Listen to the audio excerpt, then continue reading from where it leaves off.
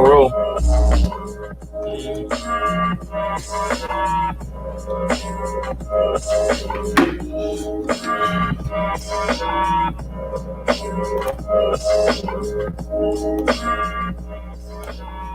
Hey, what's going on, everybody? This is your guy BMT coming at you again. Sure. Okay, there we go. I was just supposed to be uploading something with, and I'm going to probably still do it. Me and the girls out at the park. But what happened was I was also sent a some stuff. I was sent some stuff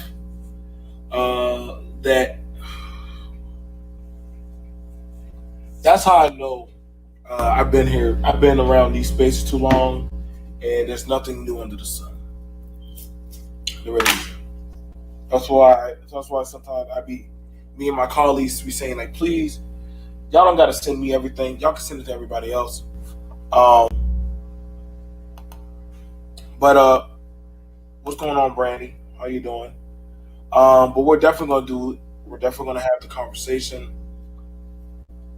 of this one right here. I gotta shade out some stuff. I'm not even sure if I can I even show that? I can't show the video. But oh, Nichelle, you gotta back out and come back, dude. You're definitely You're right. I think you're thinking fully get on correct. Okay, you're clearing up some, but I'm not sure if I can even fully show everything. Because it is a lot to take in. It is a lot to take in, and we're going to have the conversation. That's why, and me and the show, we have our back and forths on a lot of things, and we have pretty good discussions. But the discussion that we're attacking today is our people didn't just get like this. Remember the point of origin. And the reason why I say that is because everybody has a point of origin on how they became what they became or the direction that they're going. The video that I was sent to me was a man bragging about how when he was younger, he would go around and him and his cousins would be humping on each other. Now, for whatever reason, he felt like putting that on social media. If that was a man or whoever that may be, it was a lot to take in. It was a lot to take in. And I'm probably going to try to edit the picture. But it was very dark and very disturbing. And we have to ask, how did a lot of people get to the way that they are? How did they get, how did we get so overly sexual? So aggressive, so abusive. There's a lot of things that go on that we see that's reported, put out there on Facebook, on social media. And we have to start asking the question, like, what got us to that point of where we are now? A lot of people like to talk about, how we are as people, how we are as black folks, how we behave and how we maneuver. But no one likes to look at the point of origin. I don't really too much. I don't like to too much get into what goes on in other people's households or communities because I'm not there. I'm just not. However, I don't. There's a lot to take in about how we are as a people. And if we can't call it out, discuss it, bring a call to order about some of these things, it's going to get worse. I found it interesting as I watched and looked at what was the hell ever I was watching. Whatever I was watching,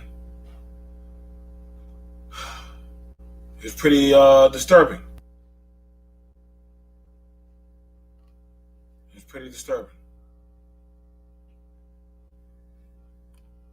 It was pretty caught me off guard.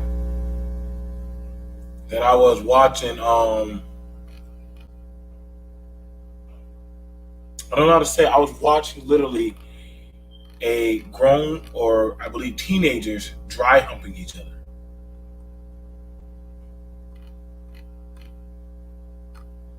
And there were other people applauding the teenagers dry humping each other.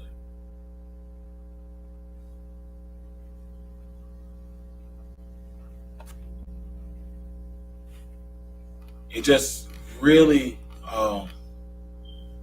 hunkered and blew my mind about that.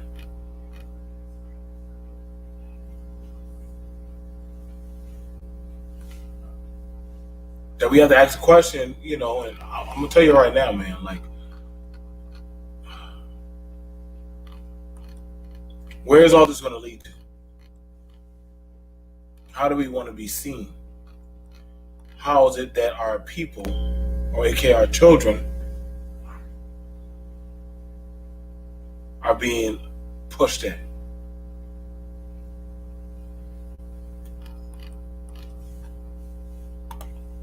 Is there even protection? Now, I have a few things that I guess I will show. I'm just trying to figure out how the best way to show this without being copyrighted or struck. But it's no secret that the sexualization of men who brag about men and women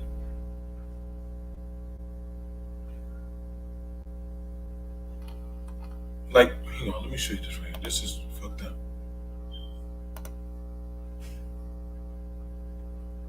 If I can pull this out.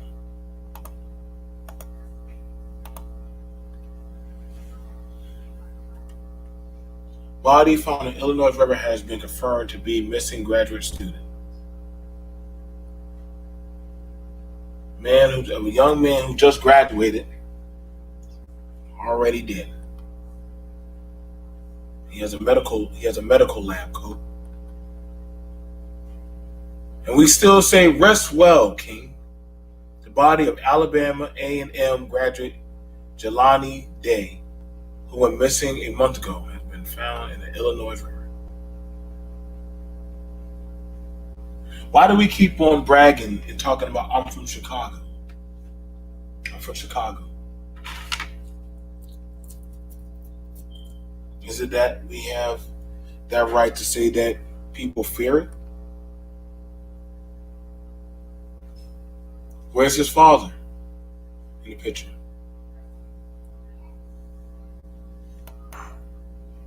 We have a lot of devils, man. And I don't know how many times we can keep on calling out and saying, well, this race, that race.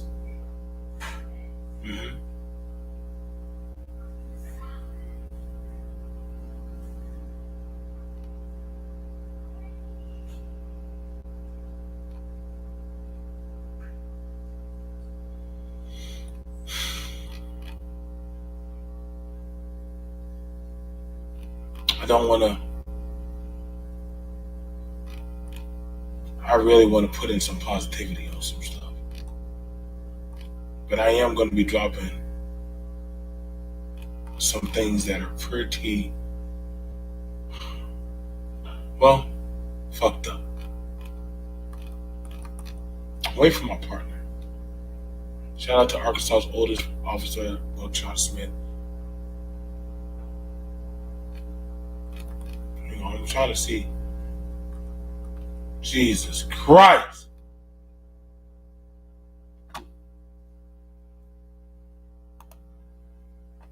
I wish I knew how these things get to my channel.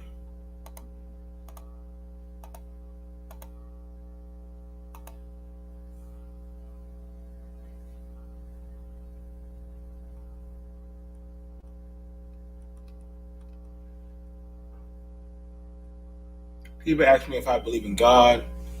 I tell them I pray to a creator. They tell me Jesus died for me. I tell them my ancestors did. They say I will burn in hell for not following the Bible, yet it has been used as a weapon to colonize and murder my people. I'm not scared of fire they speak on. We are in the fire for it's spiritually over religion. I don't hate people for going to church, but I do hate that the churches have done to us. For colonization, we had our own ways, ceremonies. Remember the point of origin.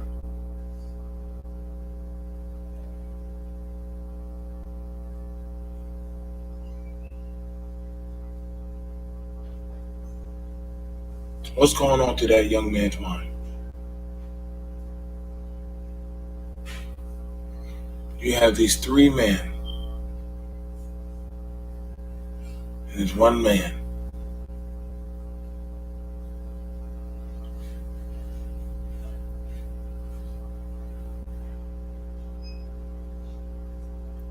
But we forget the point of origin.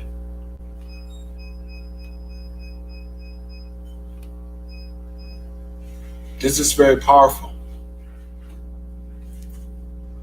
This is why I kind of sometimes ask when people talk to me or invite me to church, I always say, where was God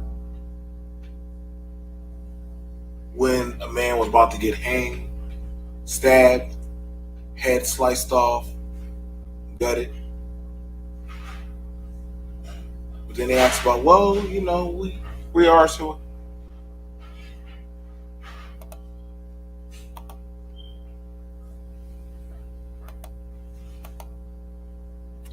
We're joined here by Nichelle. I had to do a little culture shock. But what's up, Nichelle? We are here. I got to go get the picture ready. I found I need to edit it. But here we are. Our people didn't just get like this. Remember the point of origin. Nichelle, are you there? Nope, I'm still backstage. You're talking to me right now. Yeah, but it's saying I'm backstage. You're not backstage. You're talking to me right now. Okay. Hey, what's up, everyone? Sorry, my phone must be on crack or something. But how's everyone doing?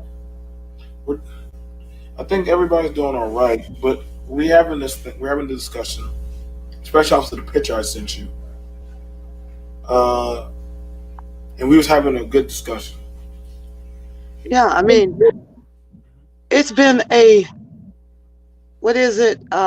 Yesterday, I think I was looking over it and seeing that approximately, was it 2019, we celebrated the 400th year of the arrival of the African American to the shores of North America in bondage, in servitude, as slaves. So for 400 years in our development, our men of African American descent, best way to say it, they just have not been culturally allowed to protect their women, culturally allowed to protect their children. I mean, we have to understand that some things are genetically based because of the environment you are brought up in. So if you have 400 years slowly and consistently indoctrinating the black male not to protect the black female, that trait is given to us because think of it like this: survival of the fittest. The brothers that just were not going to let black women be treated any kind of way, they were summarily killed. They were made an example of. So the genes of the black men that could tolerate seeing a black woman, his sister, his daughter, his mother, his aunt, his cousin, any familial relation abused, mistreated by the master or one of the master's crack handlers. Those men were able to survive, they were able to reproduce, they were able to breed. They literally for 400 years bred it out of black men to protect their black women. How? How do you breed out protecting? That's like, how do you breed? That's something that you choose to do. No, you can literally breed it out. It's just like any trait. You can sit up there and say, the men that are protective of the women, we're not going to allow them to breed. We're going to castrate them. They can't reproduce with that protective gene. The men that will allow anything and everything to happen to a black woman, they will often participate in the barbaric rape of a black woman for the amusement of the white man. Where are you pulling this from? He's a stud. Where are you pulling this logic from? It's like with any type of social trait. Yeah, but that's not logical, what you're saying. It's very logical. I always tell people, I got a scholarship to go study drama because I did a one-woman show about why black people run and white people jog. But that's a drama. That's a show. No, but it was based on genetics. Everything that I said, no, listen to what I'm saying. The reason I got the scholarship because it was brilliant. Very simple thing. Africa, they developed drones. they did not need couriers to take messages long distances. In Europe, they did not have the drum, so they had to use messengers to carry the messages a long distance. So the white men that could run long distances got paid for running those long distances, and they were able to use that money to buy a house and raise a family and pass those long running genes on to their offspring. Whereas in Africa, we didn't need to run long distances. We just needed to run fast. We just need to run faster than the person behind us, because we had lions, tigers, cheetahs, and oh my. You had to learn to run fast. It's funny, but it's a reality of the situation, is that certain genes are passed on based on social construct. In Asia, for example, they like women with small feet. It has been culturally, they would literally chop the women's feet off, put them in little cubes while they were little, so they could keep their feet small. And pretty soon, the smallest feet were the ones the men picked. They picked the women with the smallest feet. Pretty soon, more and more of their kids had smaller feet. No, they would break the feet. They would break their foot, not chop their feet off. They would break the foot so the way it could fit in small shoes. Right. I'm just saying that there's only so much smaller you can get your foot by breaking it. You're basically chopping it in half. Yeah, but you're breaking the bones. But protection. So, but what I'm saying is traits can be genetically. Look, dogs. Look how there are certain traits that we want in dogs. Children's feet. It was a binding of the feet when they were starting. It was binding the foot. But I'm gonna say something that's not gonna be popular, that we don't want to talk about. Before there was slavery, there was, in order for the world to get populated, family had to fuck. Thousands and thousands of years ago, there are things that were passed down through all cultures and races that we don't want to talk about the sexualization of children, and we don't want to have some uncomfortable conversations. And I know we're not worried about other communities, but this surpasses ethnicity and it surpasses race. I'm saying the sexualization didn't just start with slavery. This was before then, but it would be so great for us to just put it. But regardless of the roots of it, when we see some things are wrong, that even if we accept that's where it started from, we have to say, I don't care. There are some things that are just wrong, regardless how we got here. And even if you feel those urges, we cannot make excuses for it anymore. It just has to stop. There are things we don't talk about as adults that we maybe have experienced as children, things that we were grown to, even that Bible that we look at. We never question why Lot said, take my daughters. We never questioned about the two daughters that they said had sex with their father. We just accept stuff. We just accept a lot of stuff without questioning stuff. This stuff surpasses. It's slavery, but it was happening to children before slavery. Child brides and things were over exaggeration. Yes, people did things as we were younger. There were times when it was okay to get married at 17. There were times in Europe it was okay. I mean, I've told y'all this. I said the general rule in European societies and in many African societies, if there's grass on the field, you can play game.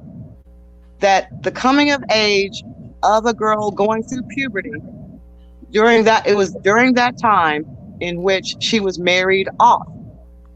The more affluent that you were, the longer the courtship could be before your daughter was married off. But once a daughter, in most civilizations, Asian, African, or European, the daughter at around 13 to 14 was considered more of a burden on her father, these patriarchal societies. So she became a commodity. We don't want to talk about patriarchy, and we want to talk as if it's a white thing, a Hispanic thing, or whatever. Patriarchy is a thing that existed even within the binding of feet. So what's wrong? Patriarchy. What's wrong with patriarchy? What's wrong with patriarchy? People say that like it means men rule. Under a pure patriarchy, women had no rights. They had no right to own property. So my feet was bound as a child, and I could not. I was, from the time I was a child, I was passed on. That is not good. Even though that's the way it existed, that is not a good thing. The binding of feet was never a good thing. The ability to say, what are y'all talking about? Y'all mixing up different cultures. No, what we're saying is that ethnicity. It was before. It was been here. It's been here. And if us to say it was just, it's older than 400 years. It's older than slavery. And for us, I think the patriarchy. I think we're diverging a little bit. Because but black men were not allowed to be patriarchs. Black men in the United States were not allowed to be patriarchs. Not in their own family. Maybe behind closed doors. They could be patriarchs. Older than 400 years.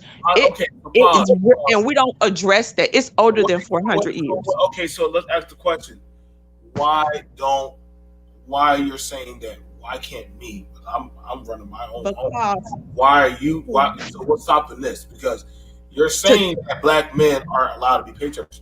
And David, I dropped the link, so if you want to come up, you can come up, bro. This is an open forum discussion.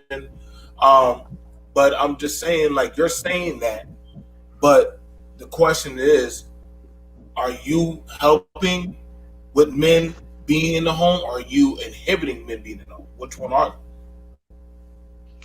Helping. I guess no. These discussions always go into that. We talking about our people didn't just get like this. I'm literally so. And that stuff about humping and all of that stuff, it's older than 400 years old. But to have the conversation would be uncomfortable. But it's older than that. You're trying to have the conversation. We're sitting up here honestly saying, yes. What happened to gypsy children? I know they said we don't want to talk about. We don't talk about gypsy children. We talk about this right here. Because the same thing of the sexualization of children at a young age that now extends into our teens, and then we get to where we don't want to have the uncomfortable. It's older than 400 years. It's older. Okay, but to have that conversation. Let's say that. Let's go ahead and say that during biblical times, Mary was only about 13 years old. Most people have accepted that. That is a totally different ideology than say, okay, was she sitting up there being disrespected by her family members? No, they were marrying her off to a man to protect the family honor. The family honor. That's why we have African-American teenagers sitting up there humping their own biological female cousin and bragging about it. Because we have lost that sense of patriarchy, as you like to call it. But without some patriarchy, men will not respect their own kin like those that are patriarchal. And we have to simply say, no matter, and it's been socialized. I've seen stuff growing up among Hispanic lines, among white lines that come out of that. Yes, we had to have some building tools to build social civilizations and where we are today, but some stuff was wrong.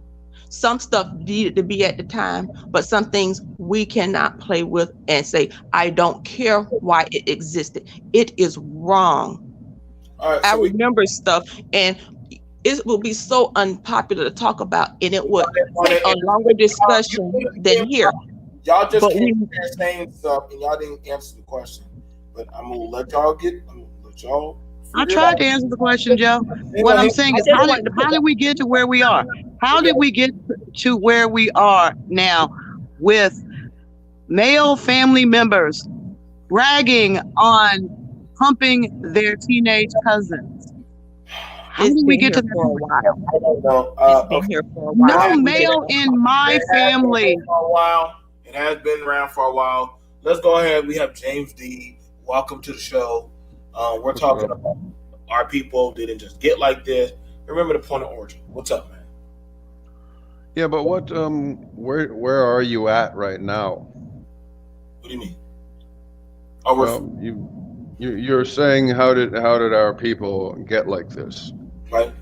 I mean that's a generalization of everybody, because not everybody got where you are right now.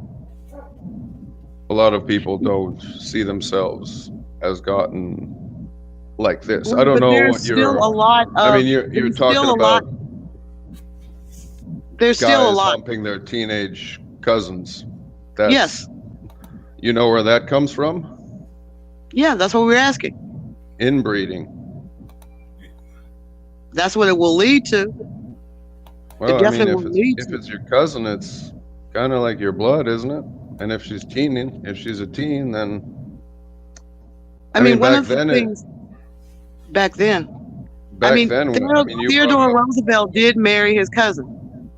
I mean, during European times, there was a lot of quote unquote cousins marrying cousins in order to maintain the royal bloodlines. That don't sound good at all. Yeah. But when you have an elitist class, and they found out the hard way that inbreeding caused all kinds of genetic abnormalities. We're not seeing genetic abnormalities from the sexualization of Black teenagers. What we are seeing is disrespect. That is just disrespectful. It's disrespectful to your mother. It's disrespectful to your father. It's disrespectful to your grandmother. These teens are doing it.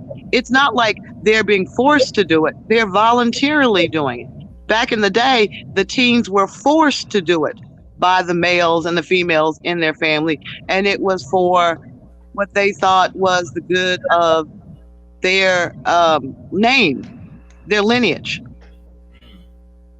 So that's like two different things. Patriarchy versus a 14-year-old boy bragging that he used to hump his cousin at family gatherings. You're talking about patriarchy, referring to bishops in the Catholic Church? Well, we're talking about patriarchy in the home. We're talking about the home. Okay, can I ask a question? Go ahead, brother. Speak. Welcome, brother. Speak.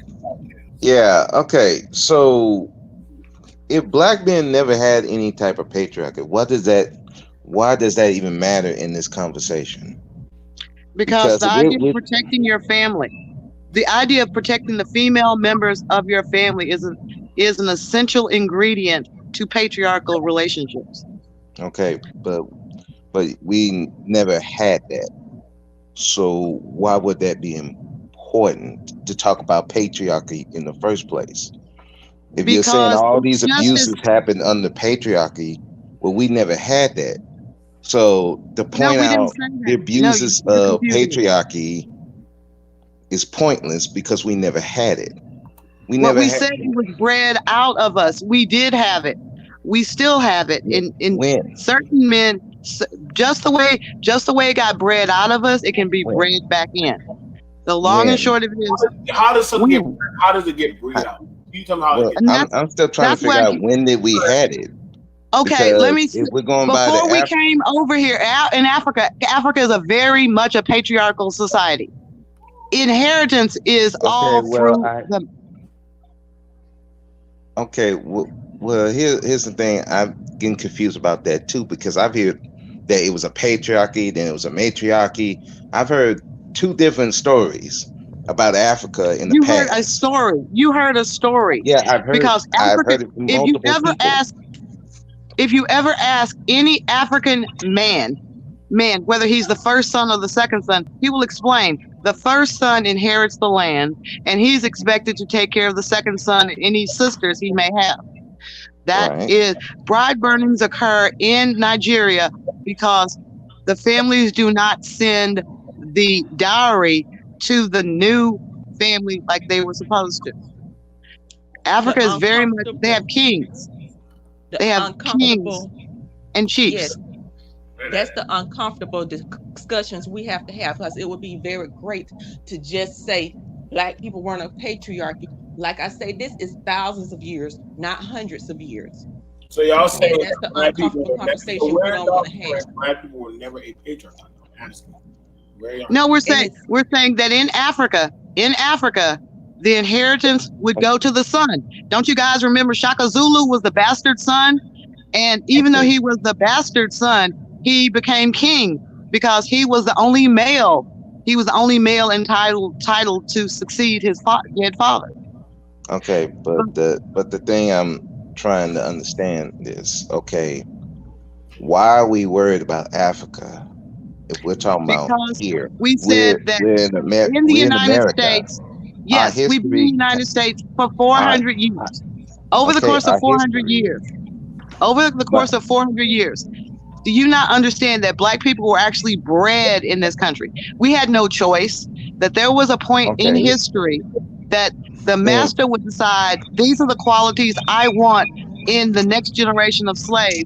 And I'm going to take this bunch right here and this slave woman right here and breed them to get the qualities that I want.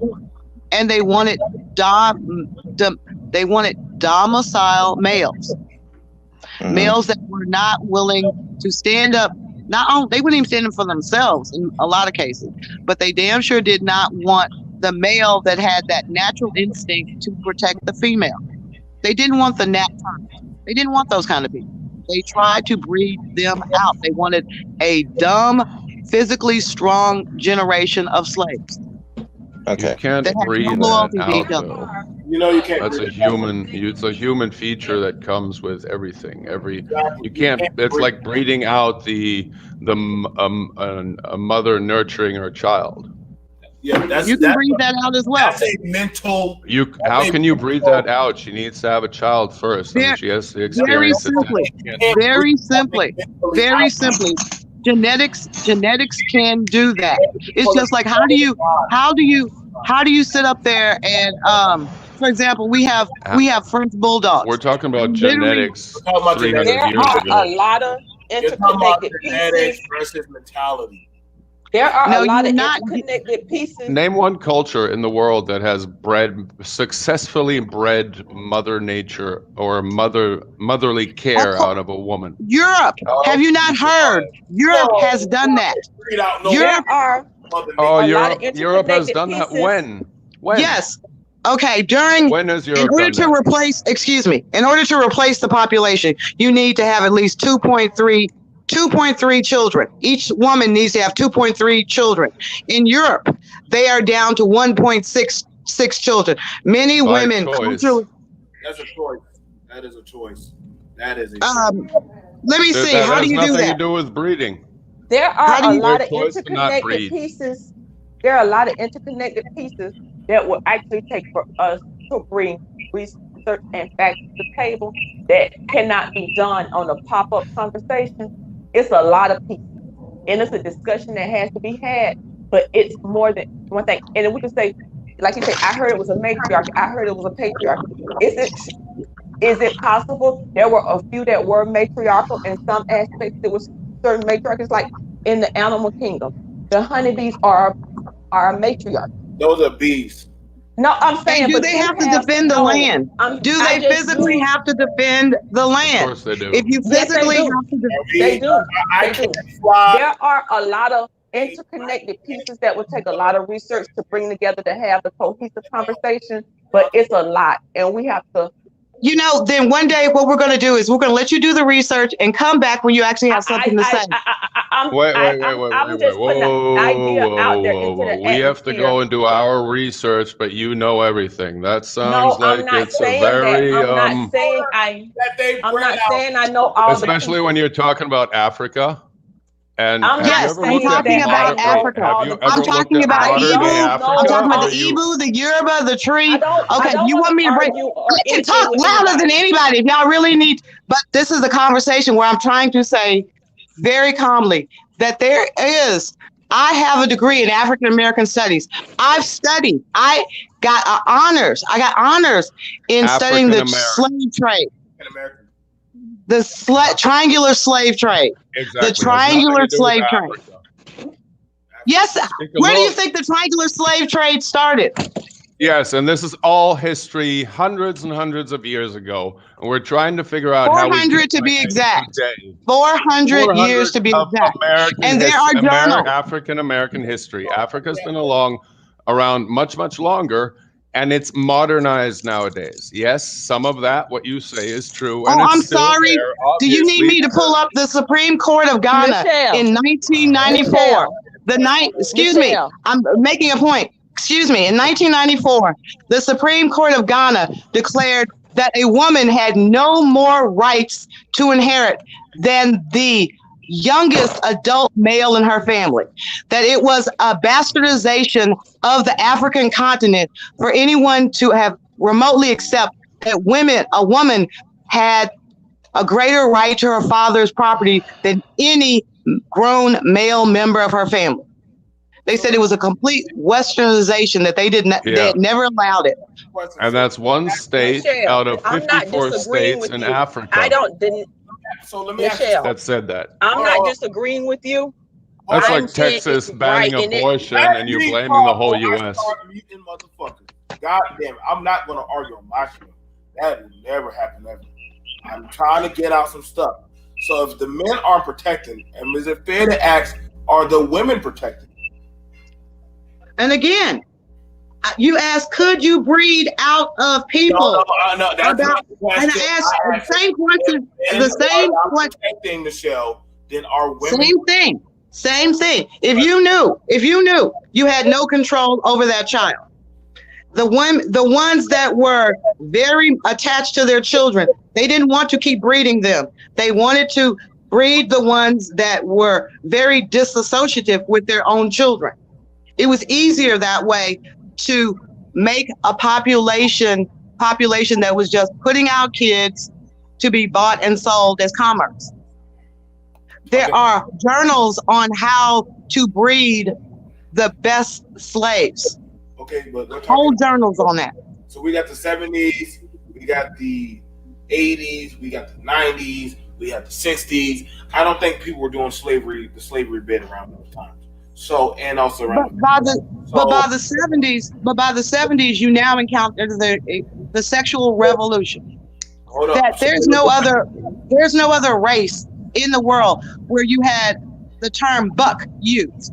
The value of a man being his ability to be a good buck, a good stud. That was women had again. Chinese had the slave trade, but they still sell their daughters for next to nothing. Vietnamese and also in India, selling of children for next to nothing is almost that of a pig. So you're telling me something that is. But were they breeding them specifically to be bought and sold, or did parents just sell their own kids? What do you think they do to them in opium and whorehouses? You think that you can have a family, or you do not think that they not breed them and sell them? If you have a girl, you can sell the girl. If you have a boy, you can put him to work somewhere. But were they breeding them or just selling their kids? Chinese sweatshops are for a reason. Okay, I understand Chinese sweatshops. Sweatshop is a place where they work, make your iPhones, and all that trash you find in the Walmart. Useless shit. Right. I mean, yes. I just had a white guy sit up there. There's actually a tribe of Islamic people in China that are officially considered slaves for life. In China. Who? I have to look it up. But they're the Muslims. Muslim Uyghur story of 1 million incarcerated people, where you have no more proof than the 3 photos that CNN's been posting all over the place. You're one of those. Yeah, we actually saw the video. I'm one of those. Yeah, I'm one of those in China that's actually against the U.S. propaganda that you, on one side, hate, but on the other side, then believe as true. All right, so I was able to go ahead and blot out the crazy shit, and let's go ahead and get to it right here. So, in this post right here, somebody wrote, I did this with all my cousins when we were youngins in heat. I used to walk around bricking, leaking all day afterwards. And this is some teenagers or whatever the fuck. Got 494 likes, 11 quote tweets. And literally, this is 94.5K views from Cushface. The fuck? What's wrong? Yeah, so 500 people from 94,500 people liked it. That's like, what, less than 1%? So the thing about it is, why is that behavior even tolerated? And why are we not? I know, wow. Like, Because that's what society is like today. mhm. So what's the origin? I mean, why? Well, it's freedom of speech. That's what America, the culture in America, what everybody in America enjoys, right? The freedom to say whatever they want to without it harassing Is anybody. that speech or is that porno? Is that speech or is that porno? Is It's that not speech or porno. The is that two porno? people are dressed. I felt like that was some disgusting type of I mean, I see worse shit on It's Family Guy. sexualized. That not all God, conduct or speech is protected in the United States. Oh my Not- God. Yeah. There's not two all- dressed people. It's a comment on Twitter. If you don't like it, go flag it for pornography. They're going to review it. They're going to be like, oh, well, no, there's no pornography in this. True. And they're going to, then that's it. Have you looked mean, at it? It's called You can make sexualized something conduct. up. Sexualized conduct of children under the age of 15 is not Okay, permitted on Facebook. Are they two kids under the age of 15? We don't know. We don't know. All right, we don't know. So The girl Let's looks about assume- 12 or 13. all right, I can't see the real picture of them, Can I speak but to Michelle? looking like Can I- that. I can mean, I that's say how they something? sell you cigarettes. If you don't look above 45 now, they can't sell you cigarettes, even though you only have to look above 21, right? Go ahead, Koja. Go ahead, Koja. Michelle, I'm not disagreeing with you. I agree with you. I think there's a lot of components that a lot of the information you have will bring into focus, but to focus on one aspect. And I would love to have that knowledge. I don't think it can be done on the panel. I just want you to know, but it's a much bigger issue, and we're discussing just one aspect. And your knowledge would be great in doing that. I don't know all the pieces, and I didn't get up here to profess to know them, but it's a lot of stuff that influences this. And when we have to understand a lot of stuff in order to put it in totality. And I'm not saying I know any more than that. Wasn't what I wanted to convey. I only wanted to convey all of that stuff impacts it, and the knowledge that you have. Yeah, I just mean don't. no disrespect. I just think that when we ask questions, part of our show is when people ask questions, we'll go look it up. And so, And I'm gonna listen from the cloud. I just didn't want it to be perceived that I was coming against that, or that I was saying it was one thing, because that's not what I was conveying. I was just saying it was a bigger combo. And I'm gonna listen to y'all from the cloud. Much respect to everybody on the panel. respect. So respect. The thing about that, and I asked, so why is that behavior not being called out? If it's literally egregious, dangerous behavior, it literally has caused a lot of problems in the home, in society, with young men and women, especially the common. Should that not be called out? Should that not be addressed? Literally, I mean, we're going to have to start addressing these issues because one, I mean, whether we like it or not, media influencers are a thing of the future. Here now that they're going to start pushing certain types of behavior. Life imitates art. That's been a common expression in the media industry, is to get people to take on certain behaviors, and those behaviors lead to an economic benefit to others. It destabilizes the home. That one of the things, I mean, I can honestly crack up and say that when same-sex marriage was passed, lawyers were jumping up and down because it was like our Obamacare, because we'd have twice as much legal work. Okay, good. Now, if men can marry men and women can marry women, and they can do it. They can do same-sex couples can adopt. That means they can have custody battles as well. That means they can have the same.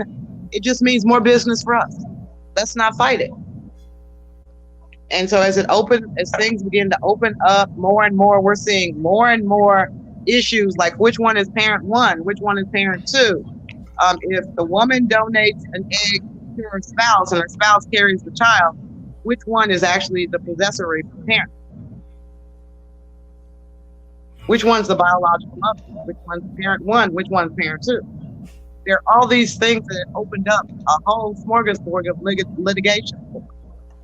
So all thing I'm saying is, yes, we do need to start speaking out, because there are puppeteers that are playing on our social fabric that are not doing it just out of benevolence. They're seeing the profit margin that they can make by upheavals.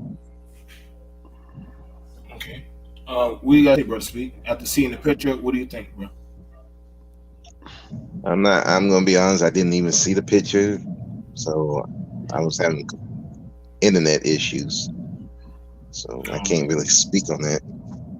But I mean, why is nobody speaking on it? Because that will bring out a lot of skeletons in a lot of people's closets.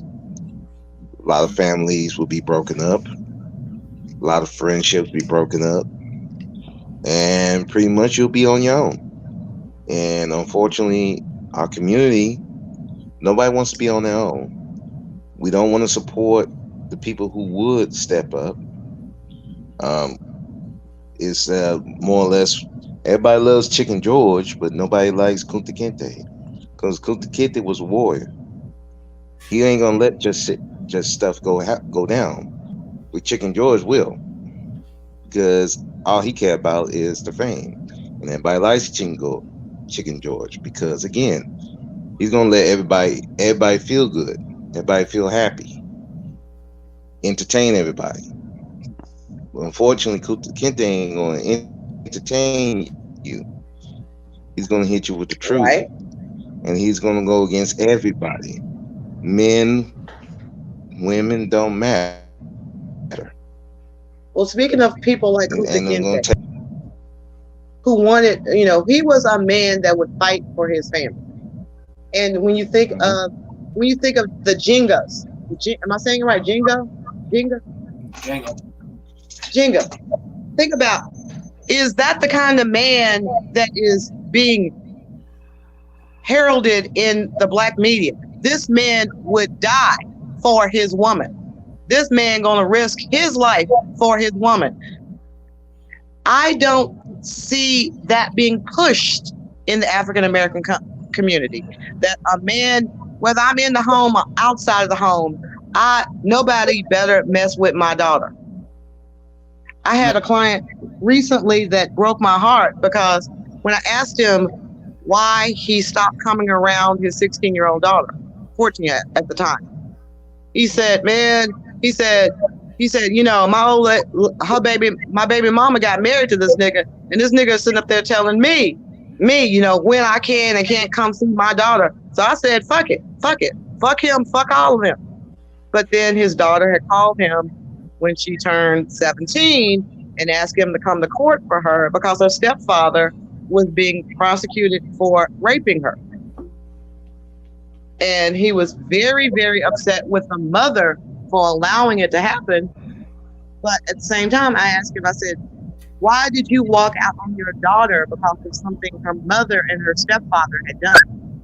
Now, question. Now, you saying that he walked out, but why did the mother not allow him to have access to his child?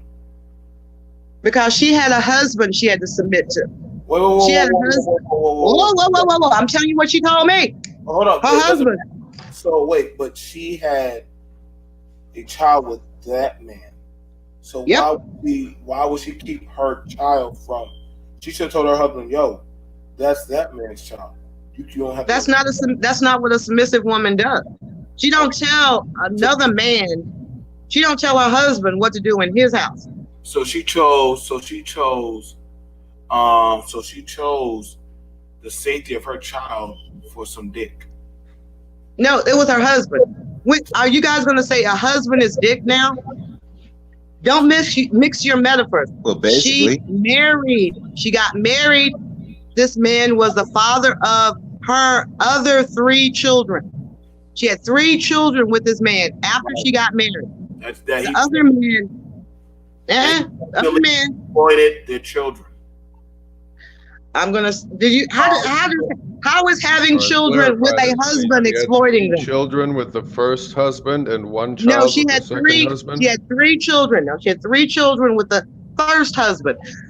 The first man chose not to marry her, so they dated, and when she finally found somebody who wanted to marry her and start a family, when the girl got 14 years old. By this time, the woman has been married to her husband for 10 years.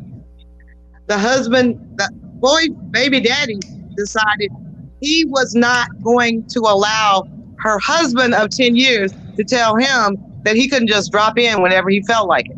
So he decided not to show back up again. But the dynamics of a girl living in your house that is going through puberty, adolescence, she's becoming a woman, became too tempting for the stepfather, and he molested his stepdaughter. So whose fault is that? So It's a combination of. So the woman chose to have 3 children out of wedlock, although No, I didn't say that. Married. You guys, please listen to me. You're saying exactly the opposite. I am not she had saying 3 children with her husband. I am not saying what you are saying. Please accept that I am saying what I am saying. All right? Okay, say what you got to say. She chose, correct, to have 3 children with her first husband, who was never her husband. No, that's not what I'm saying. I am not saying what you are saying. I am Then what is the point? What is the relevance of twisting the story around to fit your narrative? If they didn't get married, the first husband was never a husband. He was just a father to 3 children. But she was willing. Child. She was willing, not what you're saying. She was willing to have 3 children out of wedlock while she's looking for somebody else to get married. Stop messing up this story. I said the mother, the woman. I didn't say what you are saying. I am just trying to figure out the complete story of it. And I'm trying to explain every time. Did she have 3 children out of wedlock with the first husband father? So she got married to him. Yes, that's what I've been trying to say. Okay, so she married the first husband. That was her only husband. She only has been married 1 time. She has a baby daddy. She has a baby daddy. Which was the first guy she had 3 kids with. No, she had 3 kids with her husband. Okay, so if you would listen to me, she had 3 kids with her husband. She had 2 guys, for fuck's sake. The first guy, did she have kids with him? 1 daughter. 1 daughter. Okay, so she had 1 child out of wedlock. Yes. Okay, so now we're just correcting, because before I asked if the first guy, mistakenly calling him a husband because I was not informed of the fact that she had not married the first guy. So now I'm recorrecting what I have heard from now of the story from her. She chose, so I'm correcting myself now, she chose to have 1 child out of wedlock while looking for a husband to marry, correct? Yeah. Correct. All right. So is that behavior? Because I have a girlfriend now, and we're going to get married because of technical complications. But we could also be life partners. Yeah, the marriage, she's looking for marriage to make a family, but she already has a family, right? 2 people and a child, that's a family. You don't need the marriage or the piece of paper signed to be a family. It's already a family. You do it. But she left the family. You do need it for medical and legal reasons. Yes, you do. Just being with someone for 8 years does not protect your children should that husband die. Well, that's why they legalized. Oh, well, I don't know. I'm not familiar with the laws, but I am sure that life partners should have have the paperwork for that. equal rights, right? Yeah. No, life you have to have partners do paperwork not for that. have. Nope. You gotta have All paperwork right. Well, for then that. that's where DMX your is- social system of patriarchy failed. James won. James threw that one in. Hey, now I got a question. So this woman, she got with her husband, Right. And her husband was putting a blockade on the father of the daughter, the oldest child, to see her, but he was fucking her. No, he wasn't. The No, he was stepfather. raping her. He was He raping. wasn't fucking her. He was raping her. So, so no matter what, that's still fucking. So Mhm. No, it's not. It's rape. It's you're raping a child. You're a pedophile. You're a criminal. You're not just fucking.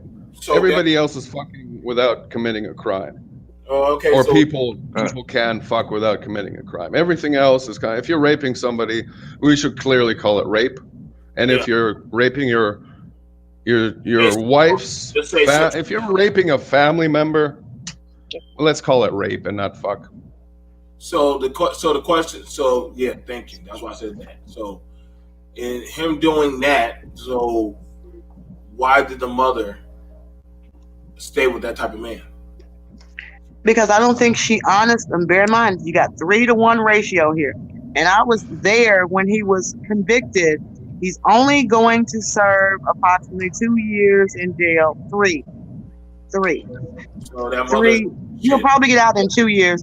The younger children are 8, I think 8, 10, and 12, and they will all still be minors when he gets out. And he will have legal access to those children. And the mother still, as bad as things were between her and her first daughter, she says, Michelle, what are my options? Either I stay single.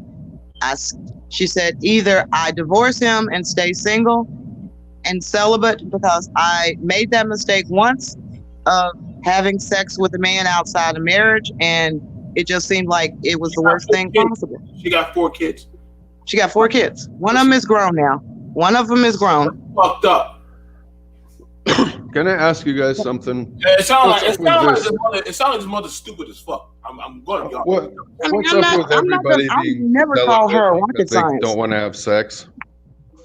You do know that there are condoms and protection that you can use to have sex without bearing children, I mean, the whole Correct. ideology. like sex But as it's a not just- hobby or a It's fun not thing. just. It's not. The argument is not just about whether or not she wants to have sex with or without a condom. It is if she divorces her husband, having the risk again of another man around kids.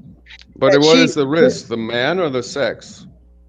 The risk is the man that she Okay, believes. so, She So honestly she can have- believes so she can still have the sex. She just can't have a man around. she is worried about her choices in life. That either But- she can be there for her husband when he gets out of jail, or she can divorce him. And if she divorces him, would that lead to her not having any other possibilities of a relationship, at least until all the kids are grown and out of the house? So let me get Well, this He's if she gonna be probably registered don't need to sex be in a offender, right? relationship. You just I'm heard like- that, right? So this So man, let me get this straight. Okay, so she's worried about having a relationship. Well, she should be worrying about the fact that she can't make good choices in men. The fact that you had a pedophile mess with your daughter, and you worrying about what this husband gonna do. That's her She husband. shouldn't, That's the she problem. shouldn't even be worrying about him. What about the daughter that you she's not, under her watch but got hold on. fucked over by her stepdaddy? Right. And the fact that this stepdaddy blocked her own daddy from coming around. So when And she didn't do nothing about that.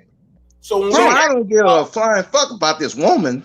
So when we So ask, she's a what piece of about those shit. 3 kids? Wait, stop, back up. Think about how She's a this piece of situation. shit. She got 3 kids. Those She kids got should be 3 taken away from her. She should be. Those kids should be taken away from her because clearly she can't protect none of them.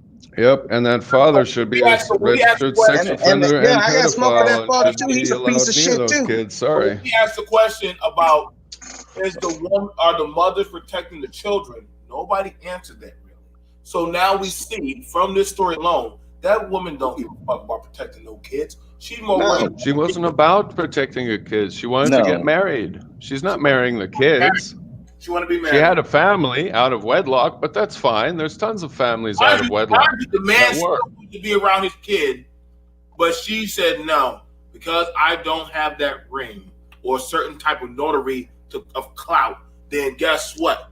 I'm gonna go get with a piece of shit that's keeping. What that says a lot. When a man, that's a red flag. When a man is willing to keep another man who wants to be in a child's life away from that child, that's a red flag. Because then you have to start asking the question: what is it that man does not want? But mind you, assuming that man is a nice guy, kind guy, and not like the husband of this that she married. Why didn't she step forward and say, "Yo, I'm not going to allow you to not keep my daughter's father out of her life"? Why would she do something? Because she was a wife, and I honestly did not believe that there were women out there that fell for that submissive bullshit. But yes, she is a submissive. That the problem is, this is his house. I'm his wife. He's taking really good care of all of us. And he just doesn't want you to pop in.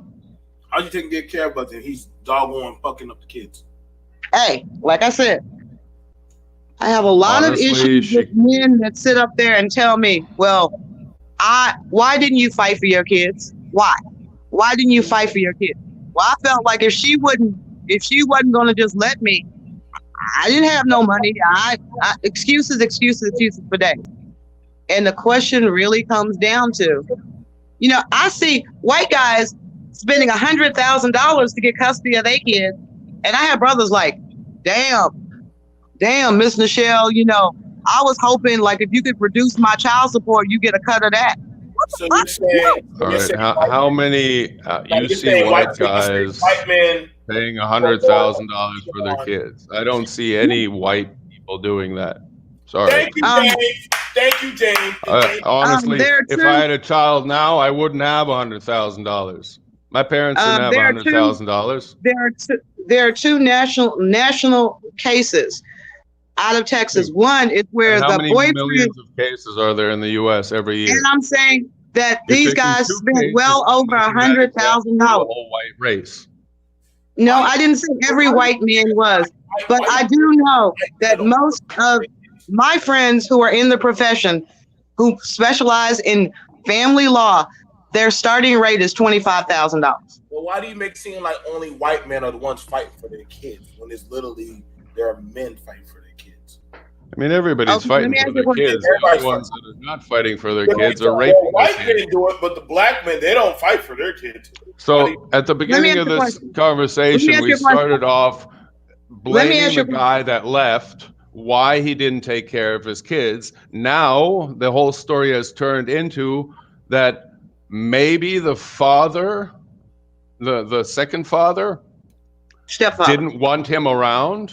Yeah, stepfather in this case then didn't want him around, got some kind of order against him to not see his children. And then because he had 3 children with the wife, and then he raped. So it's, who were we blaming? Initially, we were blaming the first father. And now after the whole thing, we've forgotten about that because we are actually need to blame somebody here. The family was there. She obviously was not submissive to your first father enough to stay. So the only thing she needed was marriage. And she Yes. left that. She left a perfectly intact family. Yeah. A social institution to get that piece of paper. And yes, obviously there is that problem with you can't be married, you have to be married, and then you get insurance and healthcare and all that shit.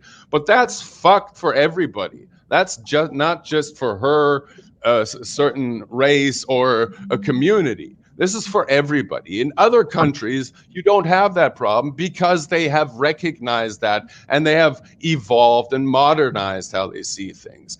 These are a lot American problems. You have taken over a culture of Americanism.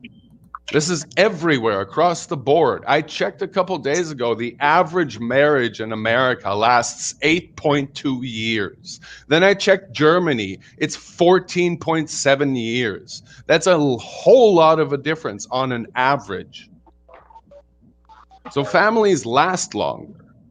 Now this guy's in jail. He's going to come out. He should have a restraining order against him to see any child. He shouldn't be allowed anywhere near the family. He's going to go on a sex offender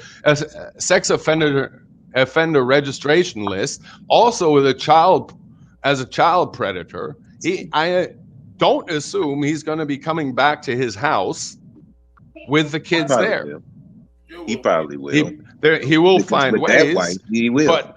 But where is the first guy now? Because he's not just going to jump in and be like, "Hey, honey, you didn't want me, but I'll be here to take care of you." And he's not going to want to have sex with his wife, his ex mother Baby of mom. his child. So, I mean, now where are we at? The guy's in jail for 2 years, so he's gone. So the family's already disrupted there. All right. And I mean, yeah, there are bad choices made here, but where do we go from here? So she's now alone with 4 children, raising 4 children alone, while the guy's in jail for 2 years, who we obviously know there might be something or not. But I mean, you're her friend, you're an attorney, and I'm sure you would advise her to stay away from this guy after he's raped her daughter. I mean, he raped her daughter. What's she gonna do? Let him have sex with her? I'd be disgusted. I wouldn't want that man anywhere around me. And I'm a man. I mean, I could think, if that were a woman, if she were raping my child, I wouldn't want to have sex with her ever again. That doesn't mean she can't meet other guys, but I mean, yes, obviously there's a psychological, I'd figure out my kids now. You got 4 kids, and now you are in the situation where you have 1 black man in jail, or I'm sorry, 1 male and 1 man in jail. I'm not, sorry I said that. 1 man in jail and 1 guy without his children. So we have 2 single men and a woman with 4 children now. And both of them were pieces of shit. So it's like, all right, and it's like this. And these children are going to learn what through this? Was this bred into her? Was this behavior bred into her over the years and years? No, I'm sorry. What I'm making this. I'm taking it off topic. No, you're not, because Joe asked the question. That would be me assuming that they were black in order to they were. That's why I told the story. But I didn't want to do that. Yeah, I mean, it's totally fine. I just want to keep this woman now has 3 minor children that she will have to sit up there and go, okay, while my husband is in jail. Her own, and where's the other one? Why is she still calling? The other one is grown now. The one that was raped is now grown. 17. She's out of the home now. She's 18. Right. She's gone. Okay. So she has every right to go back to her other father. All right. But like you said, she has 3 children to deal with now. She has 3 children. But why is she? So how did society get that far? But why is she still calling that man her husband after he did that atrocity? Because he's still legally her husband. He still has a legal right to come to the home. She can terminate the marriage, But then she puts herself in a situation where her dumb ass could do it all over again to her 3 younger children because she picks the wrong man, and now this man molests her children. 1 or 3 Was of the her first man other, the right man, possibly? he had Here's issues the too. thing. He's not interested in marriage, but he He was just interested. He was there to have a child, right? It wasn't an accidental Yeah. child. It was a planned child. probably All right. So planned probably children. I know mean, that. if men plan children, then they're usually about it, you know? So, and I mean, I'm in the same situation right now with my girlfriend. You know, she's like, "Oh, but we have to get married. I have to marry her to be able to take her out of the country." But I don't really want to get married. You know, I'd be happy just being a life partner. So, but that's just you know, marriage thoughts before things. I'm sure if you know, we'll never know at this point. But maybe she picked the right guy and then got confused about, you know, maybe her teachings, how she was, I don't want to say bred, because I don't believe that you can breed somebody that way. I believe you can bring up somebody that way. I think the upbringing is different. I see different upbringings of myself, and I see upbringings of other people, you know, and I don't see a lot of social upbringing in people. Like I know I have a lot of friends, but you see a lot of single children. They think about themselves. They don't think about, you know, how they had to share stuff when they had children, when they had brothers and sisters. That's missing in an upbringing of people that are single children. And I have a sister. I grew up in a family, and there was support there. So I think there's the notion of not having anybody, or not having my dad, or my dad rape my sister. I mean, fuck, that's the worst fucking thing I could imagine. I mean, that would destroy any family. You know the thing that really gets me, the fact that she's still legally considering this man her husband, blows my mind to no end. It's just a term now. I think it's a trying terminology, like calling. Why would he want to hold over to that type of person? I'm pretty sure that no court would fight her on giving her full rights to the kids and all the other shit. But my question, without a restraining order against the husband, but see, I don't think she would not get custody of 4 kids and then have the husband be allowed back in. At least, well, you know, I wouldn't be worried about that tweet about 2 people talking about sex, if that is allowed. If she's allowed to get custody of her kids and allow the husband to come back into the house, yes, sorry, that just goes against I'm still fucking your own child policy. You know, Joe, I hate to say it to you like this, but this isn't the only case where I've seen a mother legally in court pick her husband and her home over the child that had been molested. The other case was the grandmother who lived across the street from a school. And the condition, they were willing to grant her old husband, these are grandparents, they were willing to grant him 10 years probation on condition that they move from across the street from the school. She decided to go to trial. He was accused of raping her grandchild. Yeah. Accused and acquitted? He was ultimately convicted. He was convicted. Convicted, yeah. He was convicted. Yeah. And it's like, but you took a second lien out on your home to pay for your attorney's fees.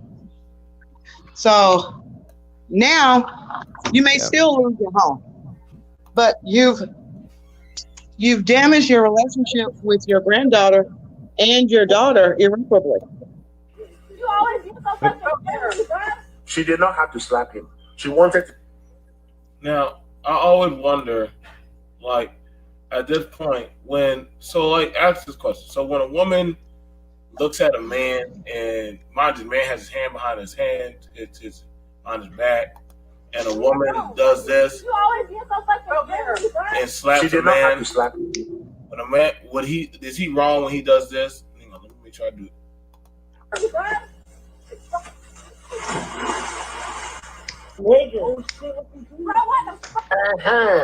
Is a man wrong when he does that to a woman? That for a woman to slap him, he does that. Is he wrong? Is he wrong for doing that? It's funny I wouldn't- because he could have really Not hurt wrong, her. right? Just a reaction. Huh? Yeah, Just I mean, right. this is one of those situations where you say, this is more amusing. It's like if a 2-year-old hit you and you threw them in the water. No So one would be upset you're with saying you that he doing that. should not have. You're saying that he should have not have done that, even though she's. No, what I'm saying is, I said that if a 2-year-old slapped you, a 2-year-old slapped you, a 5-year-old slapped you, and you pushed them in the water, everyone would find that amusing because they know you could have beaten their ass. So is this acceptable reaction? It's a cute, funny reaction. He's treating the woman like women would treat children, smaller individuals. I'm not going to beat your ass, but I'm not going to let you get away with this. I mean, No, he wasn't wrong. he wasn't wrong. Because at that point, this is just my opinion. Once a woman put her hands on a man, you take away your lady status off the top. You're now a combatant, and whatever happens, it's a fight. So, What if a man grabs a woman first? huh? What if a man grabs a woman first? Again, same thing. You're a combatant. This is like what we're taught in where I work. Once you put hands on somebody, you're no longer whatever privileges that you're supposed to receive, you lose them. You're a combatant now. That means man, woman, whatever. And the person that you trying to attack have every right to defend themselves. Okay, I said that if a man grabbed a woman's butt, because I've been in that situation, I had cute little butt. Okay. I was actually I was at a reggae club in the DC area, and I happened to be there with my classmates. And I went to George Washington University Law School, so there's not a lot of us there. And the guys from Howard Law School were also there. One of the guys from Howard Law School grabbed my behind. Instinctively, I gave him an elbow and sent him flying. And he came at me, as you said, black men combating. She didn't hit me now. I'm gonna whoop her ass. And the white guys that I was with all the captains, with them all. They were messing with men that were combat trained, that were going to law school on a government scholarship, and they were not taking in any prisoners. They took them all out. But the next Monday at school, the black women were upset with me because I had gotten black men beat up by white boys. So the question is, I'm in a room full of predominantly African Americans, but there are some Caribbean men. The Caribbeans own the club. And at the end of the day, they kicked out.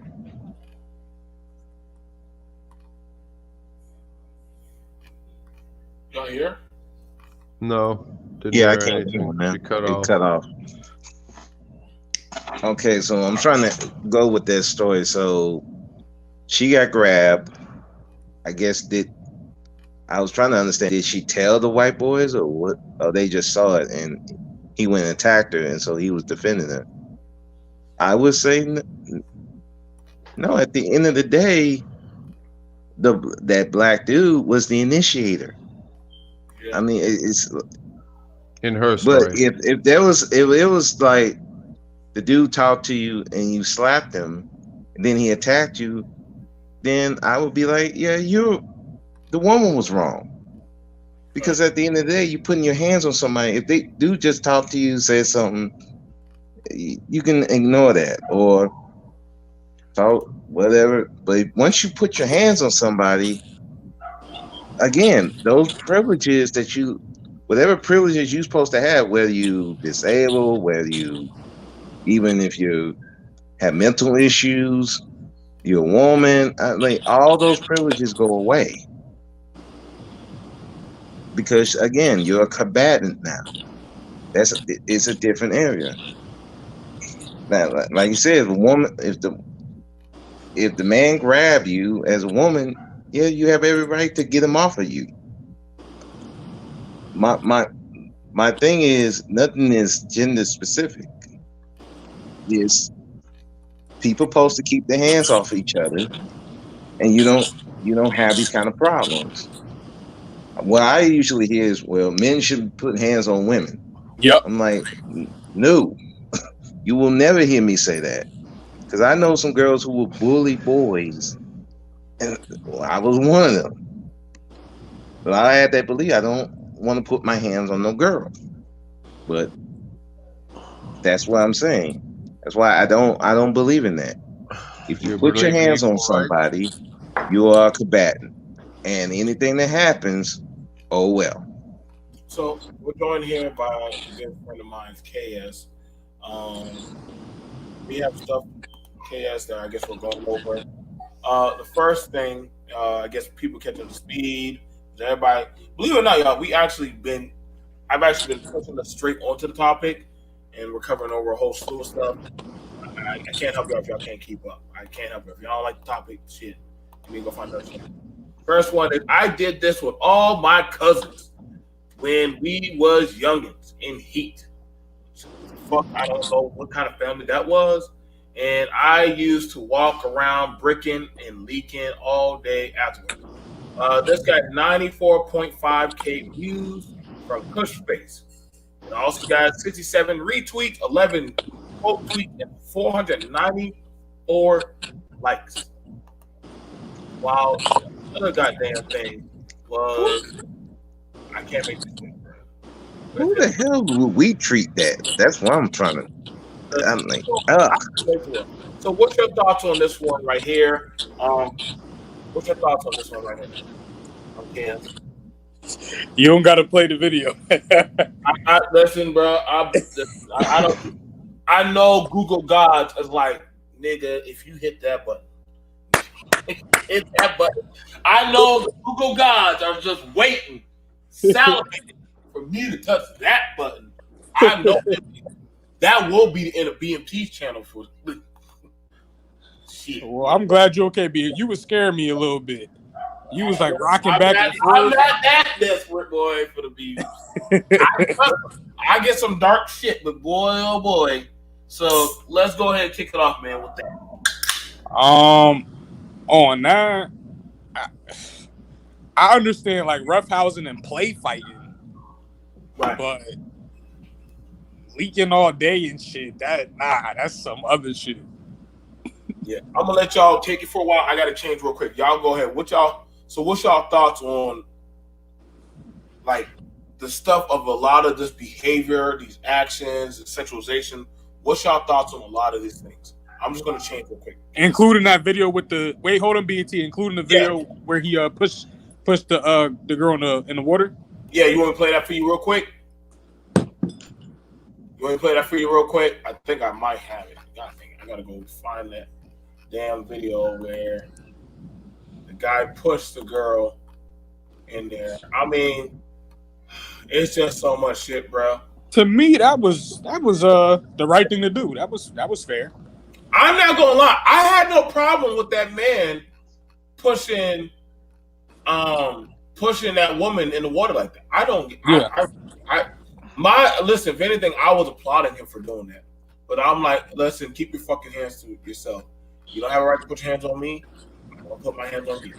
Yeah, and that's the thing to what Brother Speak was saying, because I think that most men grow up with the like ladies first, you can't put your hands on a woman type of thing. And I do think a lot of women know that. And so they're like, oh, I can push the button and I can do this and that.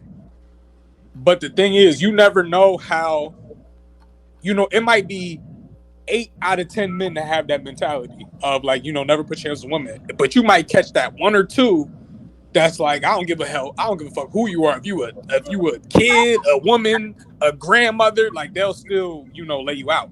So clearly she wanted some type of reaction. It could have been worse. He couldn't give her a right hook, but he pushed her into the water. So I'm cool with that. This is it right here. We do get taught to not hit women, but Yeah. in modern days, it's meant as not hit women first. No matter how much she pisses you off, no matter how much shit she does, whatever, you don't fucking take it out on her or how mad you are. And that's kind of where things with don't lay your hand on a woman come from. Obviously, if she's beating you, and in this case here, look at him. He's like 80 pounds. She's 160. She did not have to slap So there's a size difference there. She's got more strength, and again, she's the attacker in this sense. She's not attacking him verbally, and that's where don't lay a hand on a woman comes from. Don't be the first to, she might be whatever word you want to call her, but she might piss you off, she might hurt you, she might, but don't be the first to lay a hand on her. Yeah, but James, the funny part though is if you get into a domestic violence dispute at home and the cops get called, they don't give a shit. They're always going to assume that the man is the perpetrator. Yeah, but as soon as you call the cops, it's also Am I the only woman? I'm not the only woman in the United States. Listen to your men talk. But like I said, somebody tried to throw me out a window. I cracked him upside the head with a crystal vase, and he did have to get 16 stitches. But we both were arrested. This whole idea of, women don't get arrested for domestic violence. I got arrested, the charges got dismissed because, hey, you now have women on the force. Maybe they have brothers who've been arrested for that. That maybe you have men who've seen their boys get arrested. They're arresting both parties now on mutual contact. Well, I didn't say that you're- women don't get you're arrested. introducing I the said that cop. the assumption is definitely going to lean towards the male as the perpetrator before it's going to be the woman as the perpetrator. I've been in pizza shops and corner stores where women be mushing their men in the head and cussing them out, doing all types of shit, and nobody holds the woman back. But soon as the man wants to react, all of a sudden everyone wants to get involved. Yep. Yeah, because they don't want, they always feel that women should let their emotions run free, let it get out of them. But the problem is that some of these women, their emotions get the better of them, and then they start trying to hit people. They want to It's basically. easier and to people- reason with a guy than it is with a woman that's in rage. If you see a Right. woman beating on a guy, no guy's gonna go in there and be like, "Bitch, get the fuck off this guy! What the fuck you doing?" Nope. Nobody. Nope. Because you know Nobody's what? gonna do it. You're gonna be the next victim. But if a guy is somewhere, you can always go up to him and be like, "Yo, brother, you can't do this. You got to step down." Because Right. that's what we're best at. We're best at calming men down. We're best at trying to, or we should be best at trying to keep people out of that calling the cop and being the victim thing. We can Right, always and that's- go up to a guy and be like, boom. But if I go up to a girl that's literally like this girl with and this isn't even bad. This is more like said before, like a meme fun thing. I'm sure it's not even half real. But again, if you try What was that story that just happened where it was the girl that was sleeping with the with like the gang member or some shit, and he ended up killing her dad? the gagman girl, didn't hear it. Bruh, it was that story where she was like 16 or some shit, and she ended up getting her dad yeah. killed. Yeah. Yeah, didn't I He think came the guy got over convicted? and the dad gave her shit for something, and he left, and then he came back and shot the. Yeah, I think that he didn't want to have him over, and he was over, caught him, he left, got a gun, came back, shot her dad. Yeah. So, Because he said but yeah, she couldn't see him no more.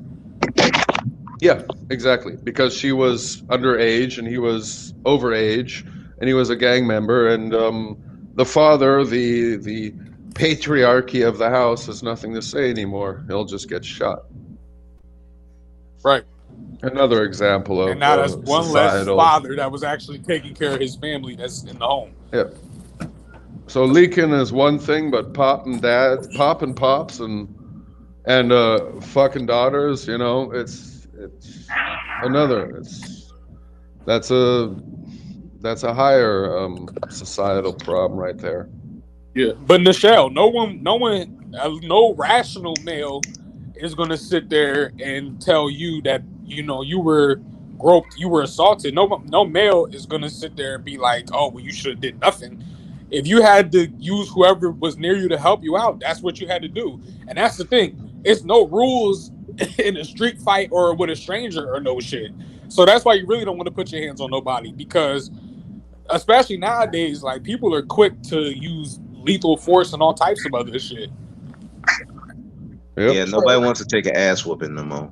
They will get that gun and they don't care you're male, female, kid, dog, cat, don't matter. These bullets are ready to eat for everybody at this point. You know, being That's from one thing you don't West, see: women getting shot by men. Very often.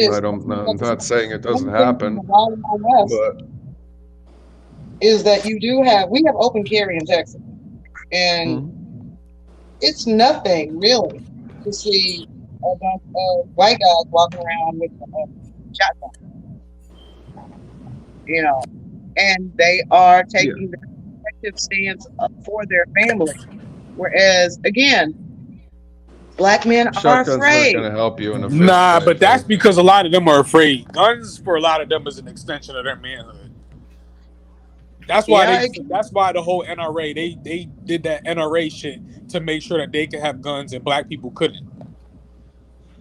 Well, you guys were selectively breeded to be stronger and faster and can't see in the dark, and the whole fear-mongering thing. You smoke reefer and bang white women. The whole fucking DEA reason. And that's the another whole thing too. Prohibition of weed. There's more black women. There's more black women. Let y'all run the panel. I'll be running it remotely, so y'all will be in charge of running the panel from now on.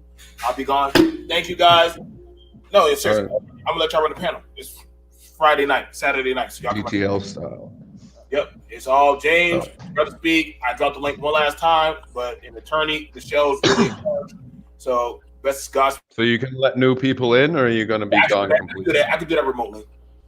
All right, cool. Go ahead. Yeah, and the show probably knows this. There's been more black women that was raped by white men than it has been white women that's been raped by black men. And that's just show that. Yeah, remember? Yeah, there was that story about that. I think it was a 6-year-old girl that went to use a public restroom or some shit, and I think it was some white dude went in there, raped her, and threw her body in the trash can. And it's way more, but the media will have you thinking that it's black men that are just after these white. That's just not the case. And a lot of these white vigilante types that got the gun on their hip and shit, they scared as shit. And they think it's cool. Oh, I'm not going to go into the military. I'm not going to be a cop, but I got a gun on my hip and I got a camo vest on and shit. Like, man, they scared for real. They are scared. They are very scared, but they are willing to go out there. And the ones that I know they're fighting to protect their wives. They're fighting to protect their daughters. They're fighting to protect their sisters. That it is an interesting dichotomy between the Huey P. Newton Gun Club versus some of the Texas rule or whatever they call themselves. They are much more about individual responsibility, protecting yourself, whereas Huey P. Newton Gun Club is about protecting the community, not so much protecting their own daughters, their own sisters. I can honestly say I'm pretty unique because my cousins and my god brothers were very manly men, you know, mafioso style. And they were the kind of men that if they saw me out, they go up to the other man and say, okay, you got until, if I bet not beat you home, you need to get her home. She shouldn't be in this environment. Get out, get her out of here now. But that was me. Most of my girlfriends did not have those type of men in their lives that would say, okay, even though I'm a thug, you are not allowed around thugs like me. You can be around the family, we cool. But any of our friends look at you sideways? No, that's disrespectful, man. That's my cousin. That's my aunt. No, she off limits. As I said, I was very unusual. But it had to do with the fact that my family was the kind of family that's like, you know, the women were pushed to only date men that came from families that had an intact mother and father in that family. My family was very upset with me that I was marrying a man that had one other child and his mother had 2 children outside of wedlock, and she married a third guy. They were like, that's not good. That's not, we shouldn't do that. So yeah, back to breeding. Yes, my family did teach me very much that in picking your husband, you had to look at his family, both sides of his family, to see the potential genetic defects that could be passed on to your kids. Okay, And but So they you selectively selectively, nurture is a they very real are problem. expecting you to selectively breed yourself. No, every woman should. Every man should. You know how you say, protect the family Yeah, jewels? but that's your freedom versus their will. I think it's also about their wisdom. Because I had the freedom to do what I wanted to do. They had the wisdom to try to guide me. Yep. But But in there's the some end, we make our own choices. right. But But I think we And we should make the best we of sh- those choices. Did you we make the should best of know. your choice? No, of course not. But what I'm saying is this whole, do your way, do it whatever you want. Joe asked, how did we get to this situation? Yes, this is a situation that's been building up for years to the point now that we say, oh, fuck it. We're not even going to try. We're not even going to try any longer. Like Jack and Jill when I was growing up. Trailer, you may not know about Jack and Jill. Jack and Jill was the equivalent of the white country club cotillion society. They would not let in the children of divorced parents because the cotillion was about coming out to society. And that's what the Jack and Jill cotillion was about. You were being presented to society. Donald Trump had to beg to have his daughter involved in the cotillion because him and his wife were divorced. So there was in the United States, both on the black side and the white side, a push that if you were part of society, that you had to come from an intact family. I've And never heard that theory before. Have But you ever been to a cotillion? Have you ever been to a cotillion? What's a cotillion? It is what members of the upper white society do. That's where they present their Oh, six, sorry. seven I've never years been part of the upper class of the white society. Well, I think, I've always been Nichelle, I mean, working class. it's still like that. Name a president or a governor that hasn't had to be married and have some type of, college education. I mean, we haven't had a single president, I don't think, in history. I don't think in one of the things that they picked George Washington to be the first president is because he did not have any, I'm going to say it right, he did not have any legitimate children that could possibly be seen as a successor to the presidency. But yes, that is ingrained in my society, Right. And it's also ingrained in Your society or your family? It's also been ingrained in African cultures, Asian cultures, European cultures. But by the time you get, as I said, by the time you get to the United States and you're dealing with years and years of oppression, you also have to remember, we also had on the female side, we had a cultural revolution in which women no longer wanted to be the property of their fathers or the property of their husbands. And that social construct, I want to be like my brother, I want to compete with my brother, has made a lot of women see their sister as an equal. So they have no more say in her sexual activity than they would in their brother's sexual activity. Right, but Nichelle, that's the thing. It's two sides to that. It's one side which is okay, fine. You know, women want to work whatever they want to do, whatever they want to do, fine. But the flip side to that is how can them same people also be like, oh, we need protection, we need, you know, defense, we need all these legs up coming from other people. And I think that's the block that comes with people, because you can't be a feminist on Monday and then an hour later be like, well, why am I not being protected? Where are the men to protect? You cannot paint yourself as somebody who can defend themselves and then also be defenseless. I can say I met a woman by the name of Nancy Keenan. Incredible woman. She was like vice president at Microsoft, all these wonderful things. She actually was one of my alumni. She's older than me. She actually introduced Melinda Gates to Bill Gates. The thing about Melinda went to college to get her MRS more than she did to get her BA. Nancy, on the other hand, is a very striking woman. She's about 5'10". She became one of the best economists. She rose to ranks, but by the time she looked around, she was like 50 years old, unmarried. And so she went back to Melinda. Melinda Gates sat up there and said, we're going to feminine you down. We're going to put on a little makeup. We're going to do your hair a little differently. We're going to make you look girly girl. She's like, oh, no, I don't want to do it.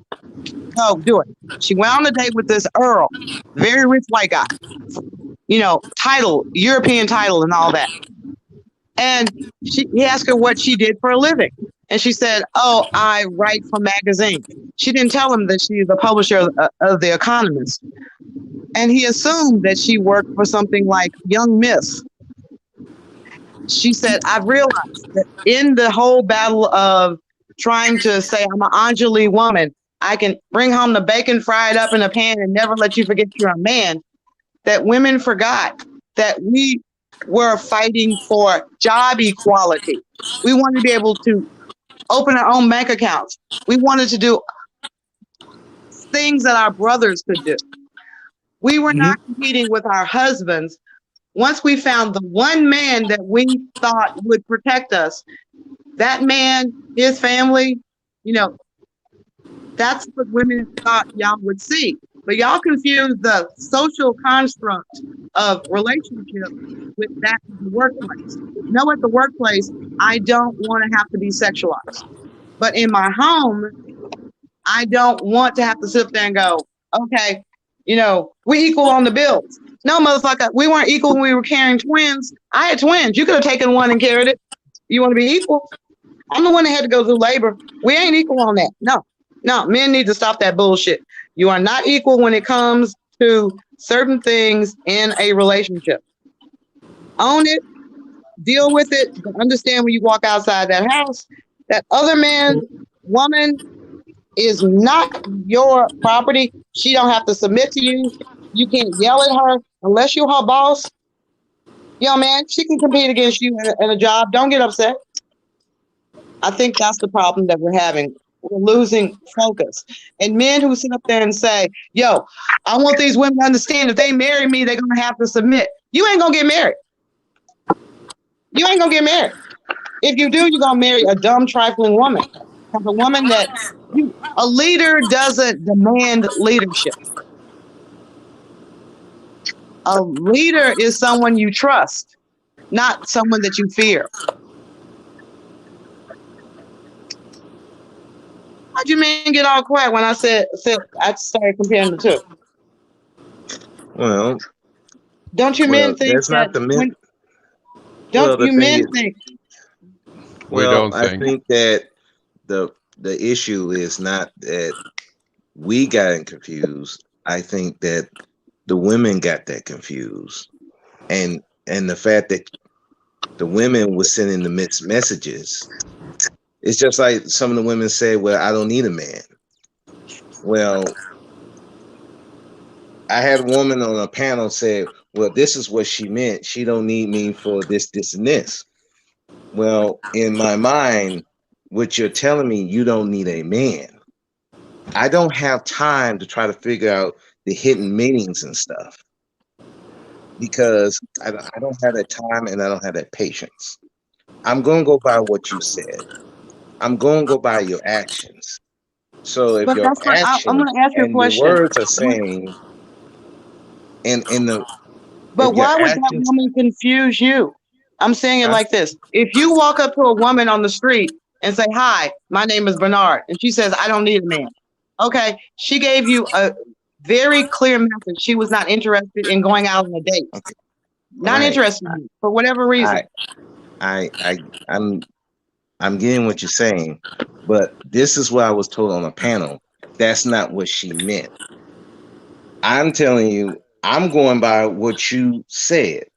That's what I'm saying. I'm going by what you said. But I had women on a panel telling me that we shouldn't go by what you said. Don't take it literally. You have to investigate more. And I'm saying, why would I take the time to investigate more? If you've been putting that out there for years and years and years and years, people are going to take you at your word. That's what's going on. It's not that I'll say it to you like we're this. If you confusing walk it up, to if you, again, let's talk about the difference between friendship. I'm friends with a man, and it's like, oh, no, no, we friends. I don't need a man. That is, we can still be friends, but I don't need a man. but Versus, again, I can pay my own bills. I can pay my own bills. I don't need a man to drive me anywhere. I can open up my bank account. I get all that, but I'm If saying I say, nobody's if a going man to wants, take that time to try to analyze that, especially it's been years and years and years and years of saying that. so let me ask you a question. I'm not When you going go to out with take, a woman, when you go out with a woman, you said, I'm not going to take that time. I'm saying that, okay, fine. If the first time you meet her and she says, and you're trying to ask her on a date and she says, I don't need a man, you didn't waste any time at all. She told you right away. You didn't waste no time. But you go out with a woman and you're trying to get to know her and she says, I pay my own bills. I do all this for myself. But one day I want to get married. Would you take that to mean, oh, well, she's looking for a roommate because she can pay her own bills. So since she's paying her own bills now before we got together, she can continue to pay her own bills once we get together. And then when we have kids, she can keep paying. We just split everything 50-50. And women are saying, whoa, wait, we can't split the marriage 50-50. It might be 60-40 on some things, 70-30 on some things. But men are like, you women wanted everything 50-50. No, not in our marriages. We always have said we wanted men to understand that housework is a lot of work. We understand you go outside and work all day, but housework and raising kids is a lot of work. Yeah, but Nichelle, the contradiction kind of comes in because a lot of women don't. If a man said he wanted to be a stay-at-home dad, right, and a woman could afford it, she's still not gonna fuck with that man. But if the shoe's on the other foot, if a man could afford to take care of a whole household off of one salary, he would still date a woman that couldn't afford or wasn't working or whatever. And it seems like when it comes to women, they want men to still earn more than them or be able they want to. them to still be traditional, but the women Some don't women, want to be traditional. not all women. No, I didn't say all. I didn't say all. But you're putting out a women. message that you don't want to be traditional, but you want the man to be traditional. You can't have that both ways. No. You need to meet different women. It sounds like you've had Right. terrible women experiences. Like, I Right. mean, she pointed out, if you want to be friends, that's fine. You're not fucking your friends. You're keeping her around. And girls are good to keep around because they got a whole bunch of girls and they can point you right to the direction of the one that you want there. She's horny. She wants it. Yeah, but if you take know? a woman that believes in 50-50 out on a date, she's still going to expect you to pay for that shit. Yeah, You it's a can't- relationship. You can't assume. It's a Okay, relationship. that's not a relationship. You can't assume date that. is a other relationship. women- Not a relationship. No, guys. A date is not a relationship.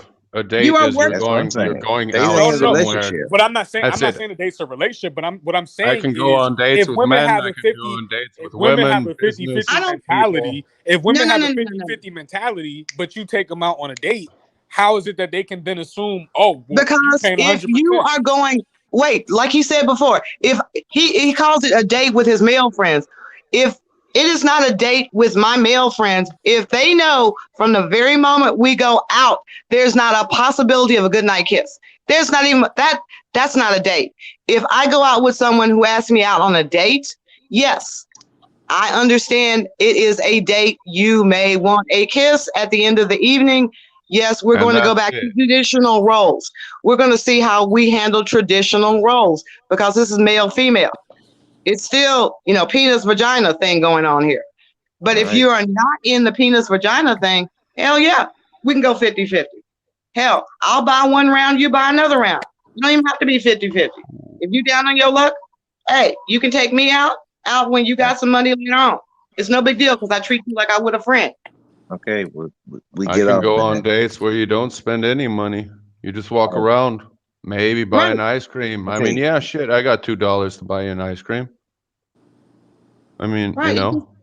It all I don't have depends to take on. you to the But next that's not the Gucci general store. consensus.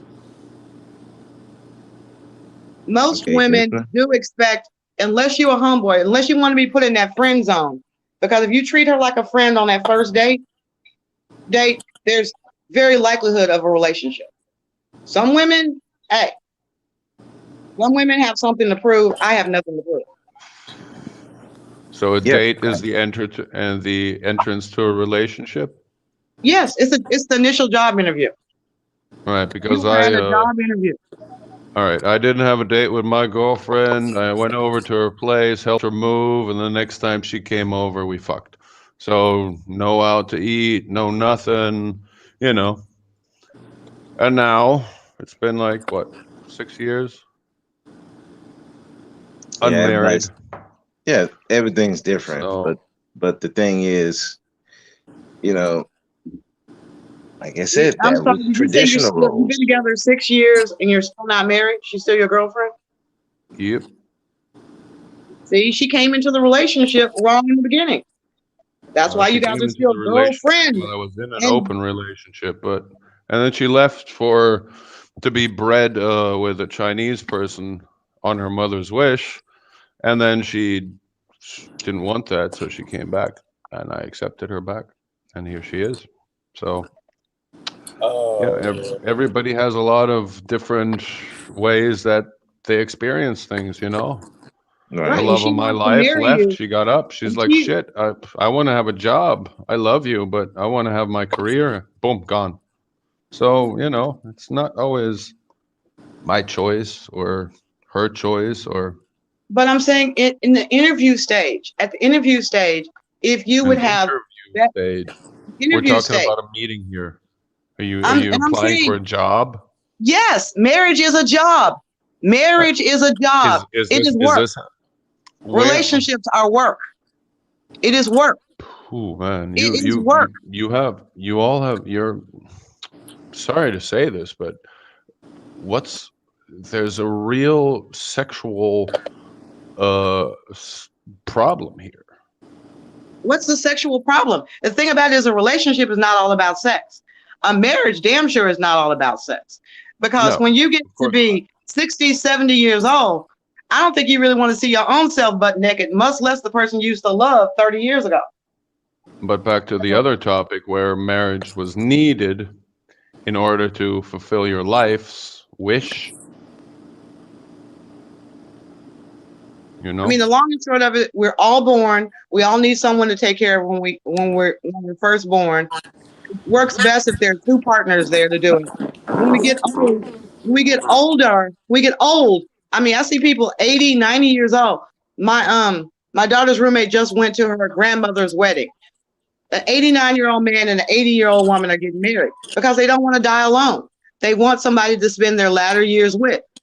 with all the hip replacements that have been going on, I don't think sex is the main thing on their mind. Nope. But we're also So not they, talking about an information stage where you go and, you know, the meeting they went, stage. but at her age, they met 2 months ago, and it was an interview stage for her. What do you want right now? I'm 80 years old. I don't got no time to waste. What do you want? He's like, I'm looking for Yeah. someone to spend the rest of my And life how with. long have they, how many times have they been married before that? She is Never? she's been married twice before. Both of those husbands have died. Yeah, okay. This is his. And her This will be husband? his second marriage. This will be his second marriage. His wife Okay. died. Right. So they are very marriage-minded people. Yeah, yeah. And again, they need to do it. Otherwise, you know, health insurance and insurance things wouldn't be covering that. You know, for some people at their age, marriage actually cuts the benefits down some. So I'm not speaking on specifics, but I didn't get into that. But some people, See, marriage cuts that's your benefits. Yeah. that's another problem right there. So in the beginning, you're pressured to get married, and not just because of health and insurance and all that kind of stuff. So people are leaving their families behind to get married, and then now later on, while they're free to get married and they don't want to die alone, they're getting their health care benefits cut by getting married. Does that make sense? In some situations, There's exactly, that's how it's getting like this. take It's for example, getting worse. in Florida, it's been like this for years. If you get a divorce and you're receiving alimony, then if you get remarried, then your alimony stops. So a lot of women are cohabitating with another man so that they continue to receive alimony. Yeah. Don't So think this my totally. dad's Yeah, girlfriend, basically milking people. they've been Yeah. together for 20 years now. Her Yeah, but husband, guess what? wait, Guess what? her husband died and has left her a not too small sum of life insurance to live on that she gets paid monthly. It's a nice sum. It's a sum that's nice enough to not get remarried again ever. So my dad is living with her now for probably 20 years, good 20 years, you know, and they're about 15 years apart. So So when there your are dad, benefits of not getting married. when your dad is on his deathbed, Yeah. are you? I don't know how many other siblings. Have you discussed who's going to make those final calls because she can't? On his deathbed. Yeah, who is going to be able to make those calls since they're not married? Well, see, my dad has an agreement with somebody that I don't know, that if he's on his deathbed and he's a vegetable, that somebody will come out by and pull the plug, and if need be, smother him with a pillow. So that's his guarantee to me that I don't have to do that. Because leaving him in a vegetative state or anything on his deathbed, you know, we're assuming a deathbed somewhere nice where it's in a hospital and you go there and blah. I mean, he's going to die. What else is there to do? You know, after that, he's dead. I'll take him downstairs, put him in the trunk of my car, drive him to the infirmary or the place where they burn freaking bodies, pay the guy to burn him, shovel it into a jar and bring it where it's supposed to go. So that's been cleared completely the whole way. So if there's obviously going to be problems, because for one, you can't take a dead body and transport it just anywhere. That's against the law. So that's already the first problem. But those are maybe the problems that you were speaking of. But for me, no problem. Most likely I will get a call and it'll say he died. He's dead already. So, you know, if I have to plan a flight and then fly 10 hours somewhere, you know, I mean, maybe I'll be lucky, but most likely it'll just be like, boom, dead, you know? And what if she decides again, these situations happen. What if she Yeah. decides, everything's great, while you're healthy, but once you're sick, you're on your own. Are you prepared? There's no till death do us part, sickness and health. He's sick now, he's your responsibility, or the responsibility of his family. Well, no, they've been together for a long time, and I don't think she hasn't planned to go remarry. She's independent. She works 14 to 16 hours a day, 7 days a week on her business. She employs a whole bunch of people. So, and he still works too. Most likely, the most likely outcome will be, since they're 15 years apart, is that he will pass away first and she will be left alone. But she has already gone through this once. And maybe that's why she doesn't want to marry again. She doesn't want to have the obligation No. of.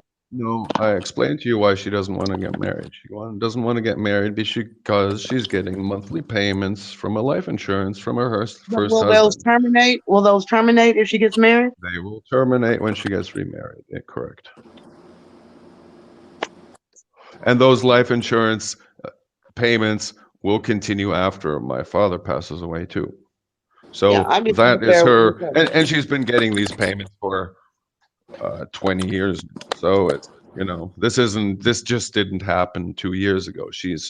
They married young. He died early. I don't know the specifics, but she's been getting paid. And this is where you also have to think about yourself too. And yeah, I mean that's a strategic situation in which, like I said, a lot of men in Florida, they almost got it passed. That if their ex-wife was cohabitating with a man, they could stop making payments, just for that reason. That if they wanted a cohabitation provision as well as the marriage provision. So I get it. There are a lot of women out there, somebody said, just using men, but there are men using other men, because this guy. If you take me for an example, if I want to get my girl out of this country as my wife, as a long-term partner, I will have to get married. So in order to spend time with her outside of her own country, I will have to get married. It's a marriage for convenience. It's not a marriage out of love. It's a marriage for convenience. Because a marriage out of love, where I wouldn't have to go anywhere else. I've got my love here. And I can do things with my life here. I don't need to go somewhere else where I have friends that I'd like to see. But I'd like to take my girlfriend with me, and if she doesn't have travel rights beyond 3 weeks at a time and permissions and all that, then the marriage is the only solution. So, That's scary. At least you're trying to protect her. Getting back to Joe's comment.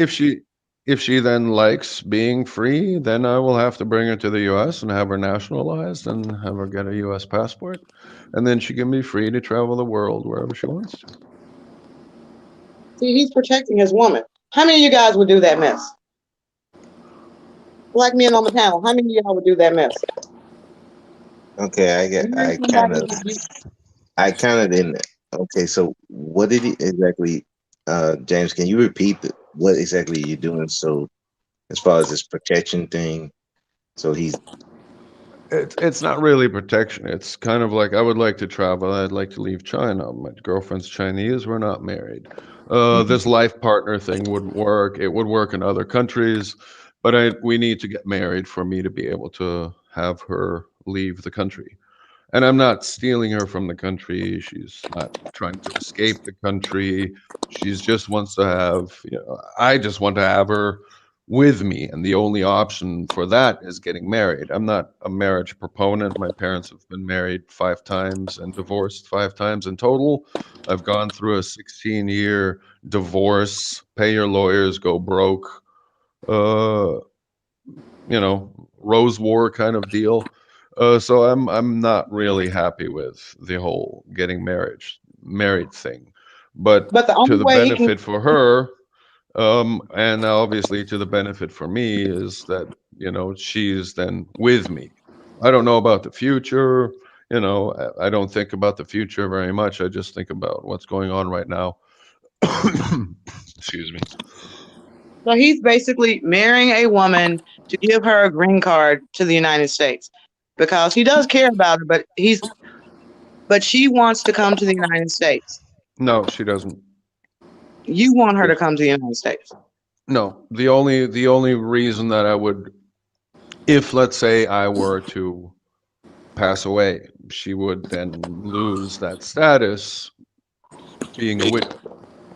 I would have to bring her to the U.S., get her naturalized, have her get a U.S. passport so that she could continue enjoying the freedoms as if she would be married to an American or married to a foreigner that, obviously wants to take her abroad.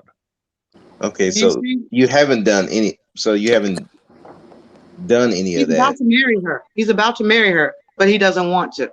But legally, that's the only way they can leave the country together. And he sees that once she comes here, he can help her get naturalized.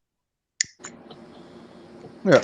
But I don't think she wants to live in the U.S. I don't think she could handle the U.S. It's very problematic. And if you grow up in a protected society, let's say, I mean, for most, it doesn't seem like a protected society in China, but it is a protected society. Then, she wouldn't fit in. She wouldn't be able to. I wouldn't advise her to live in the U.S. It's a little too on the hardcore side in every aspect. Okay, so you're not married. I mean, you're not married. No, we're not married yet, but that will be an event in the future. Okay, but it's not like she really wants to come over here to America. No, we're not. The plan is to leave the country and go live somewhere else, but it's only like a 5-hour flight away. Going from China to Vietnam. Okay. But then having her be able to stay there with me as a married couple, instead of as singles. Okay. All right. So, I was trying to get the gist of it. Okay, so y'all would have to get married for her to, if she wants to leave the country, y'all would have to get married to do so. Yeah. Okay, but she can't. Okay, so she can't leave by herself? Not for just for a restricted time. Okay. That's the freedoms that we as Americans enjoy. We can leave the country and we don't have to report back to the country. Right. Except for when you renew your passport and they're like, oh shit, haven't seen you for 10 years. So, right. Okay, so people in China can't do that. Well, I guess maybe the women can't do that. No, everybody. You have to have contacts. You have to have somebody that's already in the U.S. You have to have a reason. You have to have a job. You have to have a university, and that's how most people from China get into the U.S. by having Chinese American family there. But she doesn't have any of that. Plus, it's also not. It's just a global thing. So I'm trying to get her to be able to move globally, unrestricted.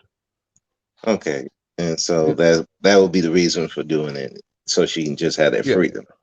Yeah. Okay. Well, I get it. Instead of flying somewhere for 3, or I go somewhere for 2 months and she has to fly back in 3 weeks, reapply for a visa, fly back for 3 weeks, and with COVID lockdowns everywhere, 3 weeks is nothing.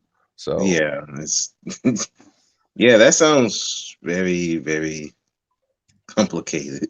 But again, if this weren't the case, I wouldn't, if she were, I don't know, El Salvadorian, Venezuelan, Mexican, and they're free to travel abroad, then, it wouldn't be, I don't know if they are, but yeah, then it wouldn't be a problem, then we could just continue being life partners and,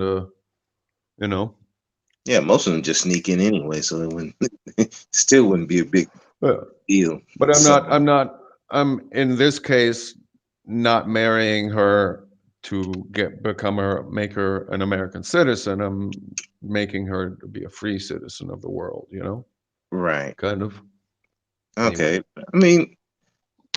I mean that in that sense, I guess that makes sense.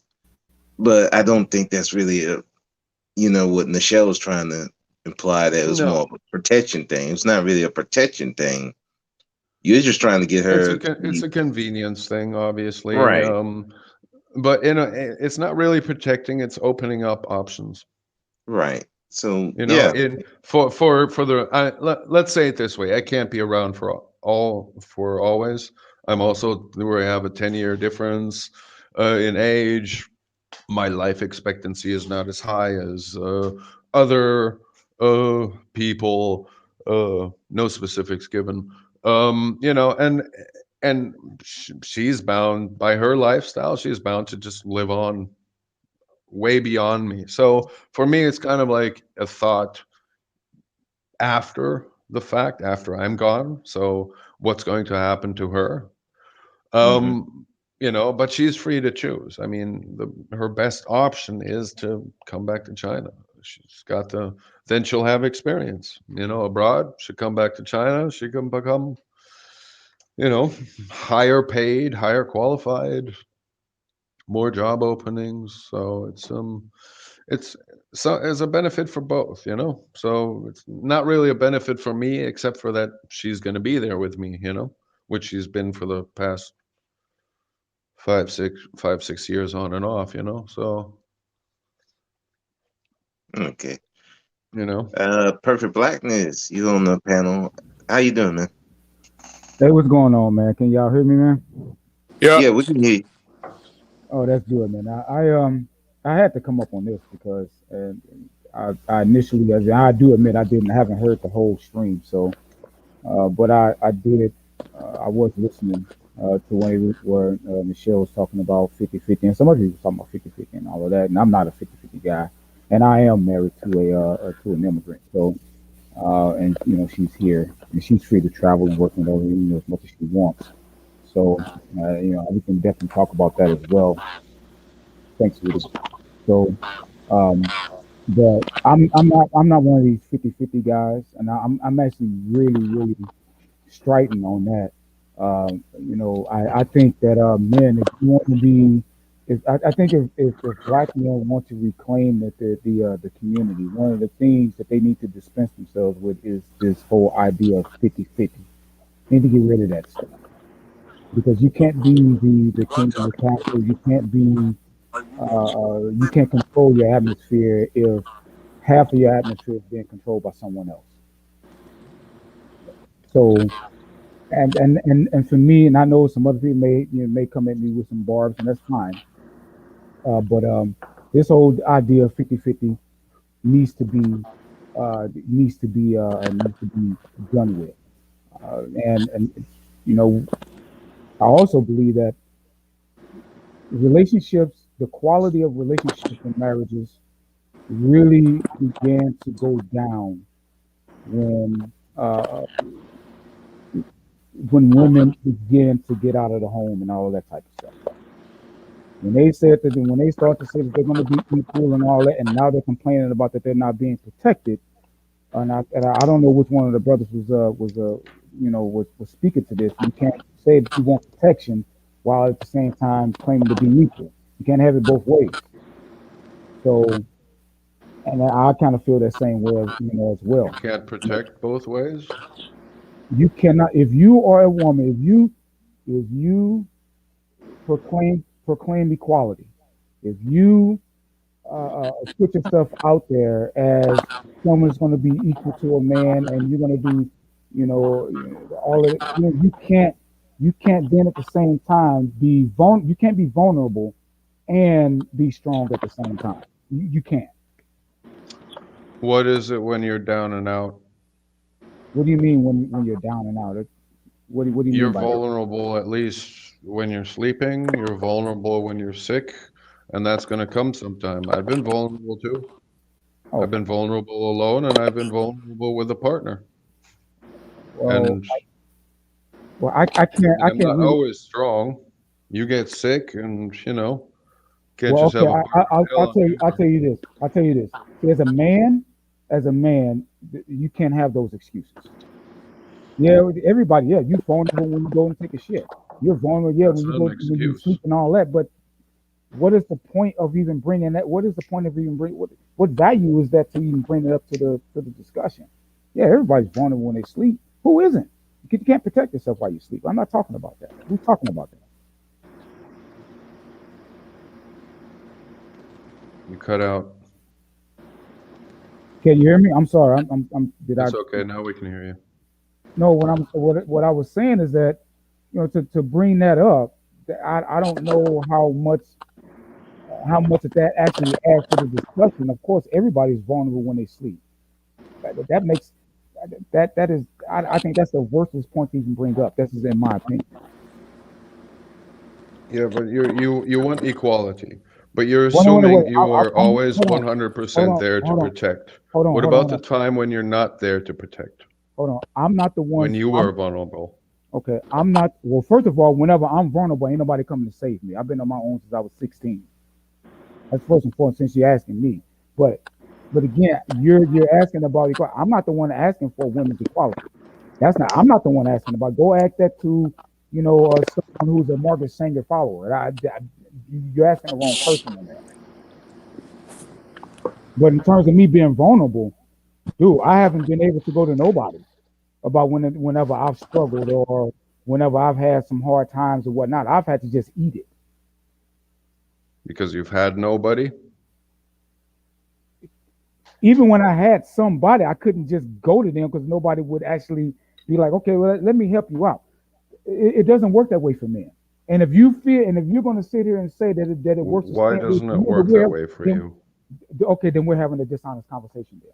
No, because that's what you just said. It doesn't work for you that way. Doesn't work. It doesn't work that way for men. Men can't say, oh, I'm vulnerable, I need help. We can't do that. It doesn't work that way for us. Society. I've been doing that for years.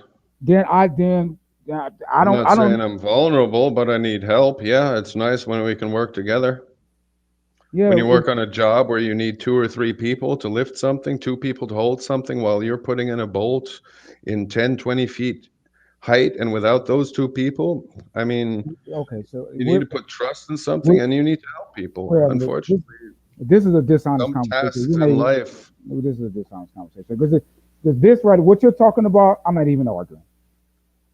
Okay. That's not even my. No, I'm just narrowing down the scope of vulnerabilities here.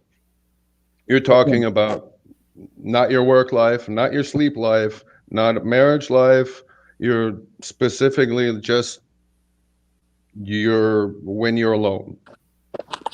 What I'm right? not even okay. You and I are talking about something completely different, and I'm not going to go any further with that. What you're talking about, because we're talking about something completely different. So, and I do again. Oh yes, because I'm not talking about being. Okay, well then specify what you're talking about. I already did. Okay, well then I already specified what you're not talking about. Correct? So we're down to you being alone, and there was nobody there that you could, or men can't ask for help, which is incorrect.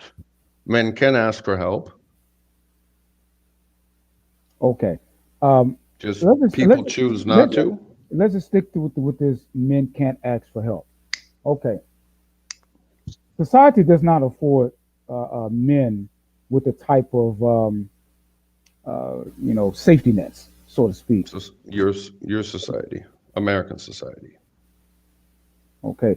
American society does not afford men, especially black men, with the type of safety net that they afford women. They don't. They just don't. Oh, they may have certain things written on the books, but men don't get that. They just don't. So therefore, and we're on the same boat here with that. So therefore, men can't say, I'm alone, I don't have any help or anything. You just on your own, brother. If you don't figure it out, then so be it. That is the way it is.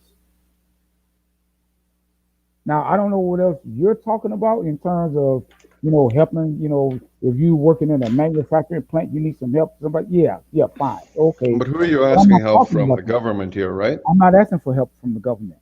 Women ask No, for help from the government. yeah, I don't and ask. who I'm is not asking for the help from the no. government. And if you would ask for help, we're not going off that you're not. If you were a man and you would ask for help, you will not get any help from the government, correct? That's who we're speaking of specifically? Nowhere nearly as easy as a woman would. No. Okay.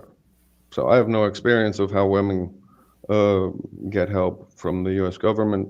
I don't have any experience in that, but I see it every day. I've never asked the U.S. government for help. I don't have any experience, but yeah, I would have to be. You would have to be blind in this country to see the benefits that a woman can get. And if you want to argue that point, if you want to argue No, against that, I'm not if you arguing want to that. argue the negative on that, then again, No. we have nothing to debate. But it boils We're down talking about to your something completely society different. and your government and how it's That on that singular point, you're absolutely right. Because we can take care of ourselves, men. We can take care of our brothers. We can take care of our fellow friends. That is the assumption. That is the assumption that pretty much society in general, including the government and all of that's the assumption that everybody operates on. I know, but that's what I'm asking you. You Now, do have friends. I'm very big on male advocacy and that type of thing. But I'm just saying in this discussion here, society doesn't society doesn't look well upon men that need help. Yeah. It's not a social society. It's a capitalist society. Well, I'm not going to go into the capitalism or any other economic isms or anything. But I'm just saying the way it is. Now, I'm in the United States, and this is capitalism. Yeah. And from my experience, I have traveled, around the world. It's kind of the same way, more or less, depending on where you're at. It's pretty much the same way, pretty much everywhere you go.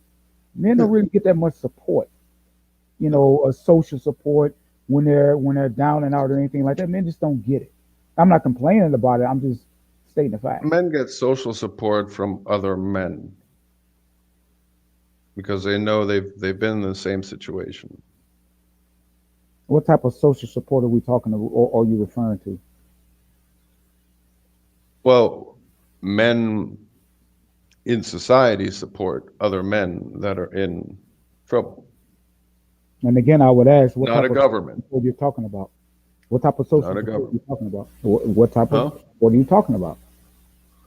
I don't know. Unemployment, healthcare. Oh, other men give other men unemployment? No. That's the a government thing, is one. Yeah, it's a government thing. And that's not necessarily a male or female thing. I mean, if you work and you were, removed from your place of employment, Yep. Unfairly or whatnot, you're going to get unemployment.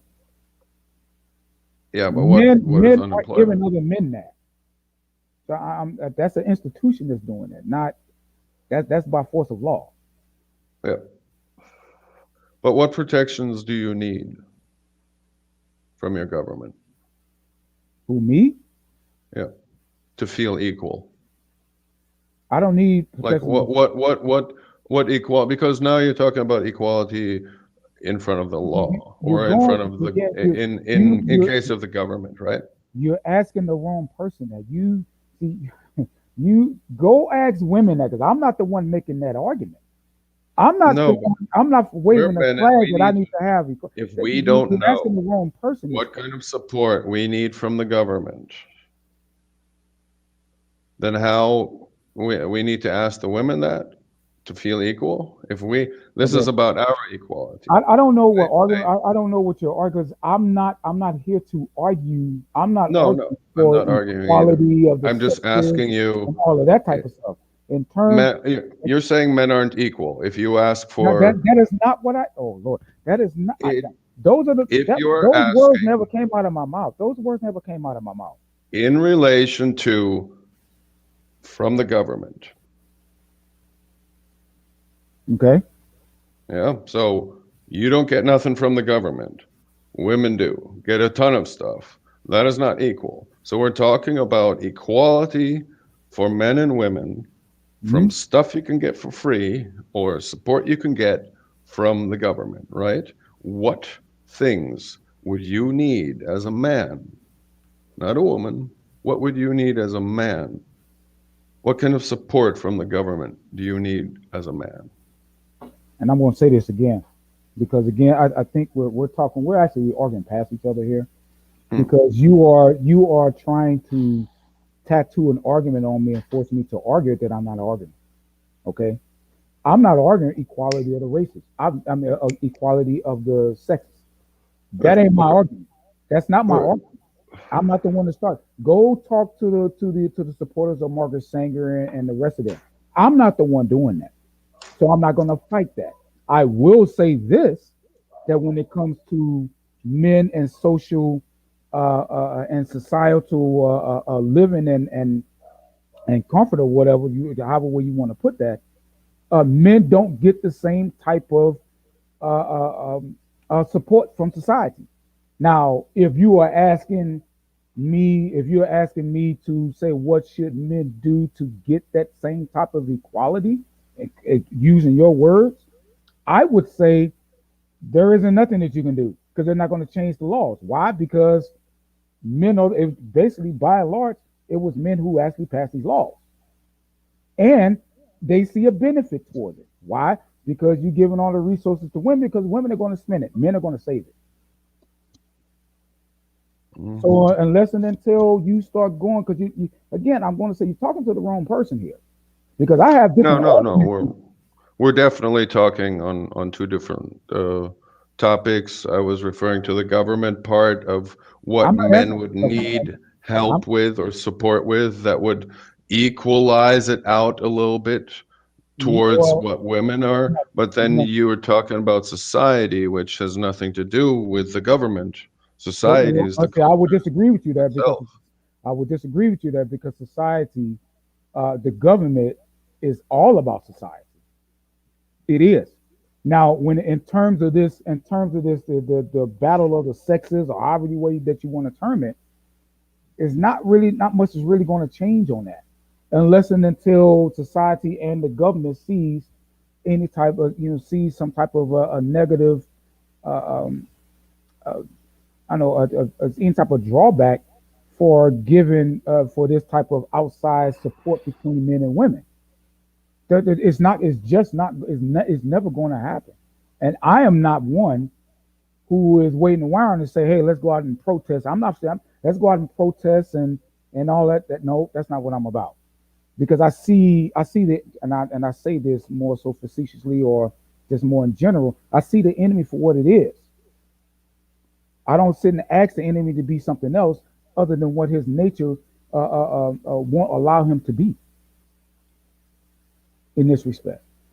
So they're not going to take away the social safety net for women that they even though the laws are generally written, but they are not generally applied. I think we can all agree to that. And they're not going to change that. That's not going to it's not going to change. It's not. Now, there are some things that men can do to alleviate that. There are a lot of things that men can do to alleviate it. But I think the worst thing that we can do is sit and try to beg them to try to change the laws or whatnot. That right there is not going to happen. It's just not going to happen. I ain't begging nobody to change no laws. I agree with everything you say. Now, what I would say, not everything, but well, okay, that's fine. But what I would say, in terms of black men, because I'm more concerned with black men unapologetically, what I would say in terms of black men, that we need to do other things in terms of when it comes to the sexes and relationships and whatnot. The things that I counsel men to do, and how to handle themselves in their homes and all that type of stuff. In particular, for example, like this 50-50 thing. I don't give a damn if you work at McDonald's. You pay all your bills. Pay all your bills, and any woman that comes into your life, any person that comes into your life, you control all the finances. And I'm sorry, if people don't like to hear that, then tough. But if men in the community want to reclaim the community, they first need to reclaim their home. And there is no law that says that a man has to accept 50-50 circumstance. And the 50 circumstance is a terrible way to go in my home. No, 50. it's not clear cookie cut like that either.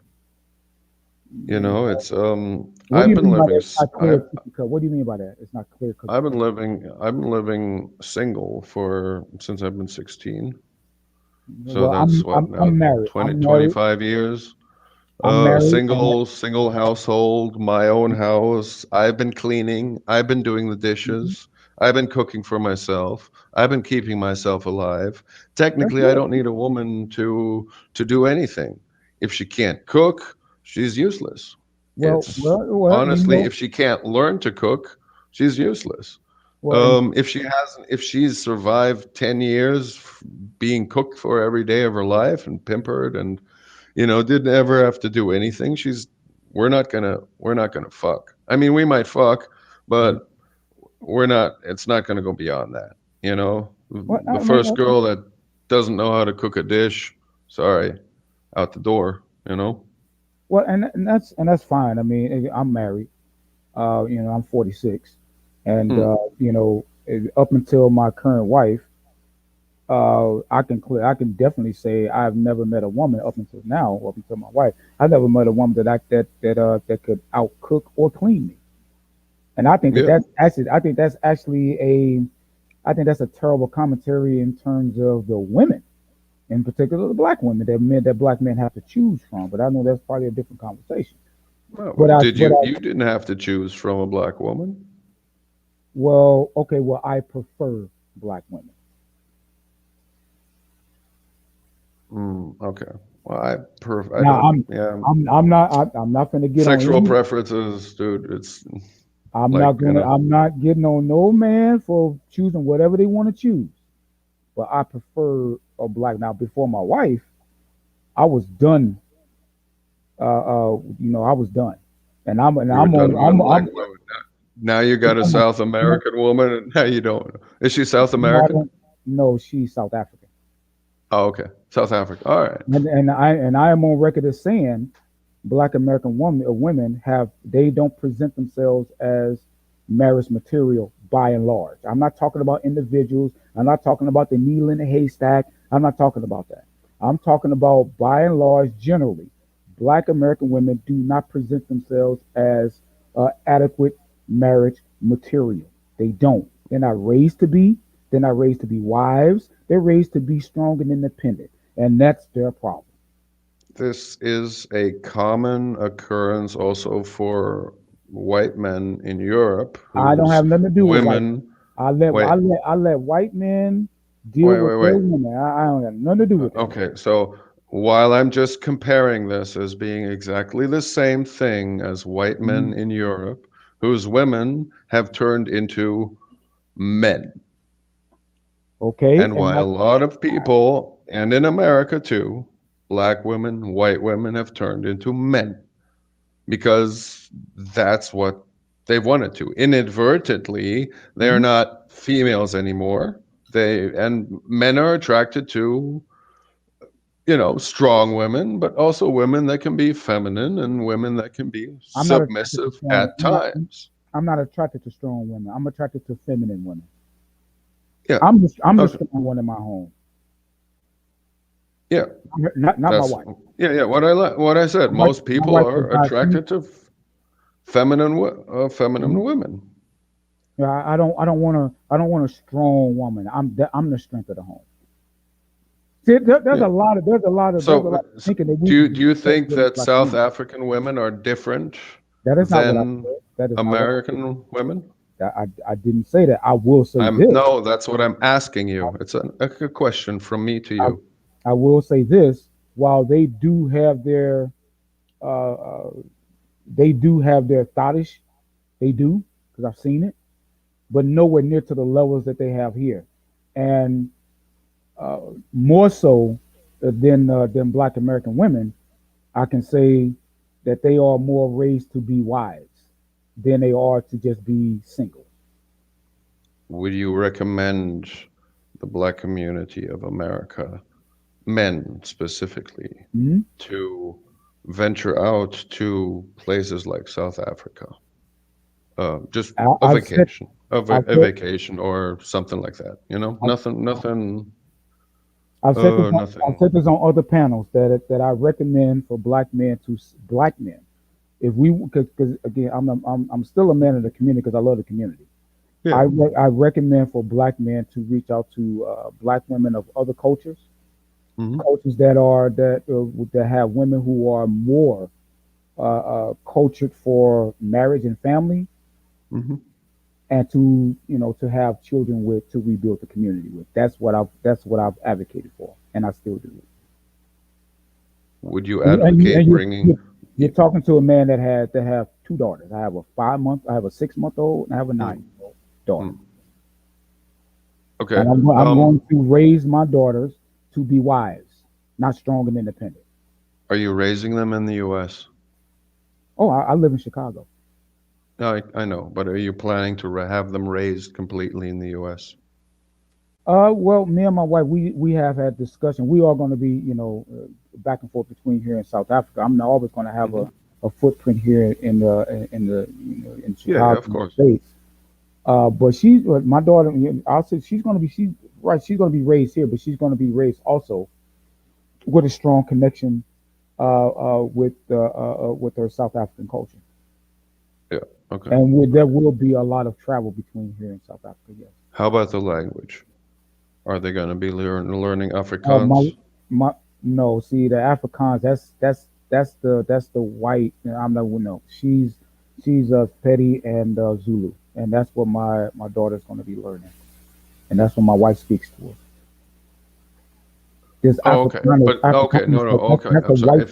That's the white South African. But they will be learning. You will be having your children learn a foreign language, not necessarily Afrikaans. I was just assuming it. No, it won't. It will not be African. Again, that is the white South African. She will be learning her tradition. I know black and white South Africans that speak Afrikaans. But she will also have just as strong understanding of Black American culture as well and history.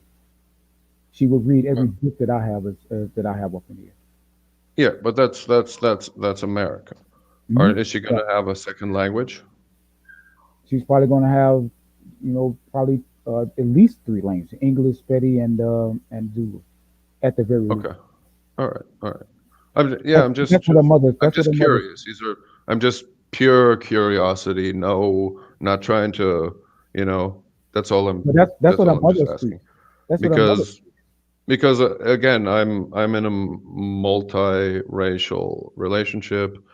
A lot of my friends are in multiracial relationships. They have multiracial children, and I'm not saying that you're multiracial, but you're bringing your children up as multicultural. You're right about that. I'm not gonna. I am not going to. And that's what intrigues me, and that's what sparks my curiosity. Everything. Let it just be plain culture mixing, racial mixing, and the offspring of that, and that's what interests me. That's what sparks my curiosity. I advocate for Black American men to date out and marry out culturally, especially in particular the ones who are in their career, who are making close to, or I'm not even going to put it there. I'll just say the decent men of the Black community, I definitely advocate them dating out, because they're just not going to find, generally speaking, they're just not going to find women of marriage. They're just not. They're not. Yes, it's a very small number here in America. You're not going to find it. So I definitely, and I met my wife by chance. I didn't go to South Africa to meet my wife. I met her by chance. But you're lucky, one of the lucky ones. Yeah, I definitely am. And when I met her, when I met her, and I realized that this woman here, you might want to keep. I heard from lock that down, put a ring on that pretty quick. And she's in her nursing hour, and she's a stay-at-home wife, and that's how she was raised. And we don't have any issues with that. And I'm not saying everything is perfect. Of course, it's like any relationship, you have your issues. Yeah. But I don't have the issues that I had with with my ex-wife and ex-girlfriend. I can tell you that I don't have those issues. Yeah, she wasn't born in the U.S., right? She No. was raised in South Africa. Oh yeah, absolutely. Yeah. Oh, right. She was raised in South Africa. She came here a few years ago. Yeah, yeah. So she has everything is strong, and she has a very strong connection with her family, in which her family, and this is something that I tell guys who do want to date out culturally. I always tell them to make sure that, because you just can't do all of them. You just can't say, "Oh, she's foreign, let me get married." You can't do that, because a lot of those women, they come to the United States and they have completely cut off their family ties, and they want to be American Black women, and that you don't want. You want a woman who has a strong family cultural tie to their homeland, and who she constantly talks to her family every single day. So, and she has she worries about what her family thinks of her.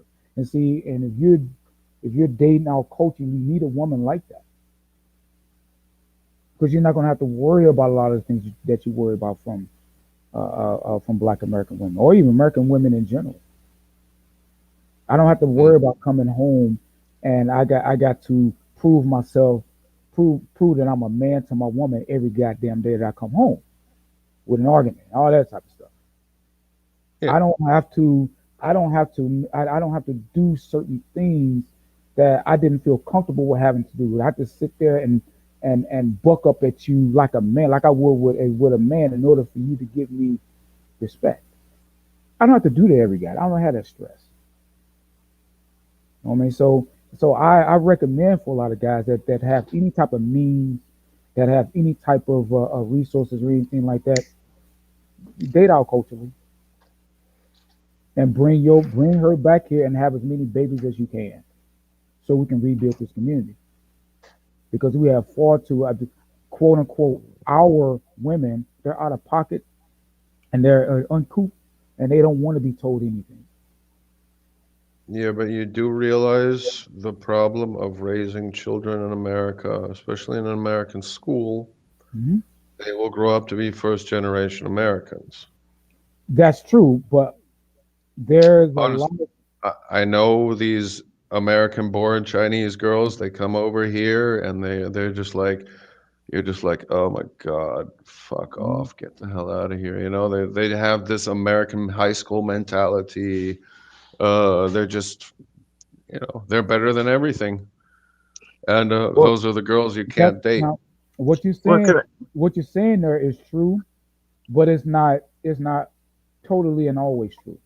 Yeah, I know. I'm not right. Generalizing it. Right, and luckily, I'm at a point in my life, at least financially, that I wouldn't really have to send my child to certain type of schools. I can send my child to a school that I know that's going to teach her in the ways that I'm comfortable with. Yeah.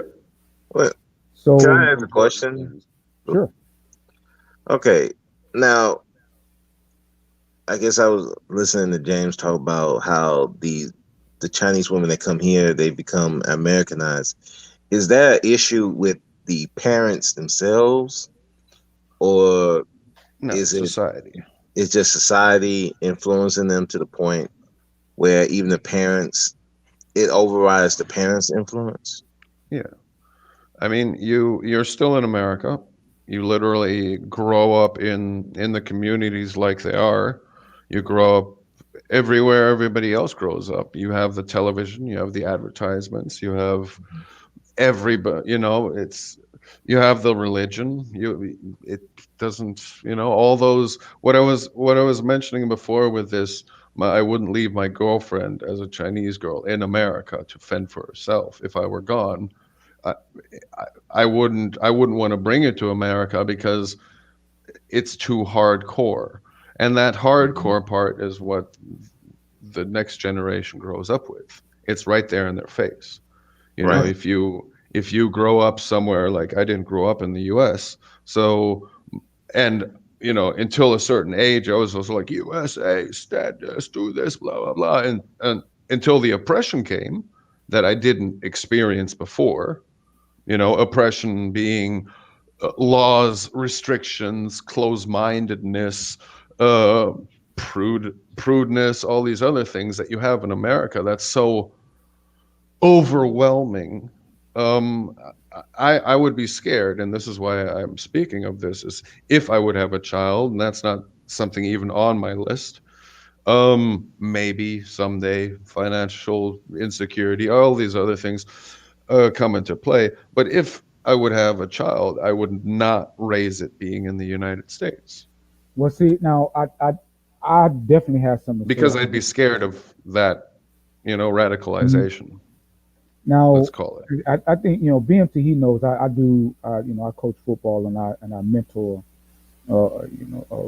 boys in the black community here in Chicago. Yeah. And one thing I did learn is that you can't coach or mentor these kids without mentoring and coaching their parents. And I have often said that, and I believe to this very day that the black community has a parenting deficit. Everything that you're saying, every fear that you have, it can be mitigated. I'm not saying it can be completely taken away, but it can definitely be greatly mitigated with basic parenting. And the reason why I say that is because before, whenever, because the team, they always bring the worst kids to me, and I hate to use that word. They bring the hardest case kids to me with the worst issues. But the first thing that I do before I even start going to that kid, before I even talk to the kid, first thing I want to do, I want to make a home visit. And every time I go home, I see what the problem is. Can I ask you a question real quick? Are you teaching? Is this all black kids, or are there multiracial? I'm primarily now. Just as a background curiosity. Well, I'm primarily within the black community on the south side of Chicago. Okay. Now there have been some non-black kids that come through our program. I can say that. Okay. All right. And we don't turn those kids away because they're kids. We don't turn none of those kids away. But I'm primarily focused on the black community. Okay. And when it comes to black, I'm primarily focused. That's because for us, that's where the problem is at. The problem is not, being multiracial and all that. I'm not saying anything against them. No. I'm just saying that's where the issue is at. You're working with a majority of black children and black parents. Absolutely. And when I go into these homes, I see what the problem is. I mean, there's no structure in the home to be at all. As you can imagine, most of them are female-led homes for one reason or another. And I've said this before too. Over the 14, 15 years that I've been coaching and dealing with kids, I've only come across one example where the father was not in the home because he just simply abandoned. I've never seen a case where the father was not in the home because he just other than that one. That is not common. Fathers just don't abandon their children because they just abandon their children. It's always because of the relationship that the father has with the mother. And because of the way society is, the mothers have the lion's share of the power. And one of my missions is counseling fathers on how to have more time with their kids. Which, believe it or not, a lot of men just don't know. They really don't. I was actually shocked at the level of ignorance of when it comes to these fathers and how to get more time. I can tell you horror stories. I can sit here all night and tell you horror stories about how I started out tutoring a kid who was making F's and D's, and they started making A's and B's.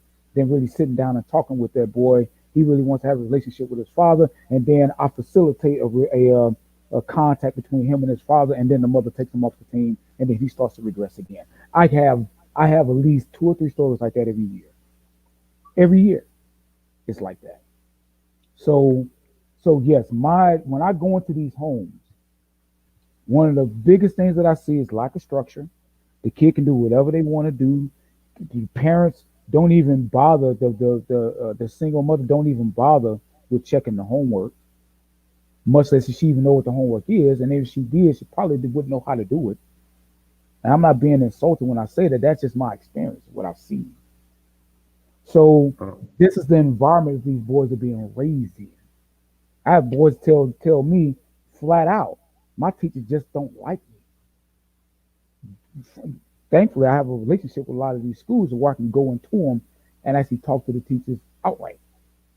I don't need to have an appointment. I can go walk right into the school and I can talk to them.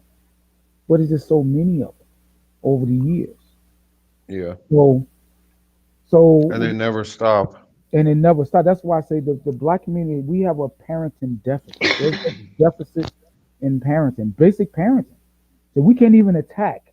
We can't even get to the homosexuality and stuff like that they're teaching in these damn schools because we can't even have basic parenting. We have that problem there. So yes, there's a lot of things that happens in school that I don't like, that I have been, really screaming against. But the problem is we have a lot of parents in our community that are serving the kids up to this stuff because they simply don't know, because they would rather be clubbing and go and get their hair and their nails done, giving their money to people who don't give a damn about it.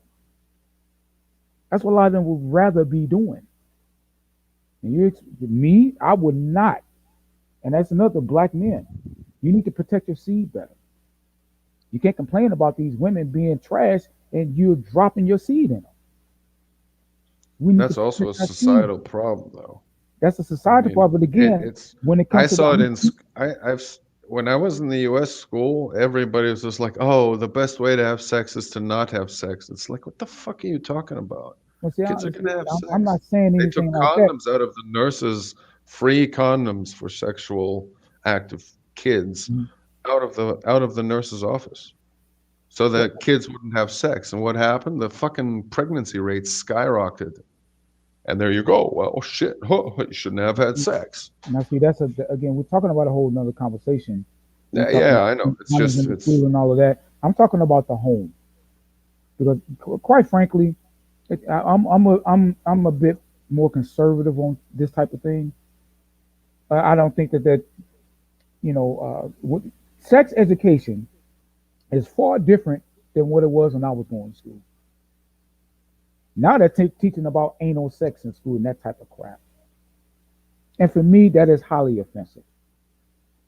But we don't have educated parents enough. We have too many people, too many women, too many men and women becoming parents when they have no earthly business becoming parents. You got women out there who are, me and my wife, one of the shows that we sit down and watch is this a paternity court show. And her and I love watching it. When we just sitting and watching this stuff, and she is amazed, actually aghast at some of the things. The one of the shows that we watched yesterday, a woman met a guy that she had known pretty much around the way, and she's known in the high school, or at least known of. A couple of years, hadn't heard from the guy in a couple of years. He hits her up, wants to come over, and she lets him come over. She knows, she said in court, knows full well that she was ovulating, knew she was ovulating, and allowed him to raw dog her. And then she gets pregnant. This is the mentality that we need to really address in the black community. And see, when I speak, and I know, brother, you say generally that society as a whole. Well, I'm not concerned about the society. No. About the I black. understand you, and you are only one person. I wanted to ask you something though, real quick. Do those fathers that you talk to from the single mothers raising, do they come to the program and watch their kids? Is that, have you had that experience? Do they come to some practice? Yes, a lot of the guys that I've counseled, yes. But is that something you advise them to do? Oh, absolutely, because I advise them to be involved with their children, with their sons as much as possible. Get as much time as possible. Yeah. There have been, like I said, there have been much of the consternation of other, of some of the mothers on the team. I've accompanied some of these men into court, and because most of these men, they can't afford attorneys. They don't know the court process. They don't know. All they know, they have a negative relationship with the court that generally has them going to jail. So they don't want to deal with the court. So you're already working on three fronts. Right. So once You I can't. get them to understand, okay, well, this portion of the court here, you're not going to go to jail, and this is what you need to do. And not only that, they can't hire just any attorney.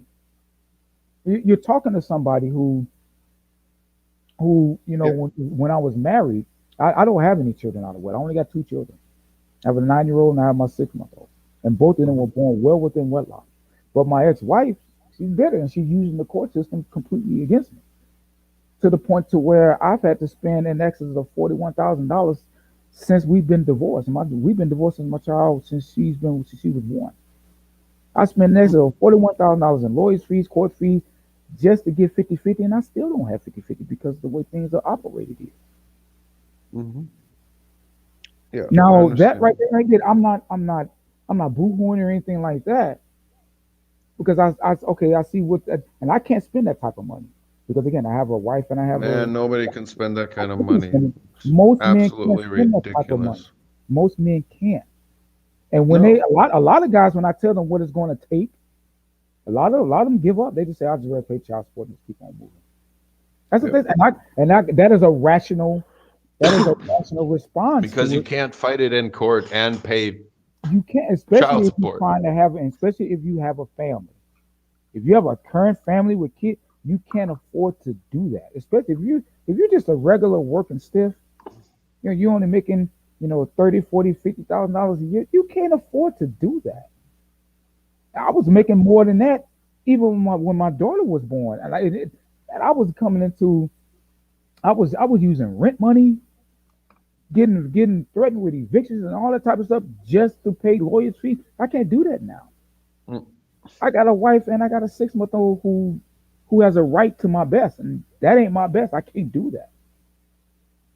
So I can understand when guys would say, you know, I just rather just pay the child support and keep it moving. Yep. Back down and Yeah. shut the fuck up. That's what they do. But for me, it's still because I see the negative reaction with these kids that I coach.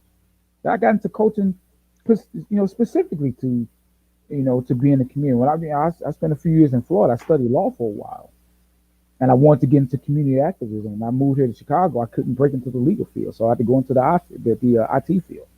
But I'm still within the community, because the community, the community is really near and dear to my heart. But we have some problems within the Black community. We do. In particular, one of the things when it comes to the Black manosphere space, and I know some people here probably don't like to hear that, but our women are out of pocket. They are a problem. They are a problem to when you're talking about rebuilding. I believe that there are whole generations of our women that are just not reachable. You have to forget about them. Whole generations of women have rendered themselves undateable, no marriage material at all. Mm-hmm. They have rendered themselves that way. You can't I agree. community with I that. agree.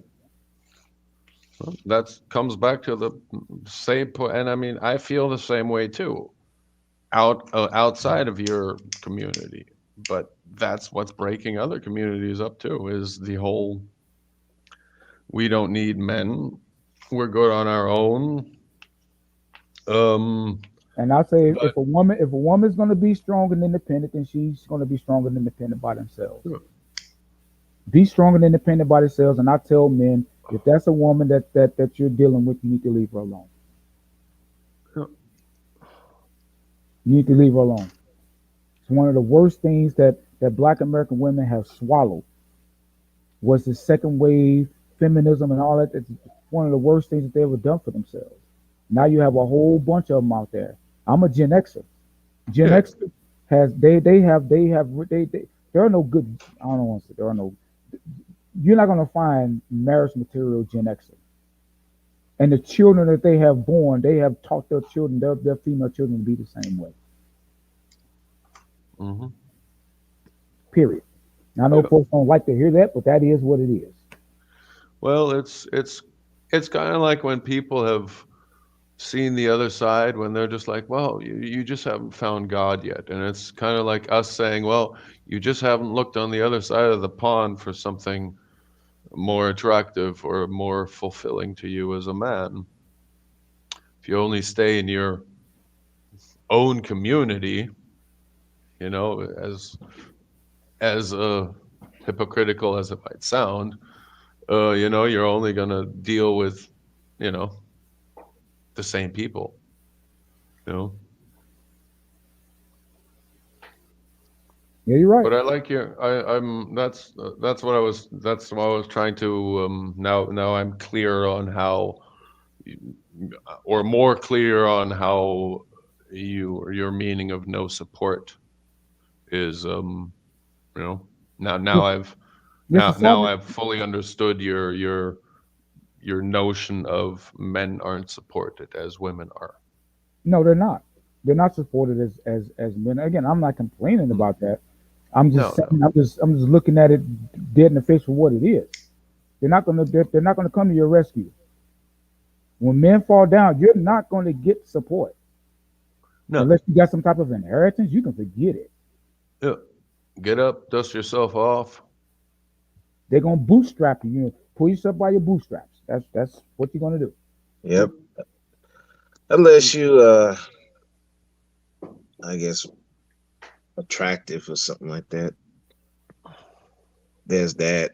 But for the majority of men, no, they're not. Nobody's gonna come help you. You know, They're not. yeah. It's not happening. Yeah.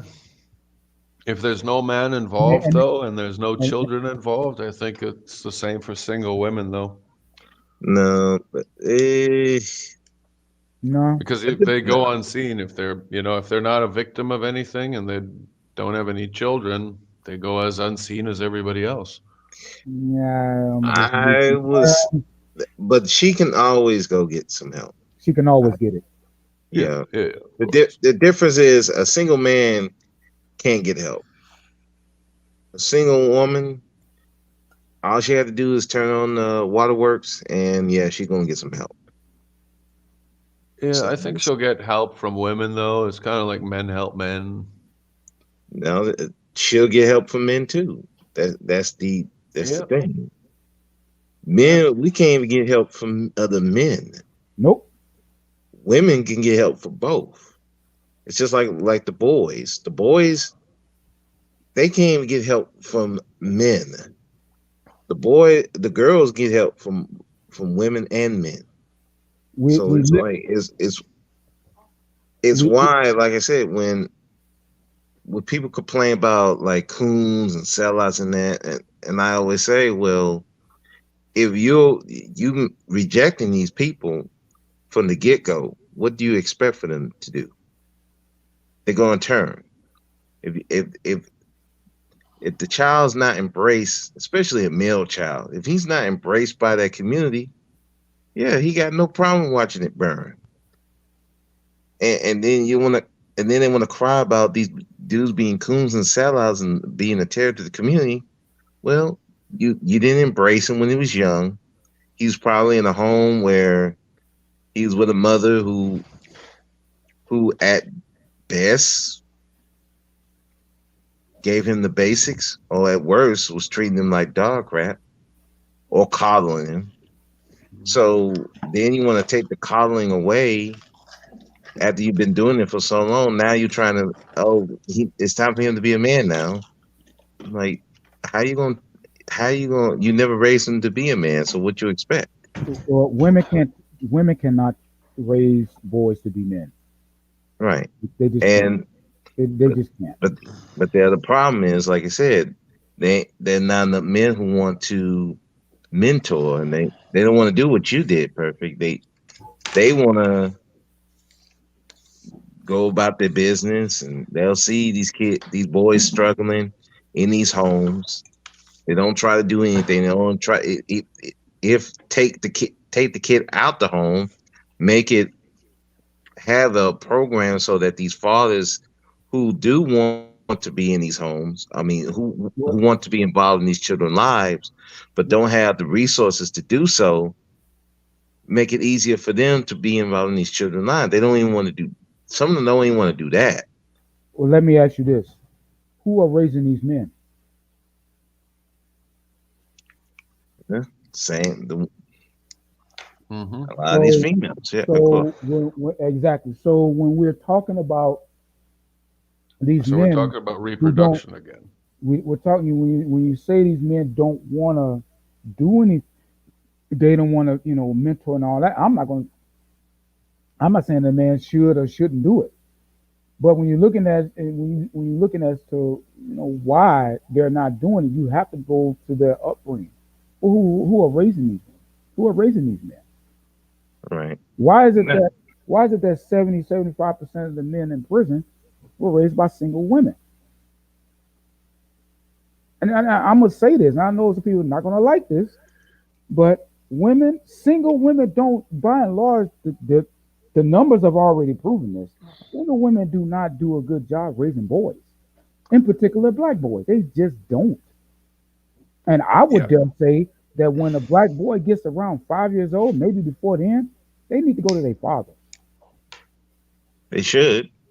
They I need to go to their, I they would need to go agree to with their that. father. But like I said, our community doesn't So see the that's value of that. before they're 5, they should have their father the whole time.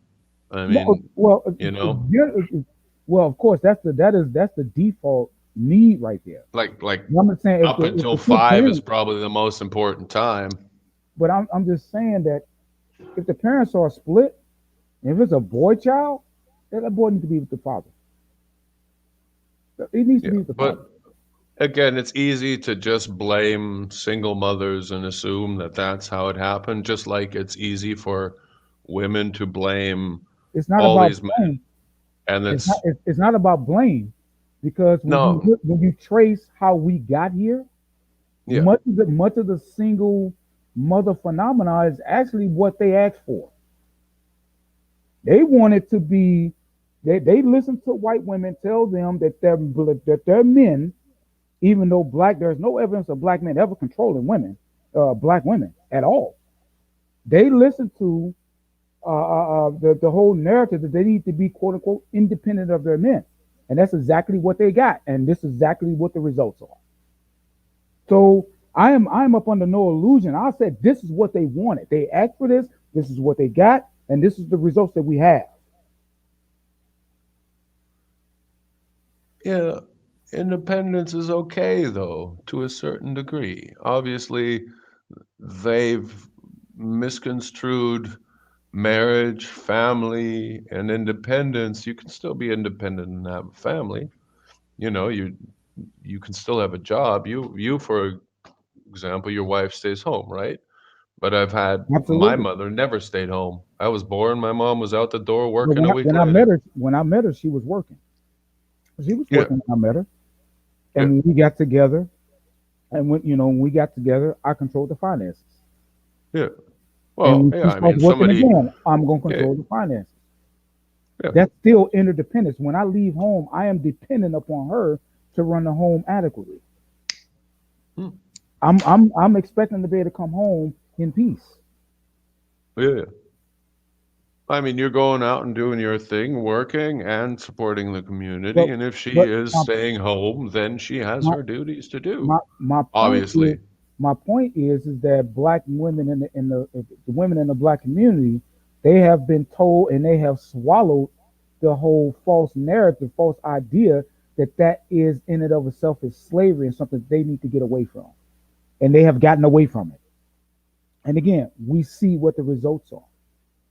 Would you say it's the same exact problem concerning women or girls growing up in a single household?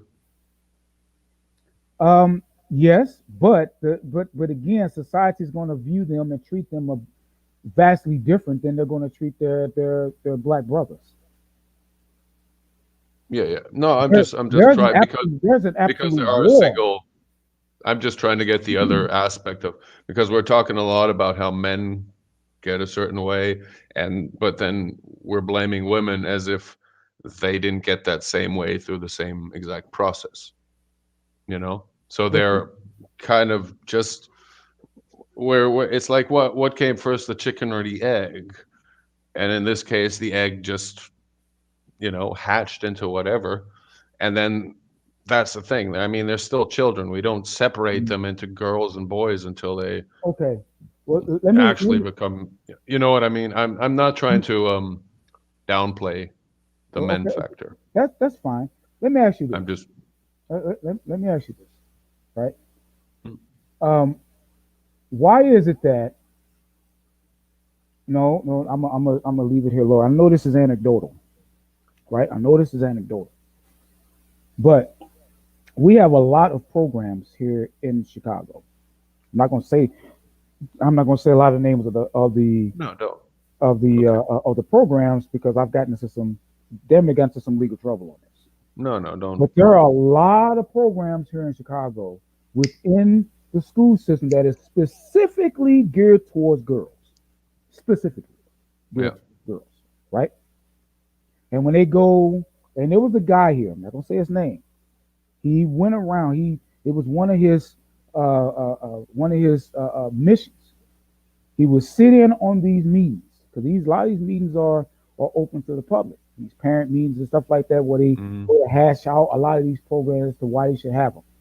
When they would talk about domestic violence and all that, this man would bring in the actual numbers that showed that domestic violence was more of a bi-directional type of occurrence, and in most cases, the domestic violence was actually could be pointed to that the woman would be the one who would be the initiants in this. They would be the ones who initiated it, the whole circumstance. Then the man gets involved and fist to face. Now the man is the one who would be the one going to jail. But any type of equal circumstance, always the man go to jail. When this man would sitting these meetings and he would go to it, he would give this type of he would give the stats up to him, to the very people who's writing the laws. They would ban him from the meetings. And when he, including myself, who would try to propose strictly, black male program, program that was specifically geared to black men, couldn't be done. Why do you think that is? School board meeting? School board meetings and councilman meetings and all that. But why do you think that is? Why is that? Do you propose it on paper or directly or verbally to them? Oh, it was done both. But I'm asking you, why is that? Why is that a reality? I don't know. It's everything that we've been talking about, you're gonna tell me you don't know. Well, I mean, this is again. Why is it that they can pass these laws that will finance girl only programs, but we can't even begin to even propose male only pro? Why is that? Why is that a reality? Well, that's because there is already a lot of male promotion out there. The thing is where outside of the black manosphere, where? Because pretty much. Keep in mind, Barack Obama, he had to come off his My Brother's Keeper initiative. He had to come off that. Yeah. Shamefully too. So tell me why is that a reality? Why is it that we can where these programs, again, I'm not complaining. The reason why I'm bringing this up because you said something to the effect that the women, they have it too. Okay, well, there are all kinds of programs out there for women, specifically for girls. Yeah, are you that is openly geared specifically to assist and benefit girls. Yeah, but girls in general, right? Well, girls in general. Okay, fine. You can say or girls black in general. girls. You can say girls in general.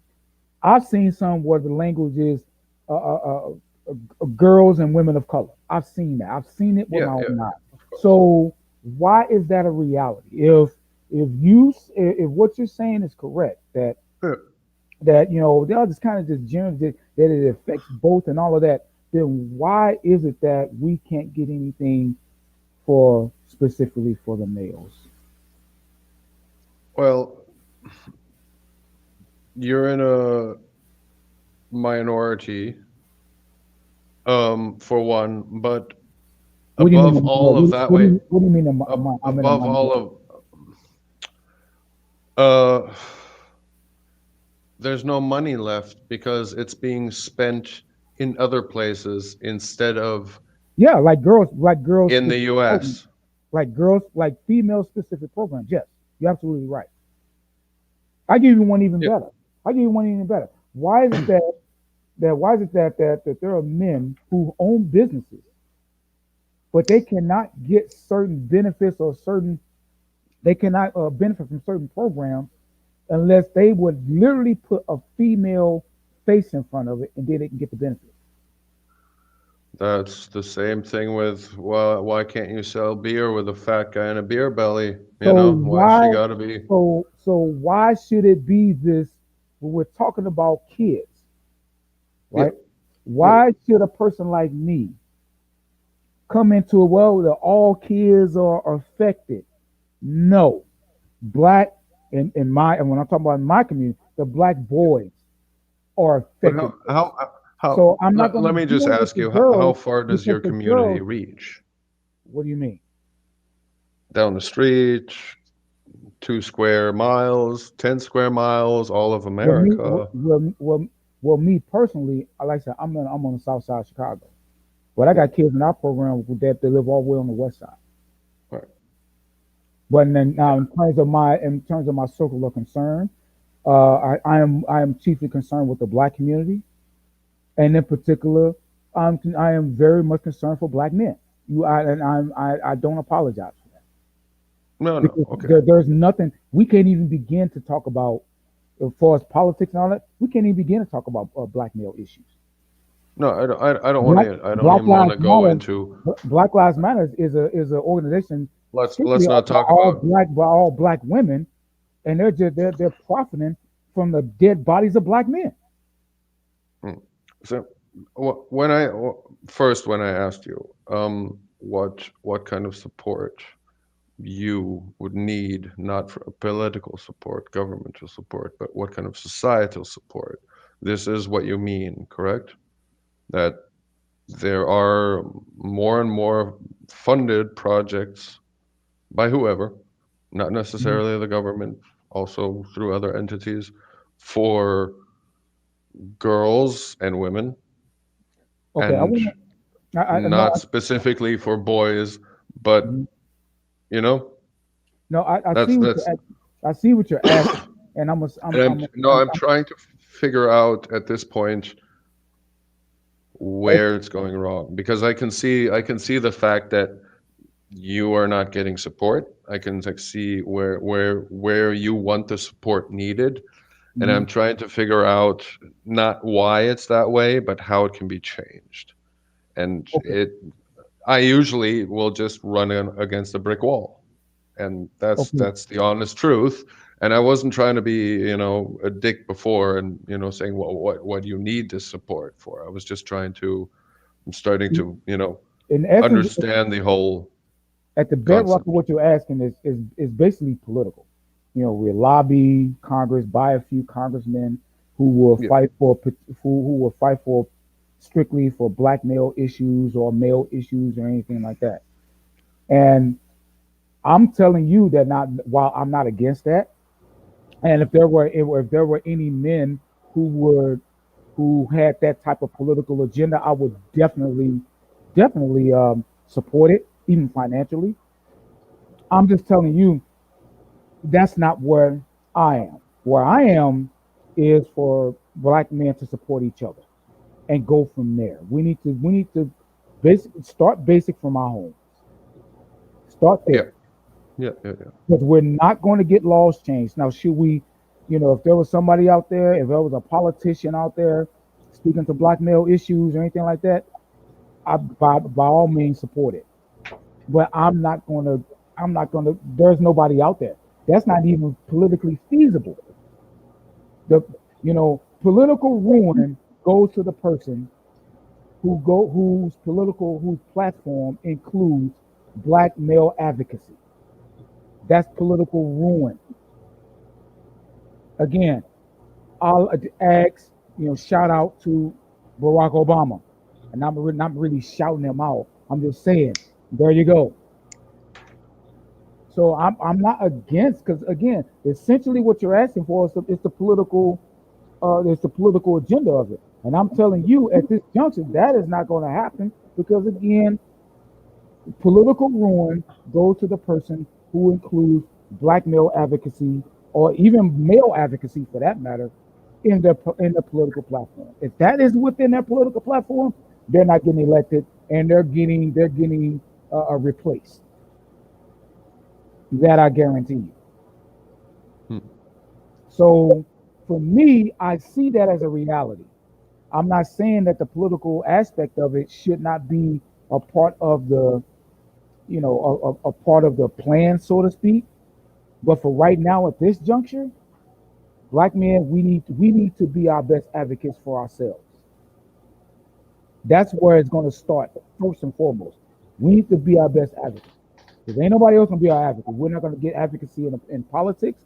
It is damn near legal to shoot and murder black men on video.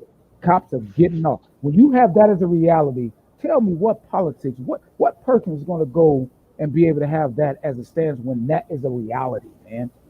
When we have to have a whole debate as to whether or not someone should be prosecuted. Civilians are being activated to literally kill children, and they're getting off because behind some doggone law, state law. When you have that as a reality, what politics can we really muster that would change that reality? So what you're asking is really essentially political.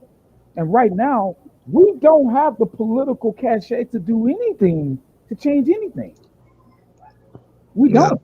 So the best thing our best approach is to approach our immediate atmospheres and support each other. In particular, support our boys. That's right. And because we're not going to do too much with the grown ass men. Yeah, you're going to have to do it independently too, because you're going to have to. You're going to have to get around circles of like-minded or even similar-minded men. And for me, what if you're asking my advice again? You have to control your atmosphere as a man. If you only make $20,000 a year, fine. Make $20,000 a year, and you control your own atmosphere. And any woman coming to your home, coming to your atmosphere, you control all the finances. Period. There is no 50-50. Right. Unless and until we become unapologetic on that, we're just spinning our wheels. We're running up a muddy hill in the rain. And we have to come to grips with that. Yeah. Damn if someone called you just going to be a dictator. So what? Yep. Okay, fine. I'm the chief dictator of my home. There are two dictators in this home, me and my wife, and I am the chief dictator. You're absolutely right. And I don't apologize for that. Absolutely. And you know what? My wife loves it because she doesn't have the type of stress that I have to deal with, that I have to go out into the world and I have to negotiate. She doesn't have to worry about that. And unless and until black men in the community begin with that type of mindset, and then we start having our own, we start cohorting with other black men with that same type of reality, the community is not going anywhere. And it's going to take us. There's no amount of, at least at this juncture, I'm not saying politics can't help and can't work, but at this juncture, there is no amount of protest, marching, screaming, marching in circles or anything is going to change this reality. That's right. Because why? Because they profit off of it. They profit off of it. The larger society profits off of single mother home. They profit off of it. How? NFL, NBA, prisons, they profit off of this. Schools, they are profiting off of this.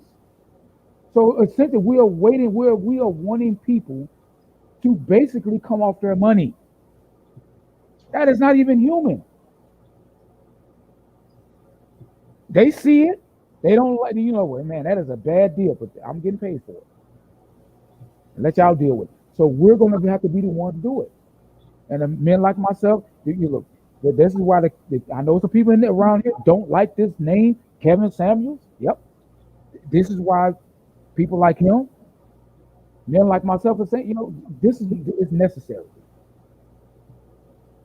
There are our women are out of pocket for a lot of ways because these are the type of women we've chosen to be with.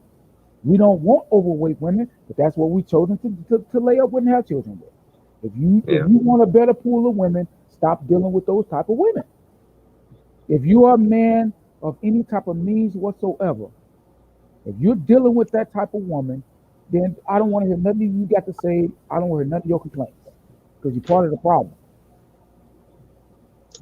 You're dealing with, if you are a man of means and all you can deal with is the bum shika with the Wookiee weave and all that type of stuff and the fake nails with the hood ornaments on them. If that's what you want to deal with, if that's what your level of women is, then don't complain about the women in the community. Because they see that men like you are dealing with them. Yeah. Unless and until men like us stop dealing with them, then their standards are going up. But for so long as we're kneeling down in the mud with them and dealing with it, then okay, then you get what you get. They have no incentive to go to the gym. They have no incentive to raise their kids right. They have no incentive to not use the welfare system against the men as a weapon. They have no incentive to do that because too many men that are in our atmosphere are messing with them to get their nuts off. Yep. Yeah, I mean, and those type of men are praised. And they shouldn't be. I agree with you. They should be called out on. Those type of men should be held up high as examples of shame. Should, but let's be honest. Are they really doing it? And even the women that do it, they're not doing it to teach other women not to deal with those men. They're doing it for clicks and views. Meanwhile, they're still sleeping with those same type of men. They still deal with them. They still get on their panels. They still watch them on TV and all kinds of stuff.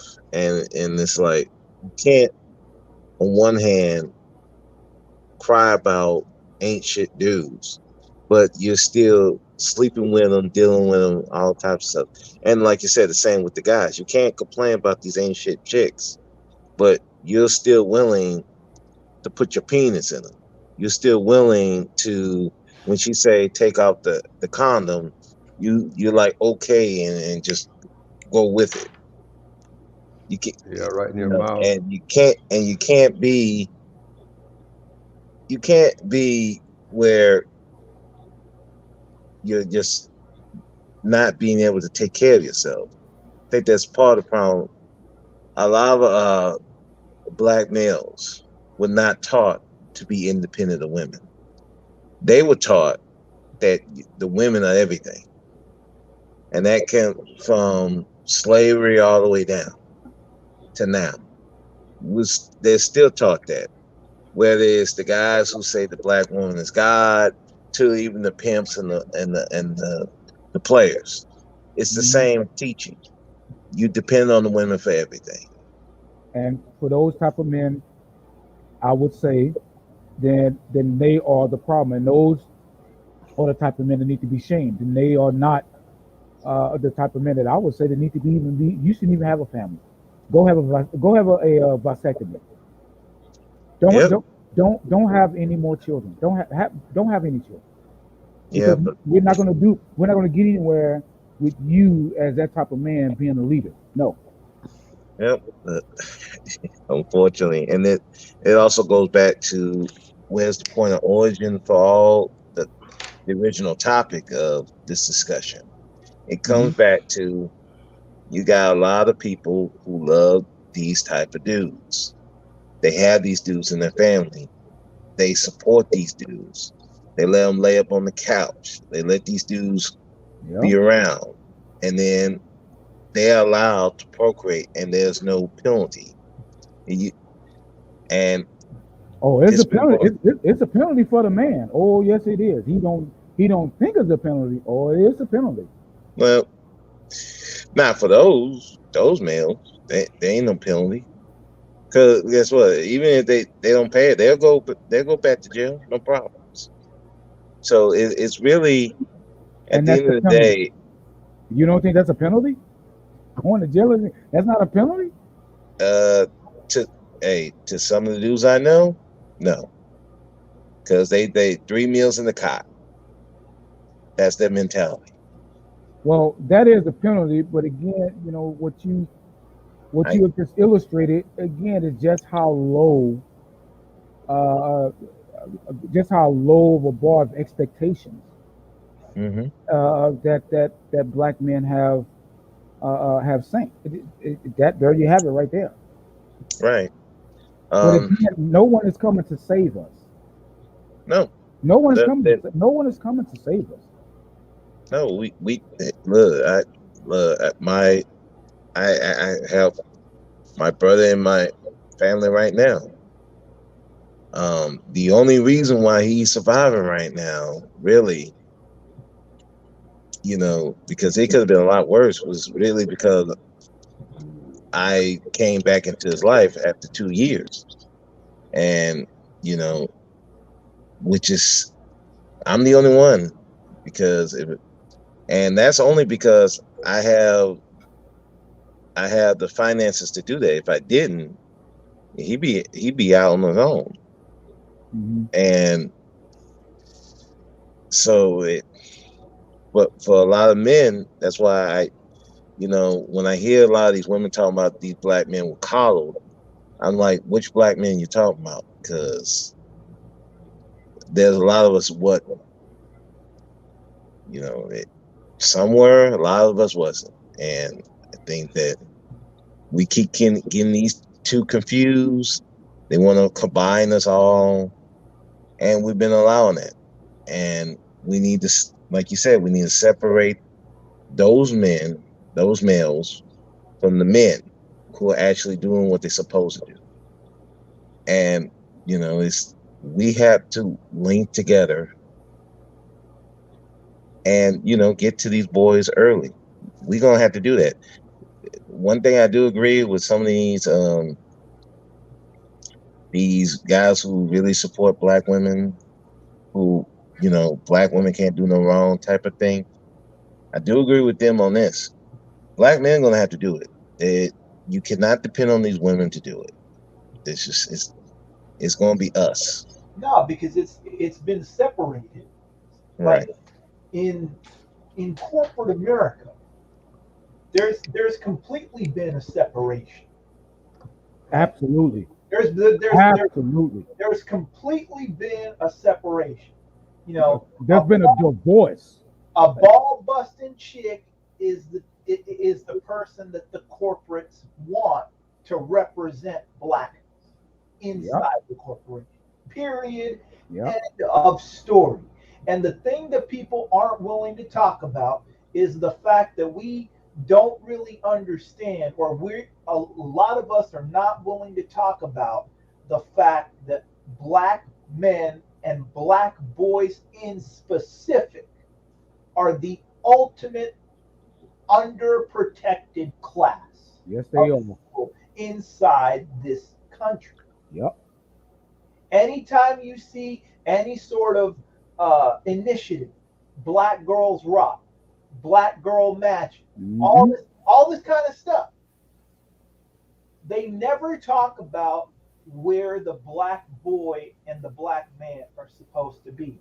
Because the thing is, when that black man was a black boy, they didn't have any kind of system for him to go anywhere anyway. He ended up going to a school that didn't have the types of things that he needed. He ended up falling through the cracks. Oh, well, that's what ends up happening. And we saw this with My Brother's Keeper. I mentioned that.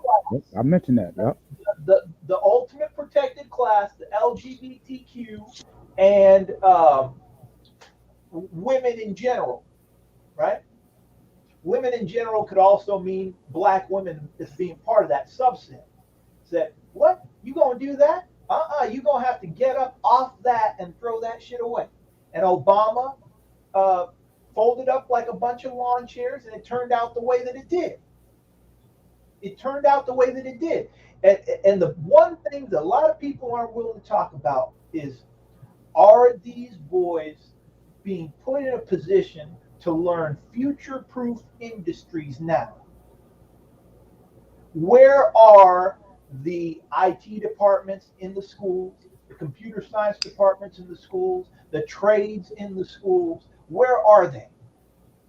And they're not anywhere around most of these schools. And that's done on purpose. Because the one thing that a lot of people want is they want the system to stay this way. Period. End of story. Yep. Yep. There you go. He's absolutely right. I'll agree on the trade stuff. I mean, 'cause I work in corporate America, in the legal field, matter of fact, and I can tell you what they want to represent the black community is black women. I'm one of the few black men where I work. The vast majority of the black folks down there is women, and I can tell you right now, they don't like me. They don't like me at all, because they know what my stance is in terms of boys. Black boys have been rendered purposely to be exploited and made vulnerable. And anybody that comes along with any type of platform that's going to say, let's protect the black boy, is going to be going to be rejected outright. This is the reason why I say we, as the better among us, we need to have standards. You know, I can tell you, it was a guy. He still brings his kid to our team now. He wanted to hang out. He wanted to know where we hung out. You know, you want to get some beers and all that. And this was a mid-30s, old man who's still sagging his pants. And I've been rebuffing him, like, no, you got to do this. And he just came to me, man, you saying that you just don't want to hang out with us. And I had to get real with him. I said, first of all, you come out here representing yourself with your underwear showing, and you're in your mid-30s. And you want to hang out with us. That can't happen. You hanging out with us with your pants sagging. And you're a whole grown man. See, it's that type of stuff what I'm talking about we cannot accept. I'm not saying go tell men, hey, don't sag your pants. Tie your shoes up. I'm not saying that. But I will say it's hard for me as a mentor and a coach to tell these kids, hey, tie your shoes up and pick your pants up when the man that's bringing you out here is sagging his pants and wearing his shoestrings all over the goddamn place.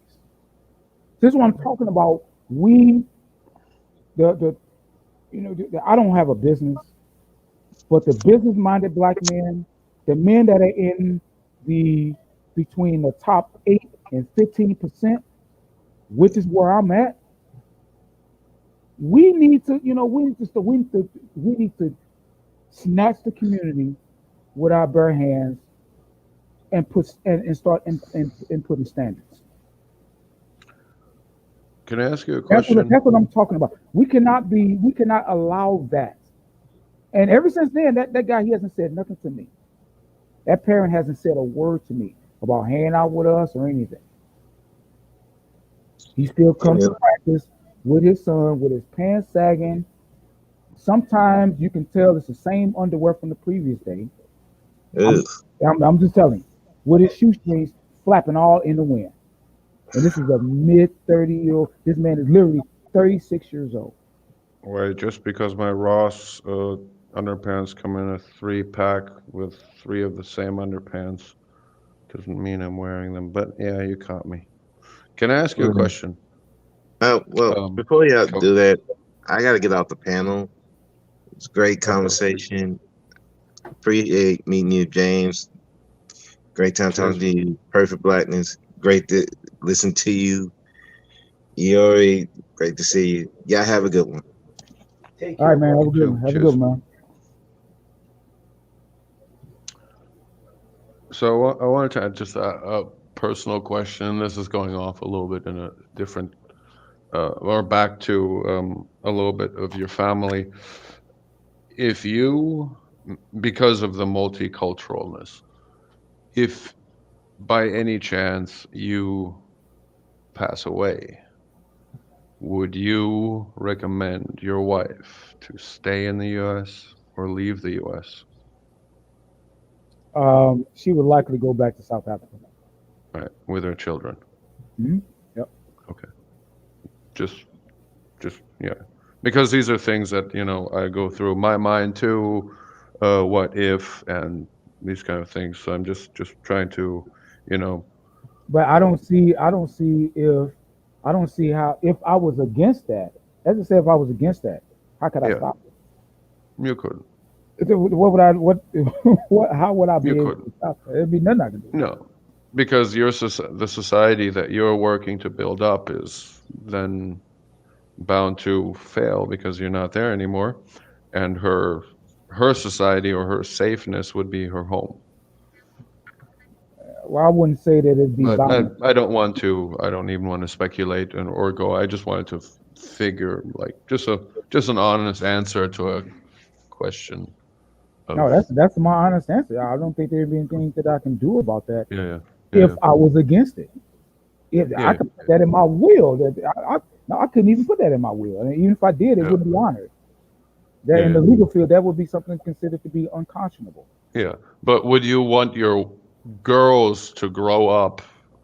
Maybe that was more of the question. Would you prefer your girls to grow up with a single mom in America then? Or would you prefer your girls to, you have 2 girls, right? I caught that correct. Yeah, you have a 6-month-old. She just turned 6 months, and I All right. have a 9-year-old. She's actually going to be 10 next month. All right. So, and that's kind of me hoping to butt into because you're obviously in a marriage with 3 other women now. Would you want your children to grow up in America, or would you want them to grow up in South Africa with your wife?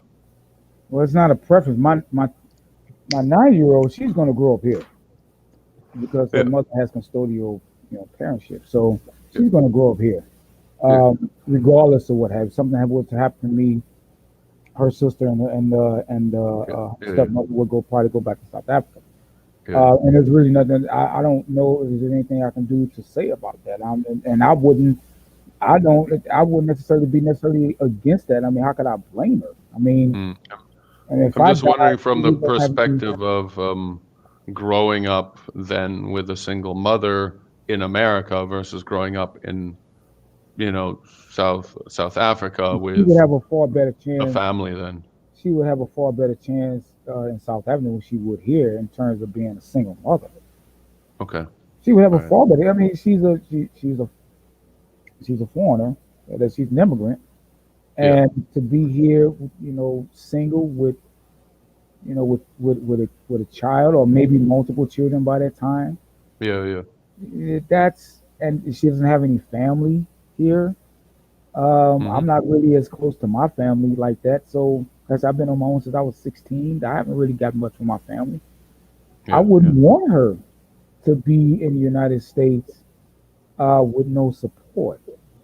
That would be cruel. Okay. Yeah, I'm just trying to verify kind of like where my thoughts are going personally with my girlfriend, and that's why I'm asking. I wouldn't want my. I would love for my daughter to have still to maintain a connection to the United States because she still is African American. She was born here and has a social security number and all of that type of stuff. She is a citizen, and I would hope that she would maintain that. And considering with the conversation I had with my wife, I think that my wife would make sure that she would do that. Yeah. I'm fairly confident that my wife would definitely make sure that she would maintain her Black American roots here in the States. Yeah. So, but that goes down. I mean, it goes down who you know, whoever you marry and you trust.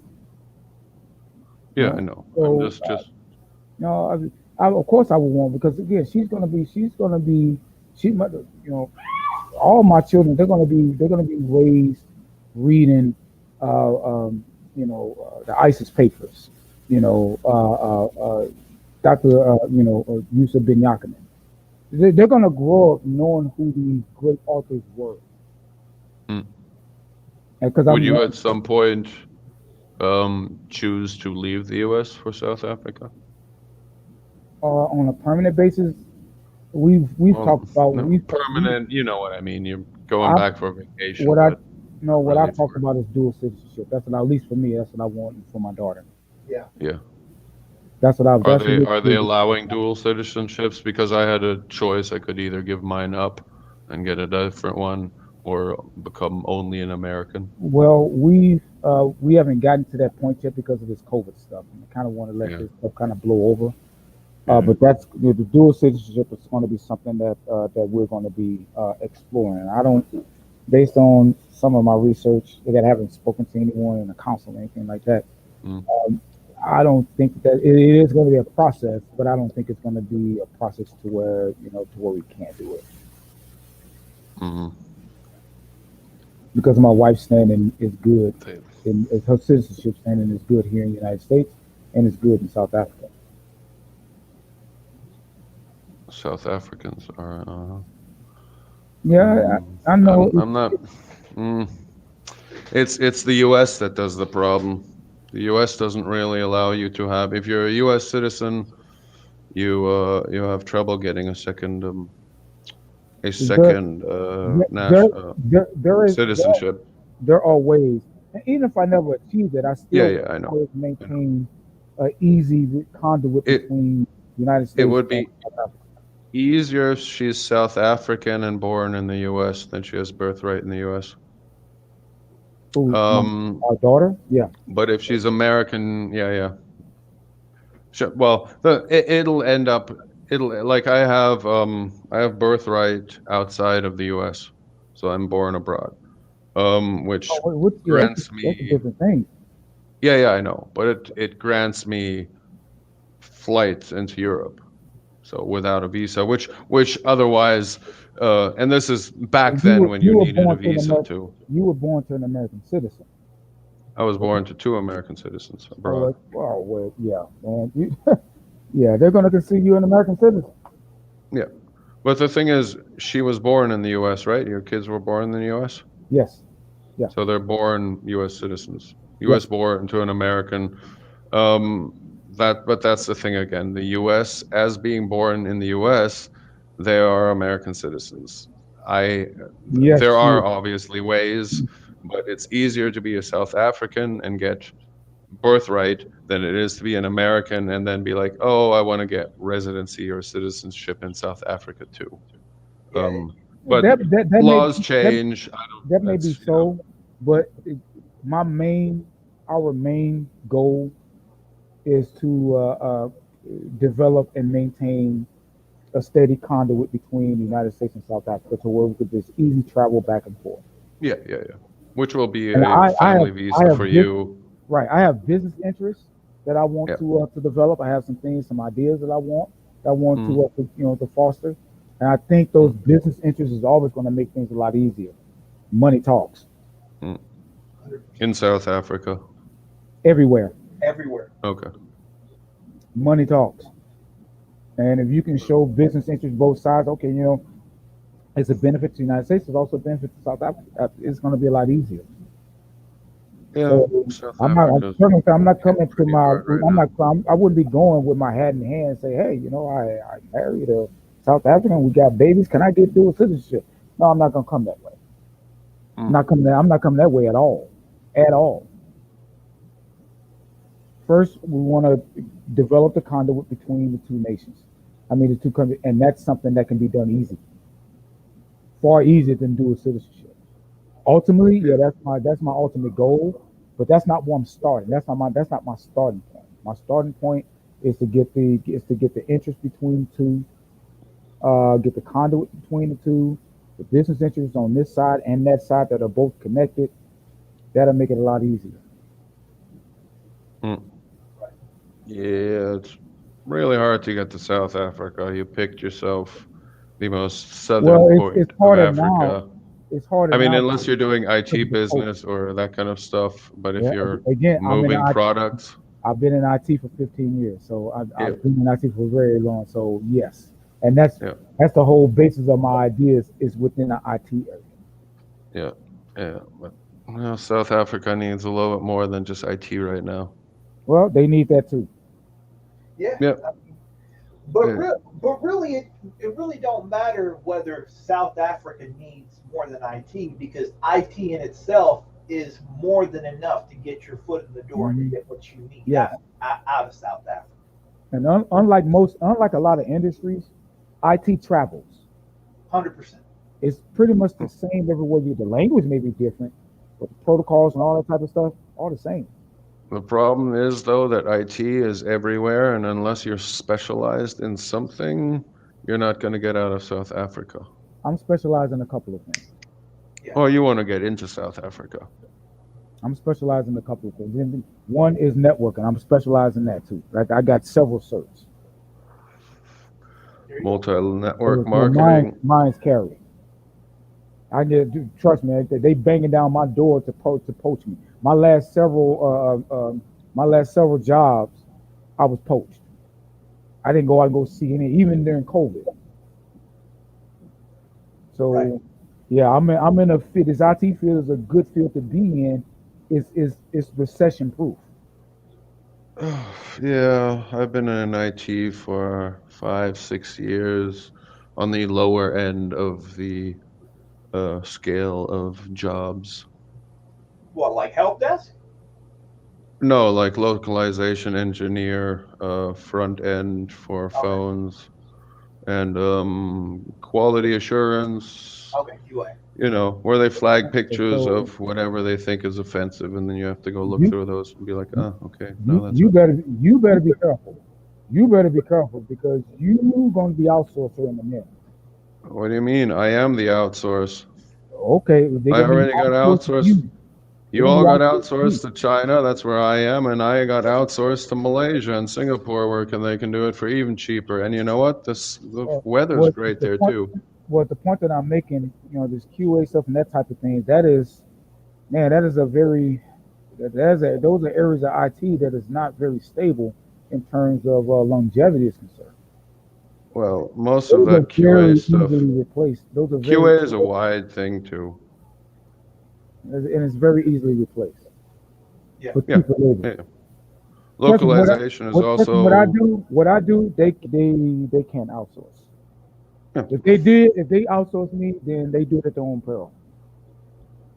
Yeah.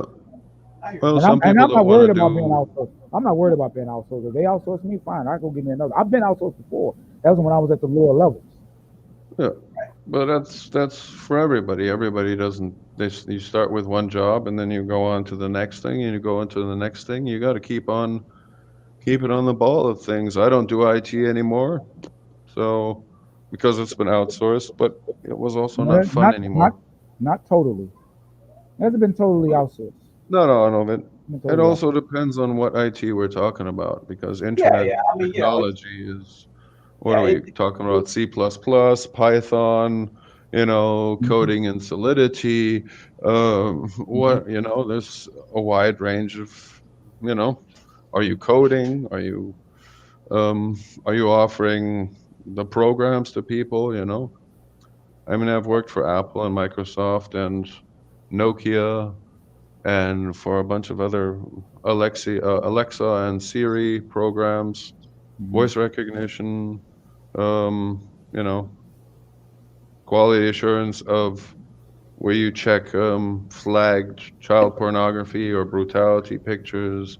So I've done pretty much the whole low scale of everything in IT. Yeah. Just not as a professional, I've only just been oh, this company's hiring, they pay this much, okay, this is the job, boom, do it, finished, done, go home, forget about it.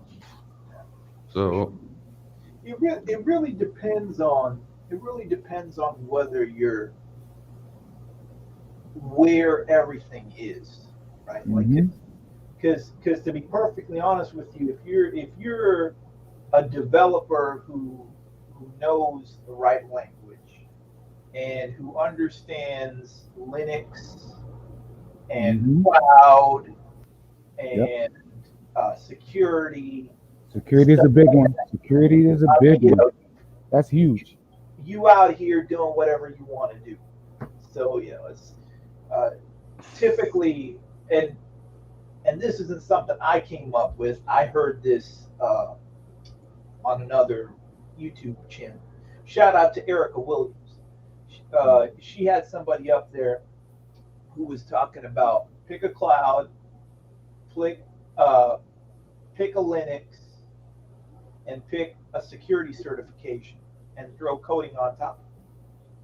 You're bulletproof. Yep. Not to mention if you're like a network engineer or anything like that, where it's instant offense because technically you have to secure networks and do whatever you're doing. That's pretty much extremely important too. Yeah. Because you're building networks, and then if you have a security certification, you're securing the network after you're building it. Right. And I'm more in the networking infrastructure area, and I'm getting into more of the security realm because man, that data security is a huge thing right now, man. My God, you get anything in security, man. My God, you are that in coding, and so long as you don't get the right language, But man, I've taken some of our boys to my to previous jobs that I've had, so they can see what I do to try to get them interested in IT. yeah, I've worked in offices with high security where they block the USB ports, don't let any CDs in or out, and all that kind of stuff. You can't burn information. I screwed open the back, took out the whole hard drive, took it home. They didn't notice. That's basic, man. That's just a policy right there. You can do that, but that ain't nothing. You do that in AD, you can do that in AD, man. You can stop that. That ain't nothing. Yeah. No, well, I had the email list of all 83,000 Microsoft employees and affiliates, and that's not a hard thing. No, it's not. You don't need IT for that either. You just need a screwdriver. Well, I'm saying, in a lot of environments, basic desktop support guys got that type of information. Yeah. If you got any type of access to AD, you got that. Personally, shout out to you for what you're doing for us. We need an army of people like that. Mm-hmm. We need an army of boys that really get in on the ground floor and are in here for 10 or 20 years to go ahead and change this goddamn industry. That's what we need. Yeah. Period.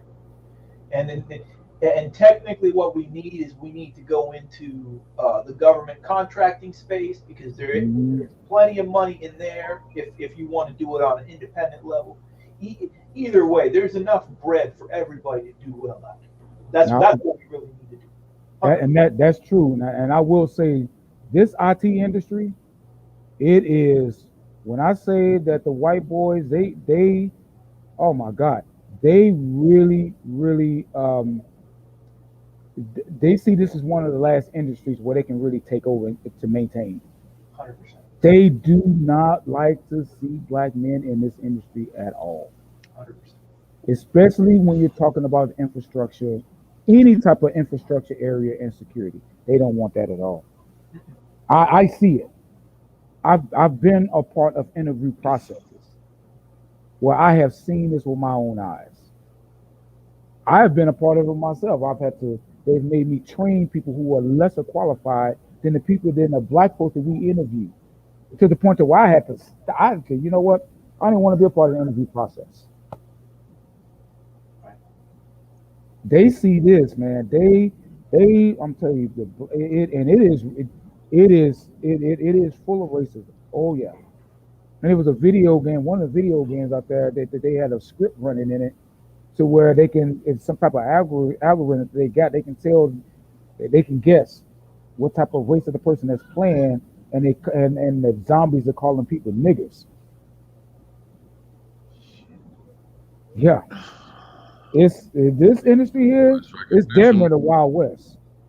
It's damn near the Wild West. But they want to protect it. They want to protect it from themselves. I don't know what game is it. I've seen this and I've been told this. I've been told this by a CIO. He plays playing Postal 2. So I've been told this by a CIO that they really want to protect this IT field, especially in the AI area, especially in that AI area. Well, yeah. I mean, this is the ultimate control. I don't think it's a black specific thing. When it comes to black specific, they definitely don't want us, in particular black men. They don't want us. Yeah. At all. Well, in IT, you actually don't communicate. Because I've seen way more qualified, better qualified black folks, black applicants don't get the job. I've seen them ace the interviewing process. They'll put them through, these exams. These tests. I've seen them ace it, don't get the job. And they'll hire someone that they want me to train. Well, that's why they outsource it to countries like China, who then outsources it to countries like Malaysia. Well, yeah, that's true. And then when America's economy is down the drain and they can pay you just as much in America as they can in Malaysia without any benefits, they'll bring the jobs back to America. And when that gets too expensive, they'll move it back somewhere else. Well, I don't think that's a feasible long-term plan. I know that's what they want to do, but that's not a feasible long-term. Hey man, I worked for Microsoft. If the apartment building becomes too big or too small, they'll ditch it. They'll move somewhere else, somewhere that's cheaper. Boom, all chairs out, all computers out, into the next place. Everything set up. Everybody moved over there. I don't know. I don't disagree with you because that's exactly what happened. But when it comes to the black community, I'm always an advocate for pushing black boys into IT, and this was something that I tried to introduce to a couple of schools, and they did not want to do it. I told them I would personally come in to the school, and and push this. They didn't want me to do it. Yeah. They didn't want me to do it. So I know that there is a soft agenda to keep the black males maintained where they are at, because everyone benefits off of it. Right. Yeah, I can hear my dad. Everybody benefits off the poor. Yeah. Well, no, keep the rich so that they can keep the poor poor. I'm not going to go the general route. I'm going to keep it strictly in terms of black men. They benefit because it isn't just the poor who are mostly entertainers and NFL, NBA guys. No, these are black men. Right. These are by and large black men. Right. I don't want to hear that poor shit. It's black men who they are benefiting off of. See what perfect blackness is talking about is the poor versus rich is the level 1 side of this. The level 2 side of this is the caste system that they're trying to build.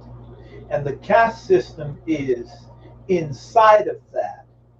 Inside of the unprotected, there's an unprotected of the unprotected, which is the black boy in general. They want to make sure that there is no upward mobility whatsoever when it comes to that particular part of this. Exactly, because there's a benefit to that. Because they see when you look at entertainment, when you look at and I'm looking at college football right now. When you look at athletics, professional athletics, these boys, the people are coming from lower economic class of black men. They're not. These are not well-to-do or anything. These are black men. If black men had other type of, if they had other options, right? If they had other options, if they, so you know, let me go to, let me start into IT, and if that type of mindset started begin to permeate the whole black community, you're gonna start seeing less and less black men in collegiate sports. You're gonna start seeing less and less in NBA and NFL. You're gonna If start IT seeing takes less and less. off, yeah, they all sit at home in front of their computer like everybody else. I'll tell you really what it is from my perspective. I agree with everything that you said. What it's really going to turn into is it's going to turn into less and less black men and black boys going into the college system feeling like they have to wait that long to get paid. Exactly. That's really what it is. That's the dark side of the argument that nobody really wants to talk about, right? Because everybody wants their kids to quote unquote go to college. But the issue is, if I tell you in a 12-month period, you can go from having no skills to getting an A+, a CCNA, and a Security Plus, if those are the 3 certificates you want to get, or you can go get an A+, a Linux certificate, and a cloud certificate, and all of a sudden you can make $130,000 in a 12-month period. Mm-hmm. And I know about this because I got a CCNA. 4.5 years to go get paid anything. Man, I'd work 2 years and retire. I got a CCNA. The minute I got my CCNA, this was in, well, I got that in 2011 or 12. Man, when I got that, oh man, that's where it began to where I didn't have to even put my resume out there. Once I put that on my resume, that was it. And all these years of experience, this is another reason why I'm really big on black men getting into IT, because you can really, even if just coming in on the ground floor, but you're going to start to amass a lot of experience, which is another reason why I'm not really big on going to school and getting your bachelor's degree in computer science. Let me tell you, I don't know how you guys feel about that, but I can tell you right now, that whatever it is that the stuff that they're quote unquote learning, they're not learning real world things. Yeah, you can break down an IP address to a binary code, but that ain't gonna get you any goddamn thing. Give me 2 minutes to talk about that, if you don't mind. Sure. Yeah. I agree with everything that you said. When I was going back to college for computer science, I went to my junior college because they had like a 30-unit certificate for computer science. It was Java, C++, OOP, which is object-oriented programming, bunch of stuff. Mm-hmm. So all of a sudden, I go over to the guidance counselor and say, like, who do I need to talk to about this? Because I don't necessarily like how this is going. Like, I like some of it, but I don't like other parts of it. The reason is because I had software engineers and programmers that told me to learn how to program first, but they told me after you figure out what the program looks like, bring it back to us. And technically what they told me was find out whether they teach you C# and .NET. Yeah. Okay? Yep. Find out whether they teach C# and .NET. Ironically, those were the 2 programming languages that they didn't teach. Mm-hmm. And so I brought it back to them, and they told me, look, this stuff is okay, but we don't use none of this shit in industry. Not in the real world. C# and .NET for this stuff. So I went back, to the computer science dean. These fuckers got like whatever the hell, like these arbitrary titles and whatnot. And basically, what the dean told me was go through the program and eventually you'll get a job. Well, that shit wasn't good enough for me because I had people telling me, look, you need to learn whatever they're learning plus. And technically, they were telling me, look, we don't use Java and C++ because we don't use 30 or 40 lines of code to get something done in the workplace. We use lean code. Lean code. We want to be able to get something done in 10 lines where you try to do it in 40. So what happens with these people that end up getting these computer science degrees, first off, they don't got enough code around them to do anything. Nope. Because you've taken all these bullshit classes and you've taken 2 or 3 or 4 coding classes. Number one. Number two, when they get into industry, they're behind. They don't know nothing. Because I've seen them. They don't know nothing. They come out with these bachelor's computer science, and they know nothing. They don't even know a damn ticketing system. They know nothing. That's your prized college system right there. Well, yeah, I mean, but then again, like that's why I'm saying, like, we need more people in IT because like, look, everybody can't be a doctor and something else and something else and something else. And what we have to have is we have to have everybody up and down the chain to be able to make $80,000 to $100,000 a year. So all of a sudden we can start taking shit. Become a plumber. That's Right. what they earn. It don't matter. Like, you know, blue collar, white collar, like it don't matter. It don't matter, but you just have to start making it available. What these kids can't succeed in school when they're 14, then you will have to take them into a job somewhere. Right. And they need to be guided there too. You need to have qualified people. I mean, I'm not an IT expert. I did my master's in a trade. So when kids come in and they can be 14, they're not allowed to work on machines, but they can work. Sure. And when they're I'm 16, not they can against work. the trades.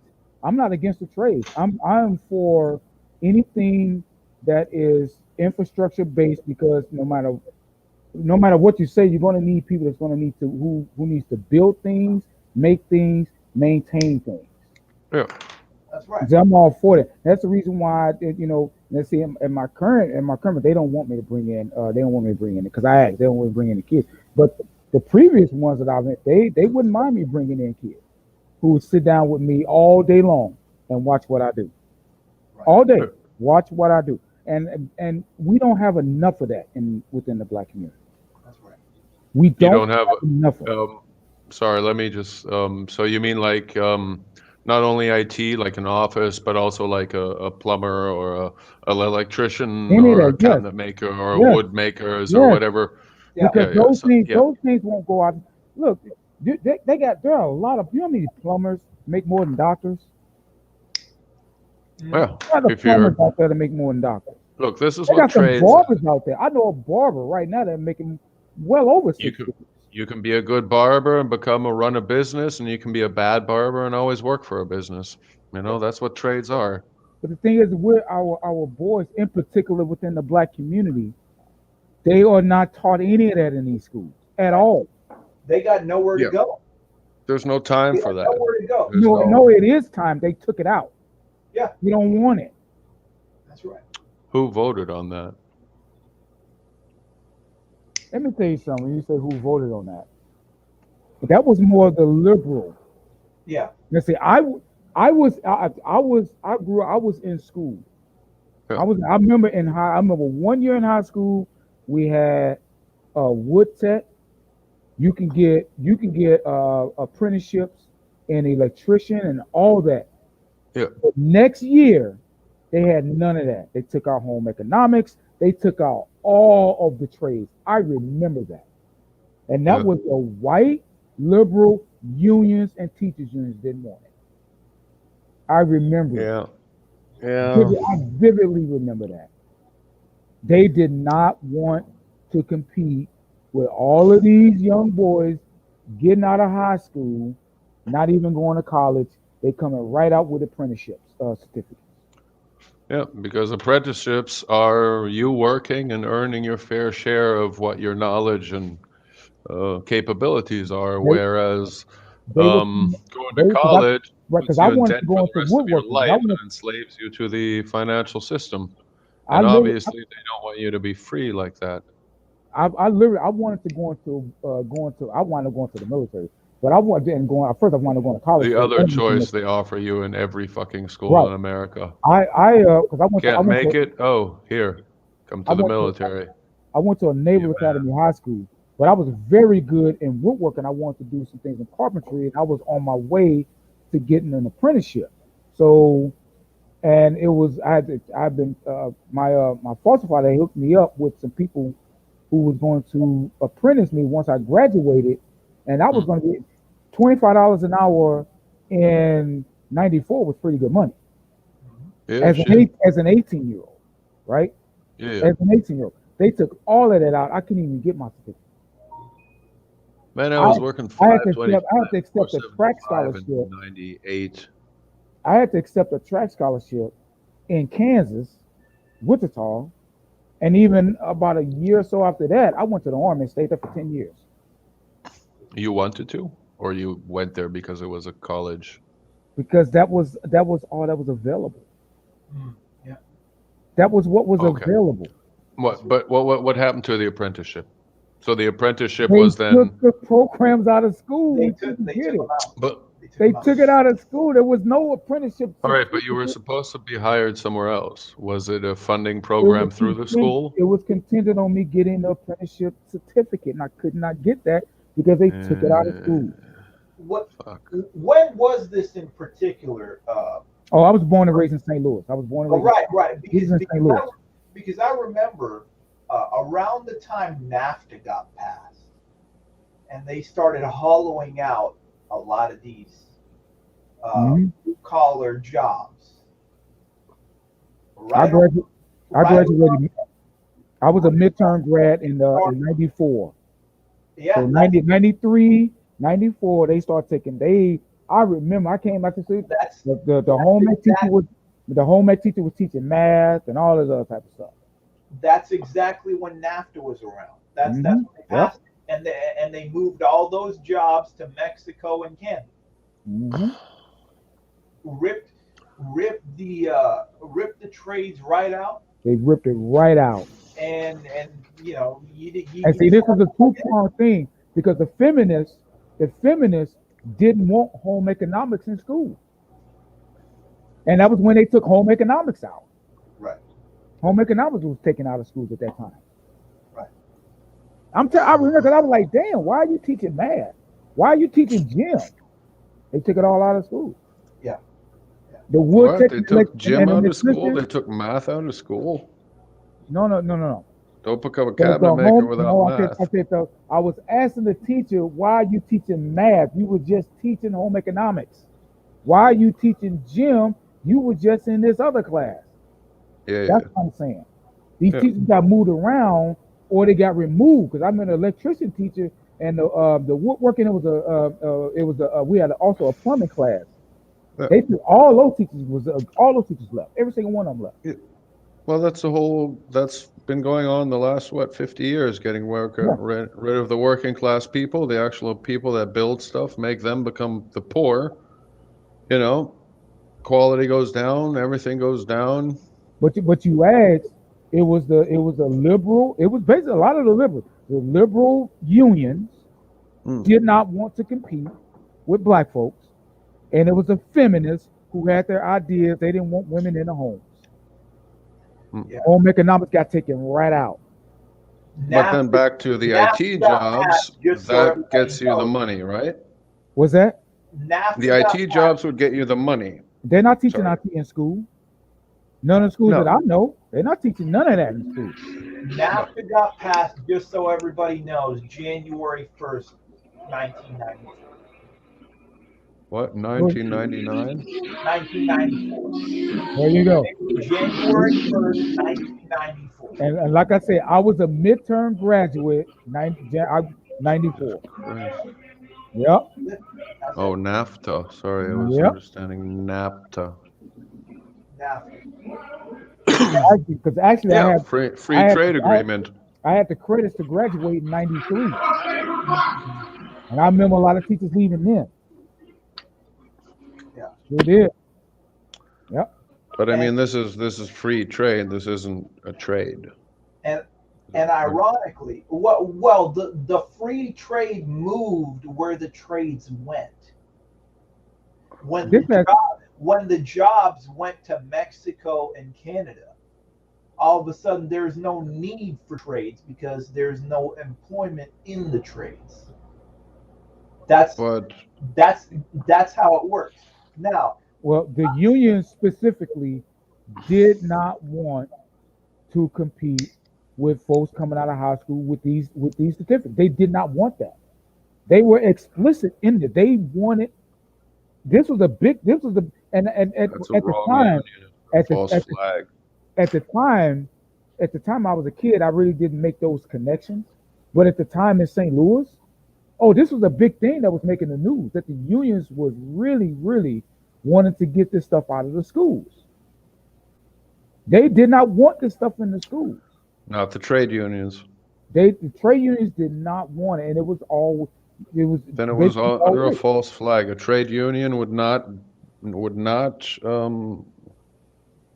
vote against itself or would not cut its own leg off unless they did not it's a want fake. to compete with these young guys coming out of school with these certificates.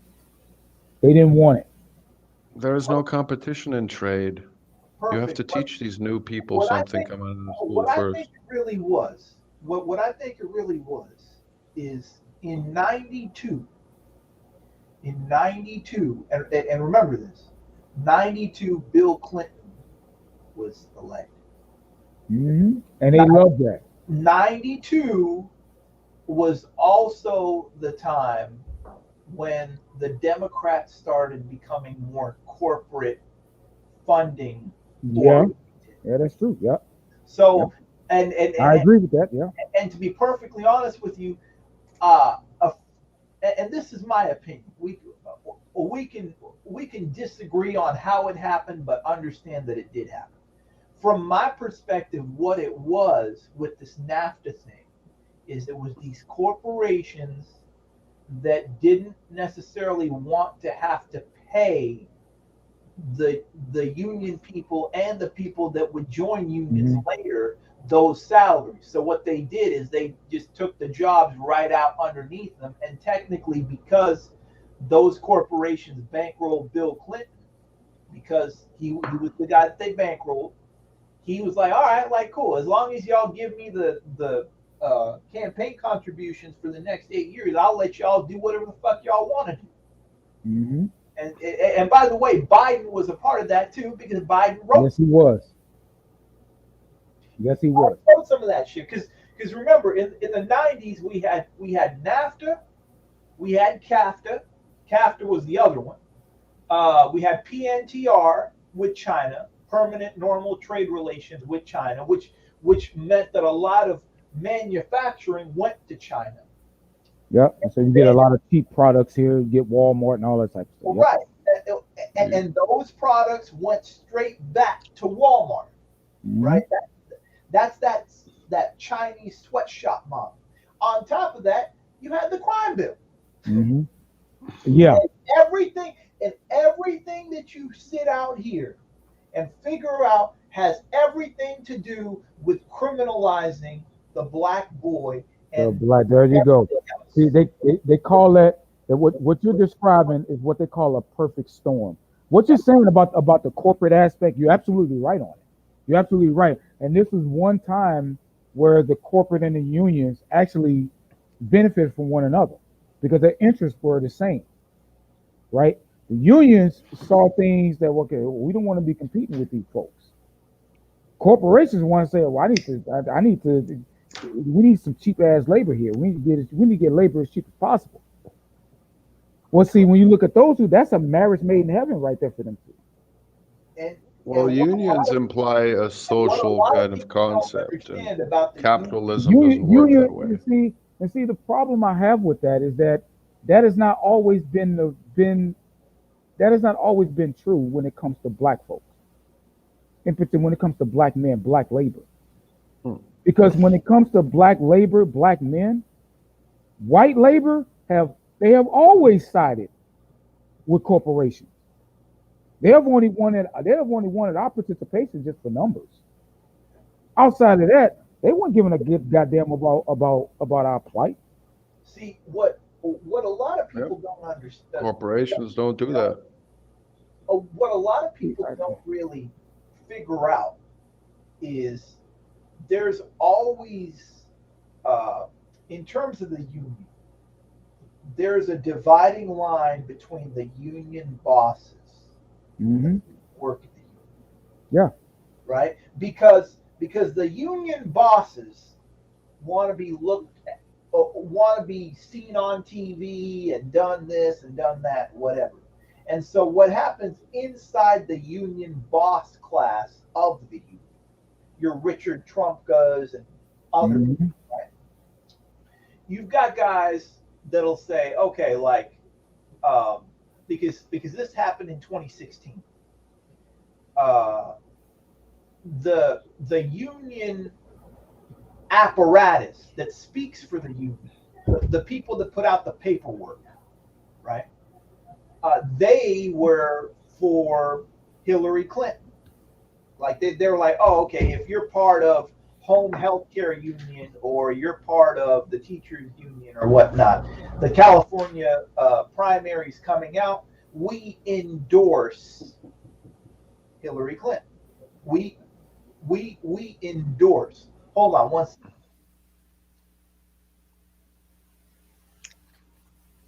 Yeah, I wasn't of age at that time of NAFTA.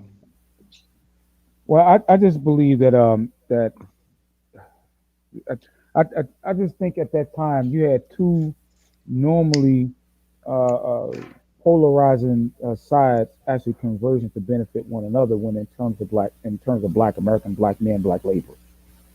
Mm. Because like I said, I can remember growing up in St. Louis during the time there was the unions was a real big deal, and I can remember my foster father coming home complaining because he was a union complaining. Yeah, I can remember my foster father coming home and complaining that that their because he was part of the Teamsters, that their union wasn't really giving a care about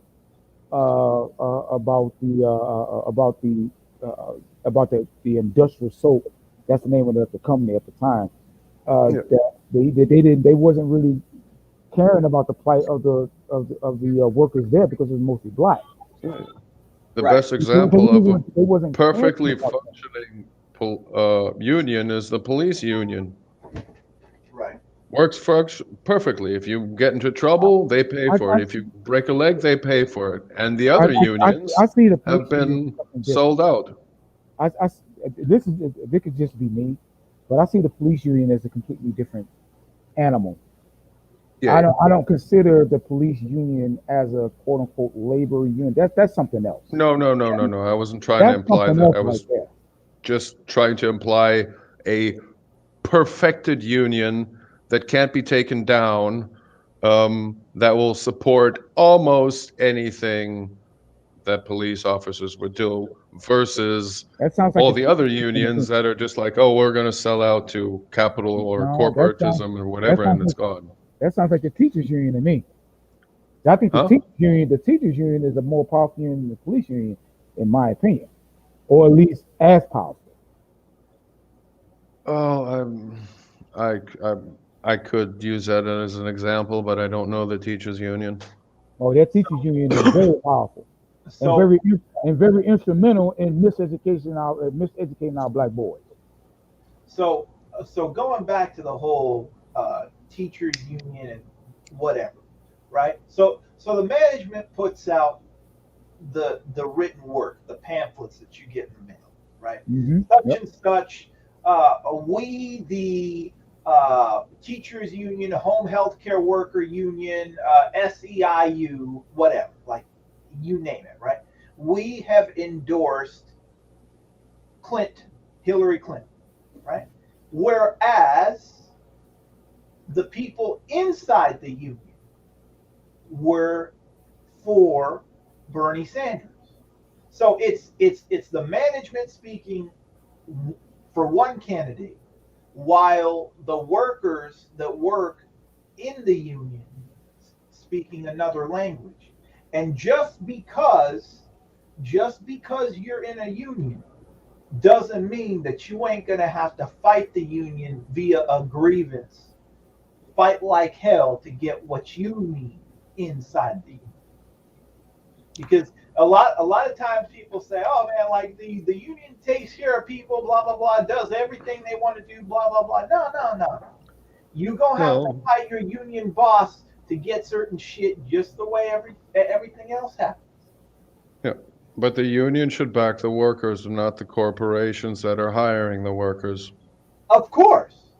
Like, you know, but that's changed because the corporations have infiltrated the unions, started paying off these union leaders, and then the union leaders, with their financial gain, start playing a different game. Of course.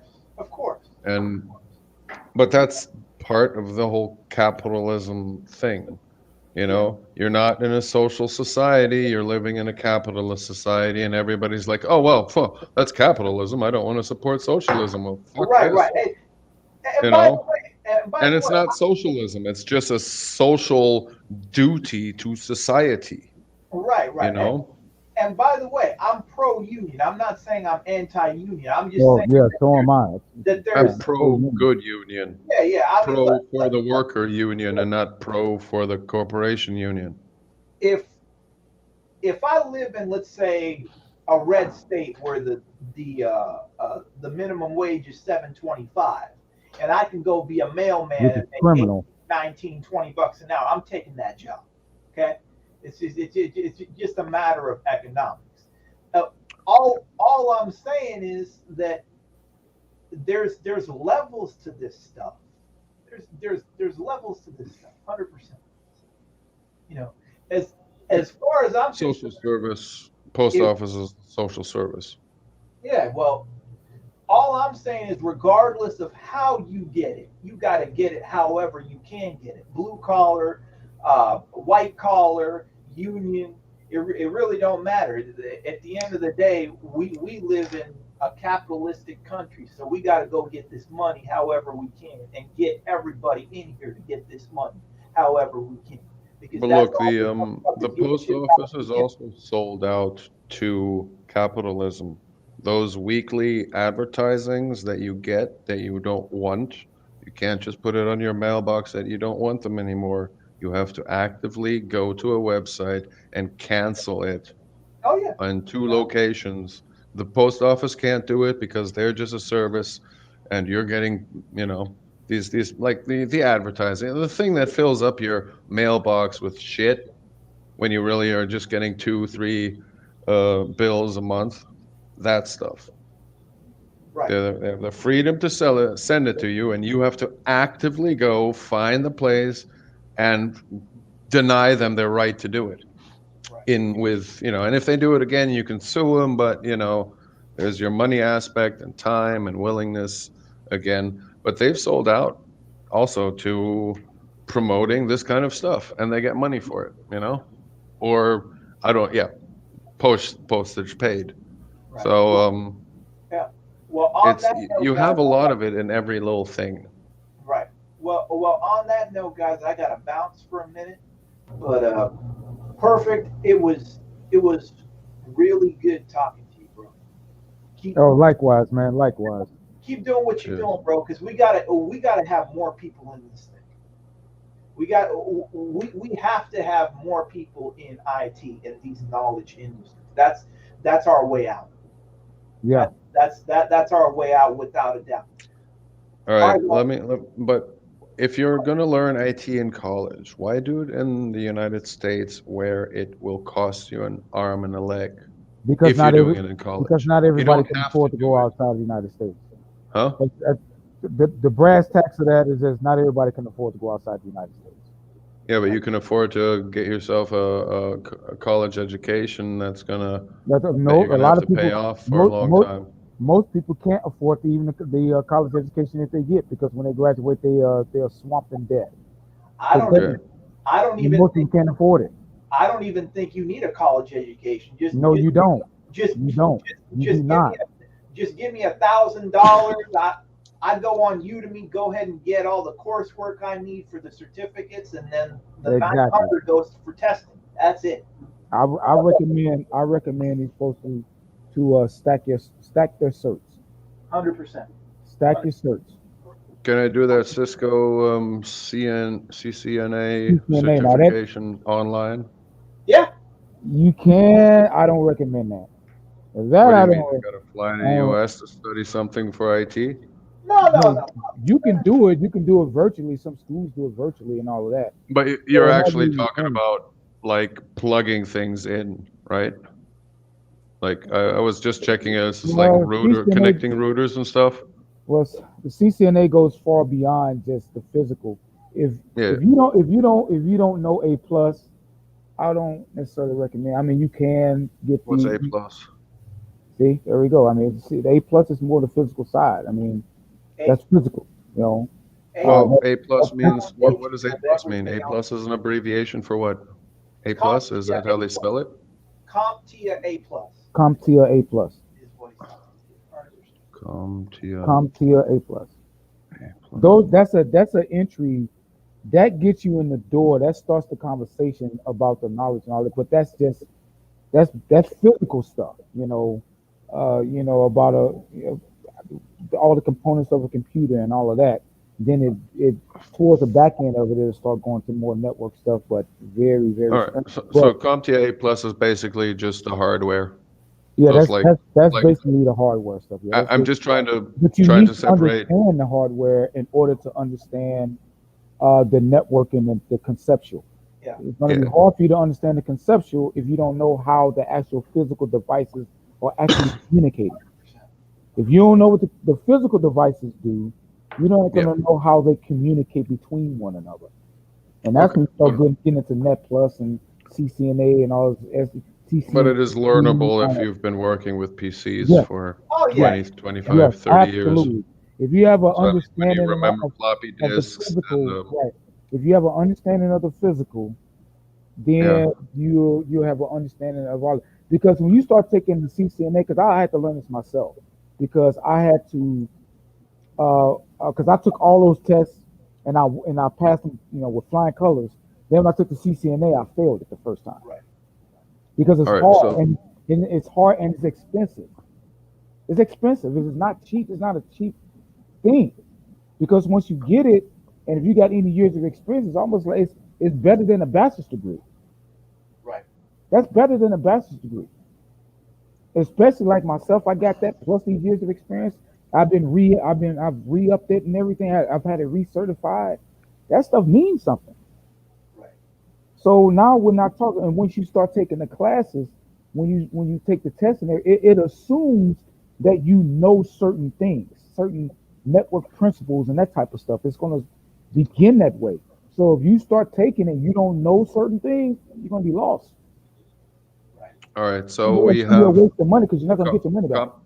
CompTIA and the Cisco network associate. What was the third thing? I would start with, if you don't have anything, I would definitely start with A plus. I would walk up a ladder. Start with I got A plus. Then I would start with Net Plus. I wouldn't go into CCNA before you go into Net Plus. That's my personal opinion.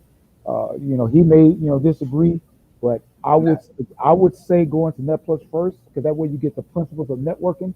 Because CCNA, that's a Cisco networking stuff. That's what that is. Now you're more of an expert now, and it's going to talk to you in the language that like if you haven't taken Net Plus and you go right into that, you're going to need to go to school and it's going to spend some money, and then money on taking a test. So CompTIA A plus and then CompTIA Network Plus. Is that what you were saying? Net Plus, yeah. Yeah. Okay. All right. I'm just trying to figure out the. I would go to if you're going to go to the more if you want to take the advanced stuff, the Cisco, and because the CC, that's Cisco. Again, that's Yeah. international.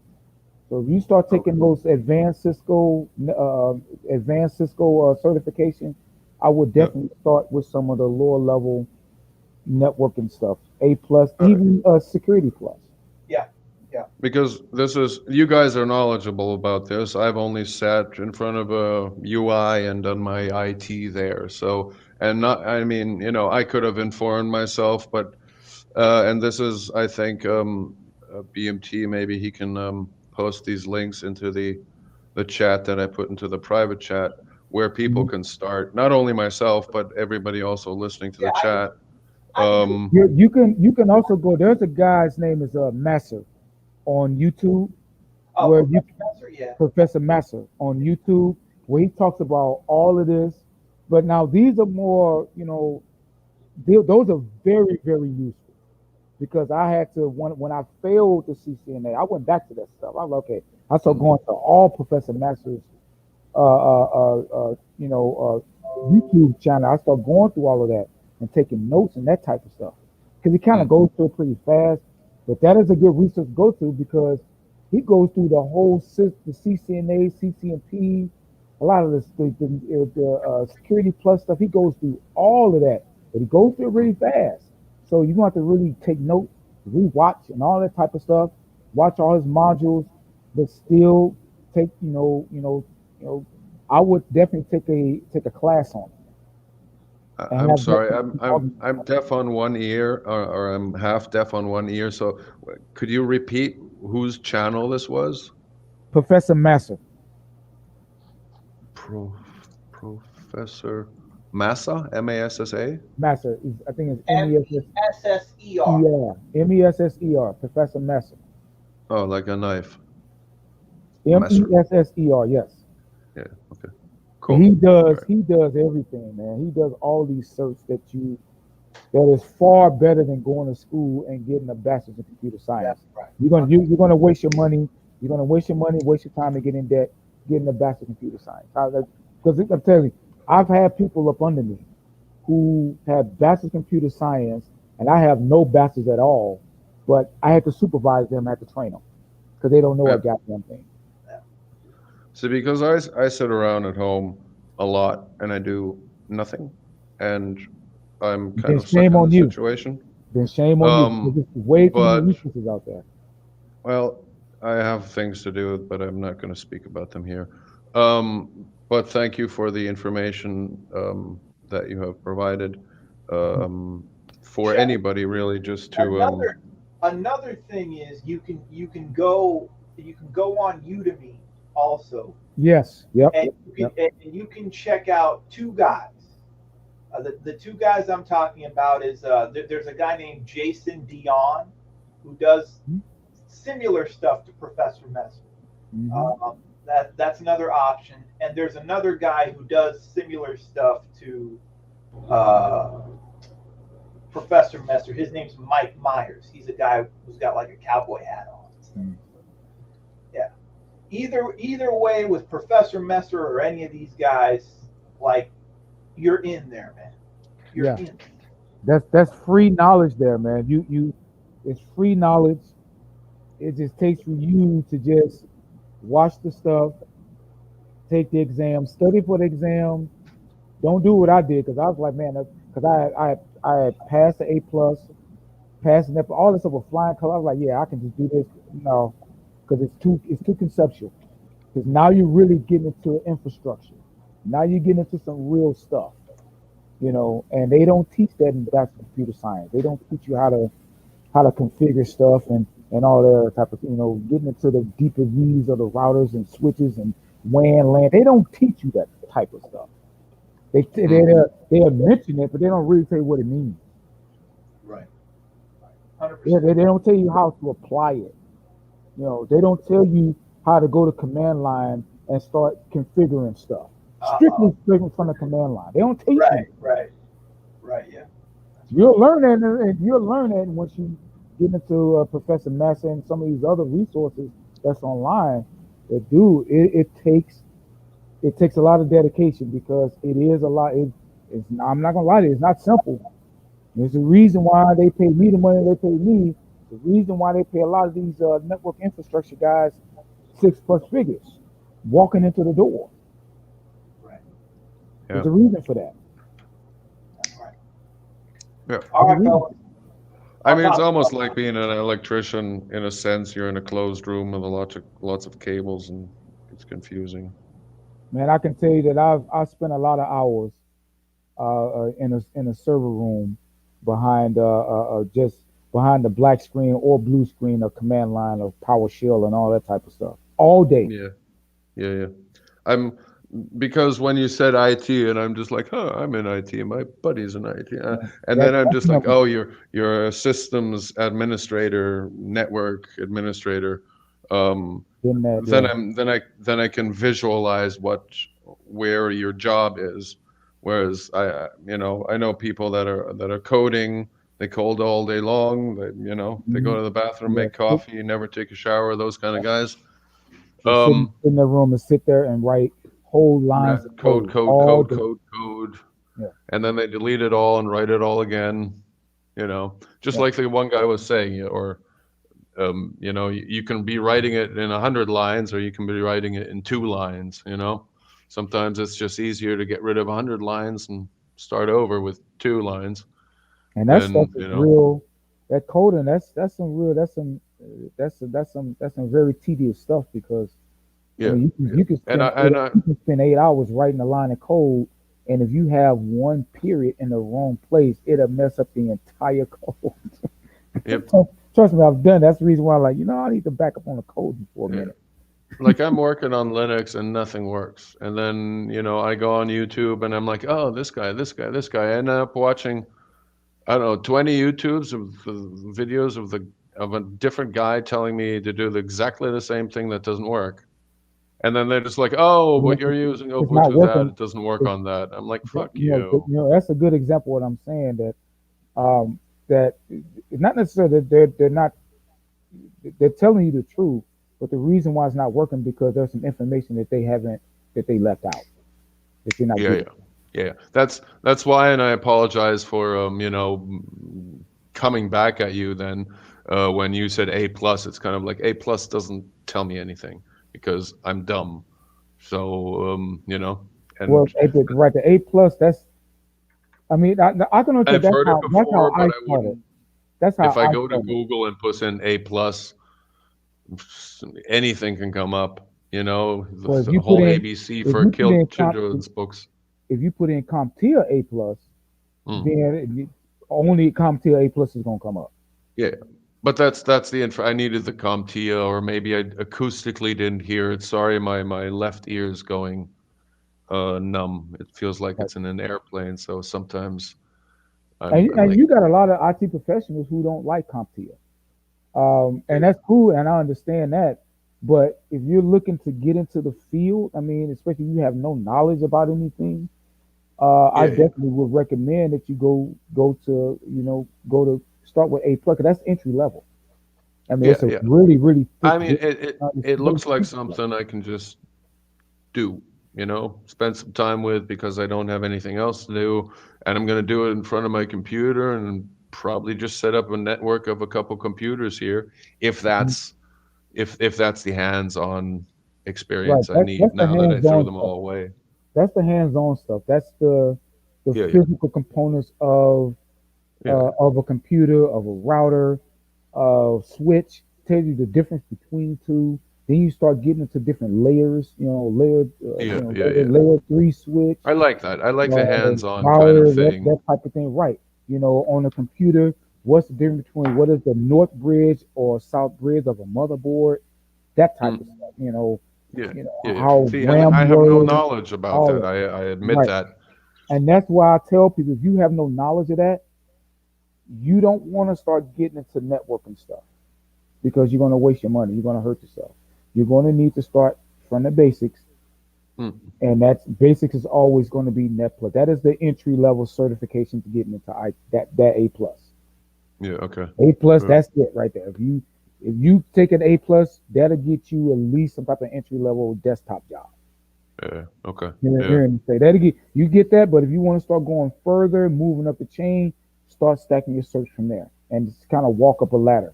Yeah, Because this isn't really even coding. It's just the no, basics of we haven't even coding gotten and there yet. Yeah, we haven't even gotten there. setting up the physical things. You If know, just like you know, anything. you know Be that a word that I plumber, but you use, gotta set right? it up sometimes, you know? Right. You know that word that I use, conceptual. When you start getting into networking and coding, that's all conceptual stuff. That's not even physical. Yeah, You yeah, know, yeah. you can't do none of that without knowing how the actual devices actually communicate between one another to even make those codes work, Yeah, yeah.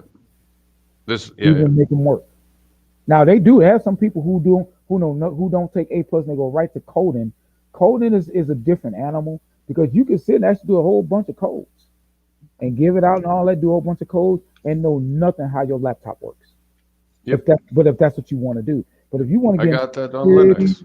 right? If you want to get into security, network infrastructure, that type of thing, you need to know how these devices actually operate. You need to know what the difference of a firewall versus a switch versus a router versus a hub is. Yeah. Because if you're But then looking also at how all of to those set them things, up. right? If you're Because looking I at can all tell of you those what the things, router you is and what wouldn't my know PC and my exactly. speakers are. You know? Right, you wouldn't know if I lined all of those up in front of you, you wouldn't know which was the difference between which was which. If I say, hey, let me give me that firewall over there, give me that ASA firewall, you wouldn't know what the hell you wouldn't know what that is. Yeah, yeah, yeah. I would. So, and that's the reason why that's the reason why I advocate that you get your A plus because you'll learn what those devices are. A and Net Plus, especially Net Plus, you start going to these routing devices because when Net Plus, you'll start to learn. Okay, yeah, what does a router do? What does a switch do? What does a hub do? You know, what does a firewall do? What does all these things do? You know, how do they operate? How do they communicate? What is the line of succession? What goes first? You know, when the internet comes in, what's the first device is it hitting? See what I'm saying? That's networking there. That's infrastructure there. Yeah, yeah, yeah. See, and that's where a lot of money comes in at. That's why people like me, they can outsource me, but they do it at their peril. They do it at their own peril. Yeah. They Yeah, do it well, for me, I was thinking more of people sitting in front of computers, doing UI stuff, doing front end, back end coding, and that kind of stuff. And when you see the amount of people that are studying this and doing this now in sweatshops, then your example of IT makes a complete different sense versus, you know, this mass production of people, you know. Because I've sat in an office with people doing this, 250 in an office doing exactly the same thing. These coders and all of that, they can't do what they do unless people like me do what I do. Yeah, you go into the room where none of us are allowed to go into. Right. If people like me don't do what I do effectively, the codes won't mean a damn. Yeah, if the infrastructure is not there, yeah, and if it's not configured properly, the right devices are not being used, it doesn't mean a damn what type of code you use. It won't go further than that developer's desktop itself. Yeah. Like in any, let's call it ecosystem, network, in itself, you know, if you don't have the guys growing the trees, you don't have the guys cutting down the trees, you don't have the guys, you don't have the lumber yards, and then you don't have the wood, you know, so you have that it's kind of like a closed ecosystem. You know, you come in when you need something set up, then you go out, they work with it, and when they have a problem or need an update or another tree planted, then you come back in. I'm just trying to diversify where, I don't want to say, it's not a stereotype, it's a, you know, where like working with your hands. And a lot of kids or people need to work with their hands because they're not, I don't want to say good at working with their minds, but handwork has just as much value as screen work, I would say. You know, one can't, you wouldn't have a job if they didn't need you. You know, Mhm. if they could do it themselves, they wouldn't call you. So They it's wouldn't kind even of bother. this, They you wouldn't even bother. know, yeah. So, and it's the same thing with when I was testing phones. I'm the shit of the crop, literally. It's like, oh, you can speak a language. Come here. You know, it's not even, they don't even care. It's just like, this is our price. You're gonna get $6 an hour. Take it or leave it. You can speak this language, Now, and I've, then I've been, yeah, I've been hire on, and fire. I've been on the VoIP side too. I've been on the VoIP side as well. So, just I haven't made anything out of it. So for me, and it's always good to, for me, because in a trade, I can't, as a master tradesman, I can't go up to a student or somebody that knows nothing and expect them to know something. Yeah. And that's how I'm coming towards you, is being like, oh, sorry, I'm dumb. Please explain it to me just in really dumb terms, because, And right, well, and that's and fine thanks because for the info, by the way. no, that's So, no, that's fine, and that's the way I try to, especially giving out to people that are novice. You can't really start going into, okay, this is how we're going to configure a switch to, yeah. for to do this, that, and the other, or just for this wing. No, and I'm not gonna do it. But I will say, and again, this is just my opinion. You may talk to another tech who may see it different in terms of getting in, but I can tell you what I did to get in. And I was actually going to go to I was going to go to University of Illinois to get a bachelor's of computer science. I was going to, but I was actually uh, advised not to do it by a professor at the school, and he wanted to be my professor. And actually, he's kind of like almost, he's not necessarily. We work on different projects together, on infrastructure projects together. Mhm. And I used to be a student of his, and I was kind of like partners. And we have different projects. He'll call me and say, "Hey, I got this project for this apartment complex. They are needing to get some not only internet, but also some AV stuff. They want cameras and stuff like that. Yeah. That's all IT there. So I've been on those projects with him, and I was one of his students.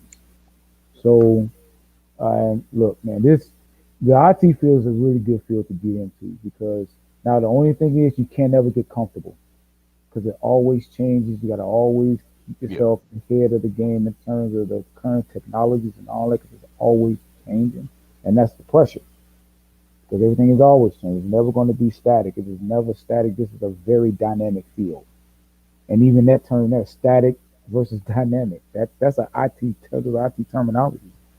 It's a very dynamic field. It is not a static field. It's not a sitting still field.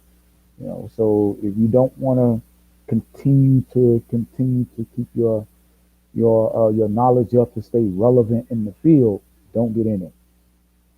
Don't, because it is a lot of pressure to stay relevant. That's why I like the CCNA. You have to recertify that. Right, and I'm on my first recertification. I have to recertify probably in another 3 years. I got to recertify it in another 3 years. Okay. So you have to, it's not. It's like being a tax accountant and just updating tax laws Right. and like redundancies and you have to recertify it every once in a while. Now, the good thing is that, like, if you take the A plus or Net plus or something like that, and then you take the CCNA, pretty much the A plus and Net plus basically becomes almost like permanent, so long as you keep the CCNA up. Yeah. You keep the CCNA up, you don't have to redo the A and Net plus. You don't have to. So, it's kind of some licenses are like that. I've got an FCC license that's good for life. They want you to stay abreast of the new what's going on right now. They want to stay abreast of the new technology that comes out, new devices. Mac is getting, within the last couple of years, have gotten into the enterprise, whereas Windows have had like a 30-year head start in the enterprise, and now Mac has gotten into it. It's still some bugs that they need to work out and everything, but they're in it now because a lot of corporations, because of data security. Yep. So they're getting into a lot of the Macs. I had one company, I used to work for Salesforce.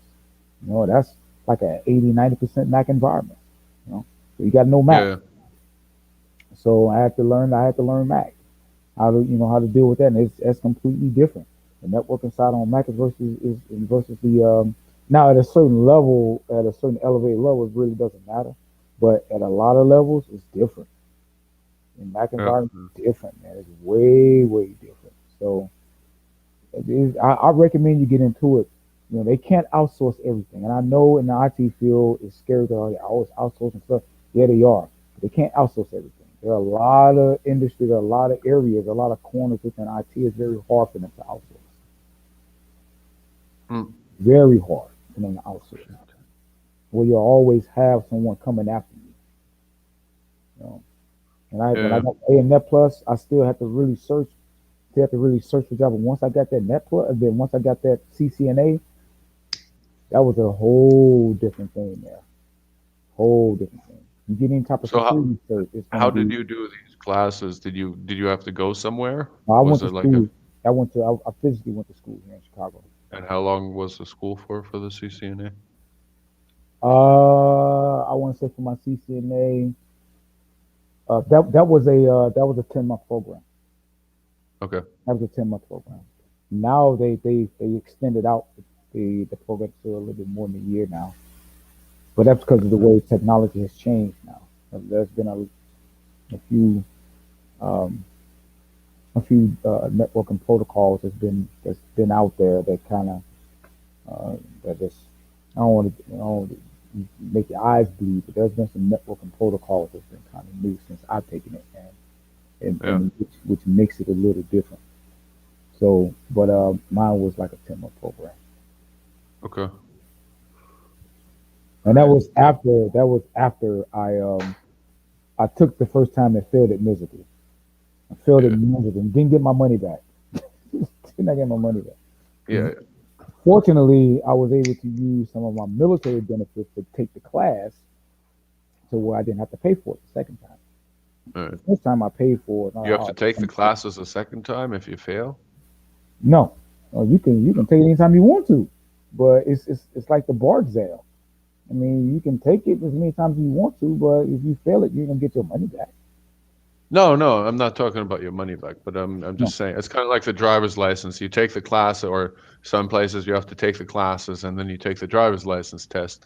And if you fail, they either tell you need to take some more classes, or you can just take another drive. I took the class so it could, help me with all the principles and all of that type of stuff. After you actually take the class, to pass the class and all of that.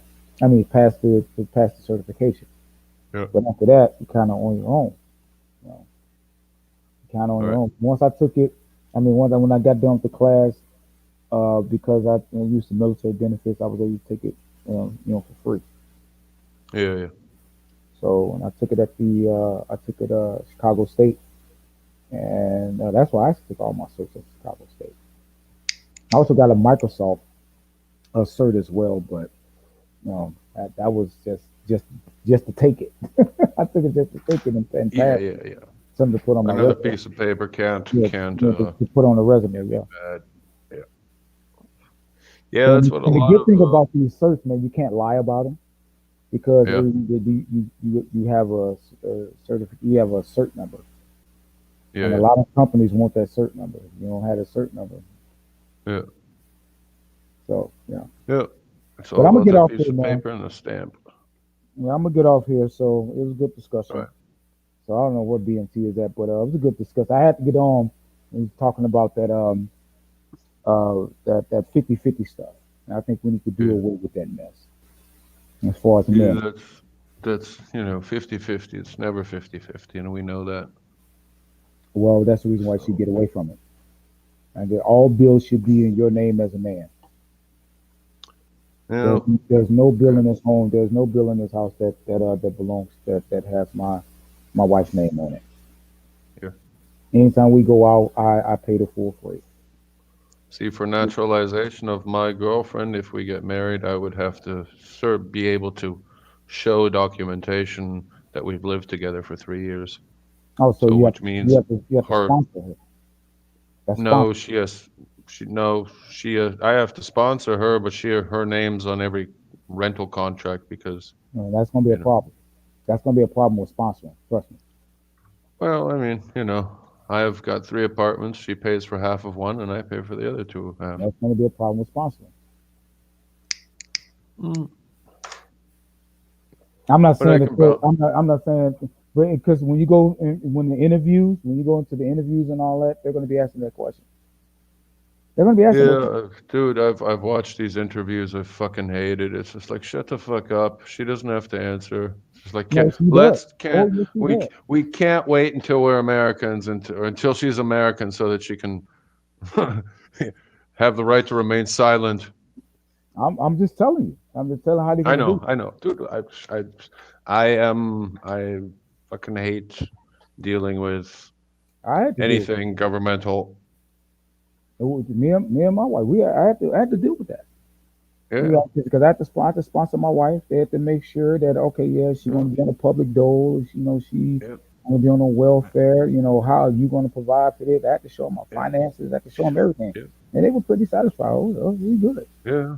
That's what I'm They saying. love going through everything. If you're going in there 50-50, that's gonna be. I'm not saying that they're gonna deny you. I'm not gonna go that far. I'm just saying that they're gonna have a lot of questions for you. They're gonna have some hard questions for you, and some pretty offensive questions. Yep, that's what they do. It's interrogation. It's kind of like coming into the border, and they're just like, "Nope, go to secondary. We got a few questions." You can also not stand there and be like, "I plead the fifth." No, you can't plead the fifth, or they're gonna deny you. That person that you're interviewing, they can deny you. They can deny you all day long. That person you got to go to an interview, they can deny you. You gotta bend down and take it. You have to answer every question that they ask you. Yeah, of course, because it's an interrogation. If they want to know everything, but they want to know, is this relationship real? And we said at the time she was pregnant.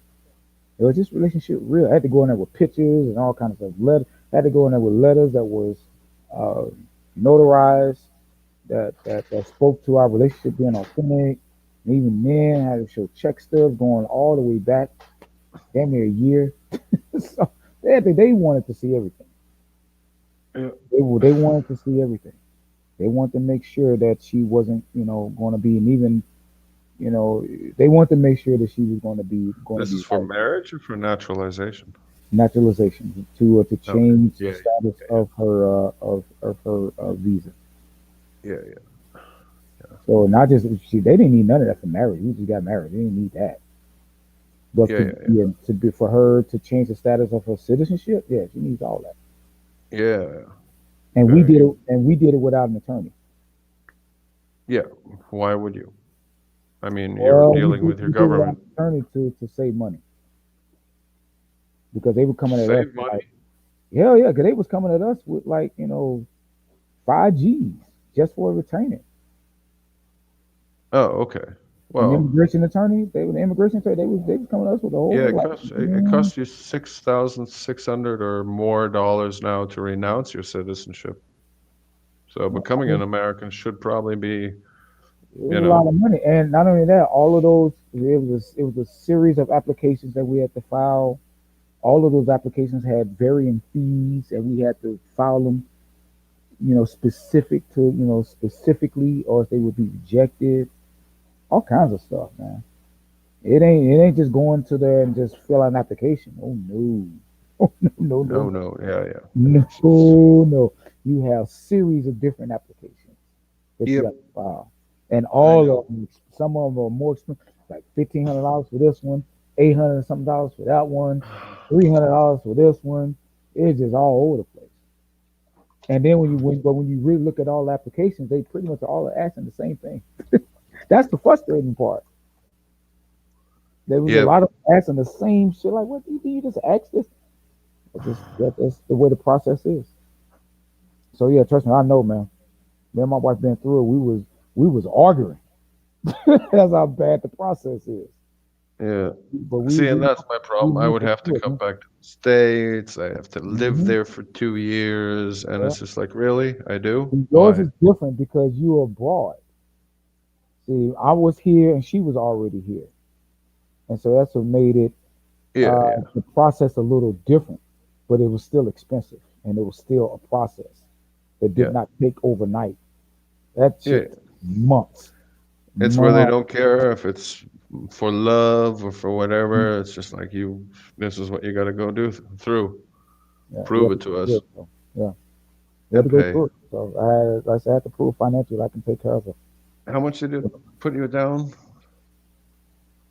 Do you know roughly? Um, I think collectively all the application fees, I think was around what 29, almost $3,000 in application fees collectively. Fuck's sake, $30,000 No, for I a said service. around $3,000 or so. Oh, okay. All right. All right. For application fees, but that's a lot better than um, going to an attorney. Yeah. Because attorneys wanted $5, $7, $8,000. Yeah. Well, oh, so you went through not an attorney because you wanted to save money. Want to save money because Yeah. we was going to go through the attorney. But Yeah. Yeah. when they told us to return, like hell no, I ain't got that type of money. Yeah. I was like, no, we're gonna do this ourselves. And to be honest with you, to the credit to the federal government, when you go for all these applications, it tells you the step by step what you need to do, how Yeah. you need to file, what you need to have. Yeah. But each one is the thing is, it's a tedious process. And if you Yeah. mess up one aspect, your application will be rejected. Yeah. That's why I would have to go to the States, live in the United States, become a fucking resident there, live there for 2 years, pay my taxes, be a good person, pretend like I care, get my girlfriend married, and then fuck off. Well, I can't speak to that, but I can speak to that. But I can just tell you that she was here at the Yeah. time, which made the process different. But it was still a long process, and it was expensive, but Yeah. not as expensive as it would be for someone who had an attorney do the same thing. Yeah. Yeah. Because we learned a lot of things that the attorneys didn't tell us. We Yeah. learned a lot. So no broke guys should be dating foreign girls No, no, outside of their no, culture. no, Um, no. I don't that recommend that. Don't recommend it. or less, or maybe that's the good thing because they're saving all that money up to then spend it No. on getting If you're married. work, if you're working at McDonald's, first of all, I tell guys, and men in their 20s, they shouldn't be getting married anyway. Yeah. They shouldn't be getting married. Men Nope. should not be thinking about getting married until their mid 30s at least, at the very earliest. At the very earliest. Yeah. Because when you're in your 20s, you don't know what you want to do. You need to use your 20s and your up until your mid 30s to be stacking your money, getting yourself settled in your career. That way when you do find someone, whether it be here in the States or abroad, they would have some place to come to that you've already been built. So it won't be no need for 50-50 because you've already built it. You've already provided it. It's Yeah. already there. She's Yeah. coming into it to to basically to be your helpmeet as I'm not a religious guy, but I do know religion. To be your helpmeet, not to be someone that you need 50-50 from and all that type of stuff. A man need to get used to paying all the bills on his own, dealing with going back and forth and getting himself out of financial trouble, that type of stuff. Come Yeah. close to getting put out of the home and knowing how to avoid that type of deal. Being responsible, getting up every morning when you don't want to go to work for a job that for people who don't like you, and all that type of stuff. They need to get into that habit of doing that before they try to be into a relationship. They're in their 20s, Yeah. keep that condom on, keep it strapped up, get yourself solidified, stack your paper, stack your paper, stack your paper, stack your paper, save your money, Yeah. and then get you a woman for you to, to marry and whatnot. Before then, just keep it strapped up. But And no, don't try to get no, her if you just pregnant. She's exactly, the hottest, best thing ever. It's exactly, not you know what going I to mean? work out great. Right, exactly. So, so no, if you just some guy working McDonald's or anything like that, yeah, you don't need to be having this type of conversation about you want to Yeah. marry abroad because McDonald's is also just don't. for, in between 6 months, a year, maybe something where you don't have to either work, you don't have to work at all, or where you're still living at home. That's what these I would say jobs are this: made for. if you're not making 60, $70,000 a year, don't even think about that unless you can meet one that's already over here in the United States. Well, yeah, Don't even think about doing it because you don't make enough because the process is going to be too expensive for you. It is very expensive. You got to go in there and prove a lot of stuff. They want to see, oh, does she have insurance? Yeah, she's on my insurance. I got to pay for that. They want to see that type of stuff. And if you working at McDonald's making $40,000 a year, yeah, okay, yeah. I mean, but just be prepared to really pay a lot of money. 40,000 isn't much a year, No, it's but not. I mean, No. I can't. These are just numbers for me anyway. I can't relate to anything in the U.S. really. That's why I'm just. I haven't made $40,000 in, oh my God, man, 20 years. I want to say a longer. I haven't made more than $20,000 in my whole life, mostly until about 2017. I didn't make more than 20,000 a year. Are you serious? Yep. How are you surviving? Well, there's social help. Until I came to China, I didn't. I was working but yeah, I lived in a cheap apartment. I mean, it was what, $500 a month. I was making, I don't know, $1,800, $1,700, more or less. I mean, like after taxes, and they usually don't take taxes out at that low. So I was always below tax threshold. Now my Better man tax than me. threshold is 108,000. Well, you're Like, better man than me because $500 hey, a month in it's rent. my choice to just not be in the U.S. because I've seen it go other ways with a lot of people. There's Is not that the okay? options Is that lifestyle or an acceptable trade-off? to not be in America. Yeah, from what I experienced in my time in America of being What in the does middle of five hundred nowhere with dollars? nothing. What and Huh? I ask this because out of being in a state of ignorance because I don't know China. So what does $500 a month get you in the rent? What type of living quality does that give you? I don't make $500 a month. What was I making? Because I was you making said I believe $1,000. I When I thought you came said here, I was making $1,000 after taxes. no. I thought you said your rent, your living expense, your rent was like $500 a month. Yeah, before in a different country. Oh, Here it's $400. It depends on how far you're what willing to go out of the town. Like what if you what have type of what type of quality of living does that $400 or $500 a month in rent give you? probably about what 80% of the population is enjoying, Have you ever been to you know. Chicago? Nope. Okay, so you won't know Hyde Park. But those houses look really run down in some of those places where I'm just like, how And can you even live in you, that? that's I mean, they're because for one, they're made out of wood. For two, then they got what? plaster or cardboard. Are they not? Are they No, made out of concrete? you really should not uh, focus on what you see on the media because I would say that right there is that is not right. Because I live in a part of Chicago. I live on the South Side, and I live in a part of Chicago that right what you talking about. I don't see. No. Well, I mean, I No, don't live in parts. I no, live in I, outside the town, so it's just I, like, I, everybody's got their little house. even in the worst parts, I don't see that. What you talking about? Most of the homes here in Chicago are made of brick. Even most of the homes here are brick homes.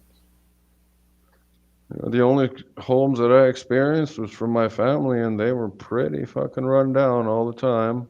Well, that ain't all Chicago. I'm telling you that right now. Chicago, No, and I'm not I hate when saying people say, you know, Chicago. no, that ain't. Most of the homes here are brick. These are decent homes. Chicago got pockets of violence, and that's it. Yeah. In most places here in Chicago, it's pretty good. Even on the south side, even in some places on the west side, it's pretty good. As I live in the Hyde Park area. You can, and people been in Chicago, they know what they. I live in the Hyde Park area, and it's pretty expensive to live here. It is not cheap. Trust me, it's not cheap. I only wish that I only paid $500 or $400 a month in rent. I only wish that. I Well, can't yeah, even no, imagine I that. mean, there are places you can rent $400, $500 a month, but this is also me reflecting on 25 years in 3 different countries and doing different jobs at different times in my life. It's, you know, it's not everybody has that experience of, you know, my parents made money or my mom made money, but, you know, it's always been work and cheap labor and, you know, for me, mostly. Well, I'm gonna get off this phone, man. I'm gonna get off All this right. phone here. So, hey, it was nice meeting you here, man. And Yeah, nice talking to you I don't too. know if Thanks for the chat. BMT's listening. You know, thanks for having me up. I'll definitely be listening in the background. So, I'll get up with you guys, man. But I'll probably leave too, BMT's, unless he's coming back. But, I you don't, know, I don't know if he's I don't sleeping. want to, Honestly. yeah, I'm All not right, going to man. be the entertainment here for tonight. Alrighty, man. All right, man. Cool talking to you. Cheers, bro.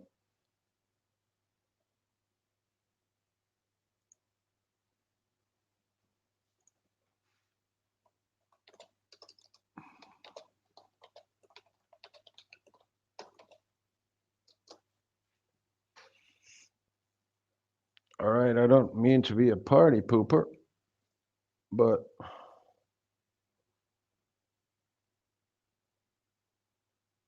I'm going to call it quits. Cheers, BMT. Talk to you all later.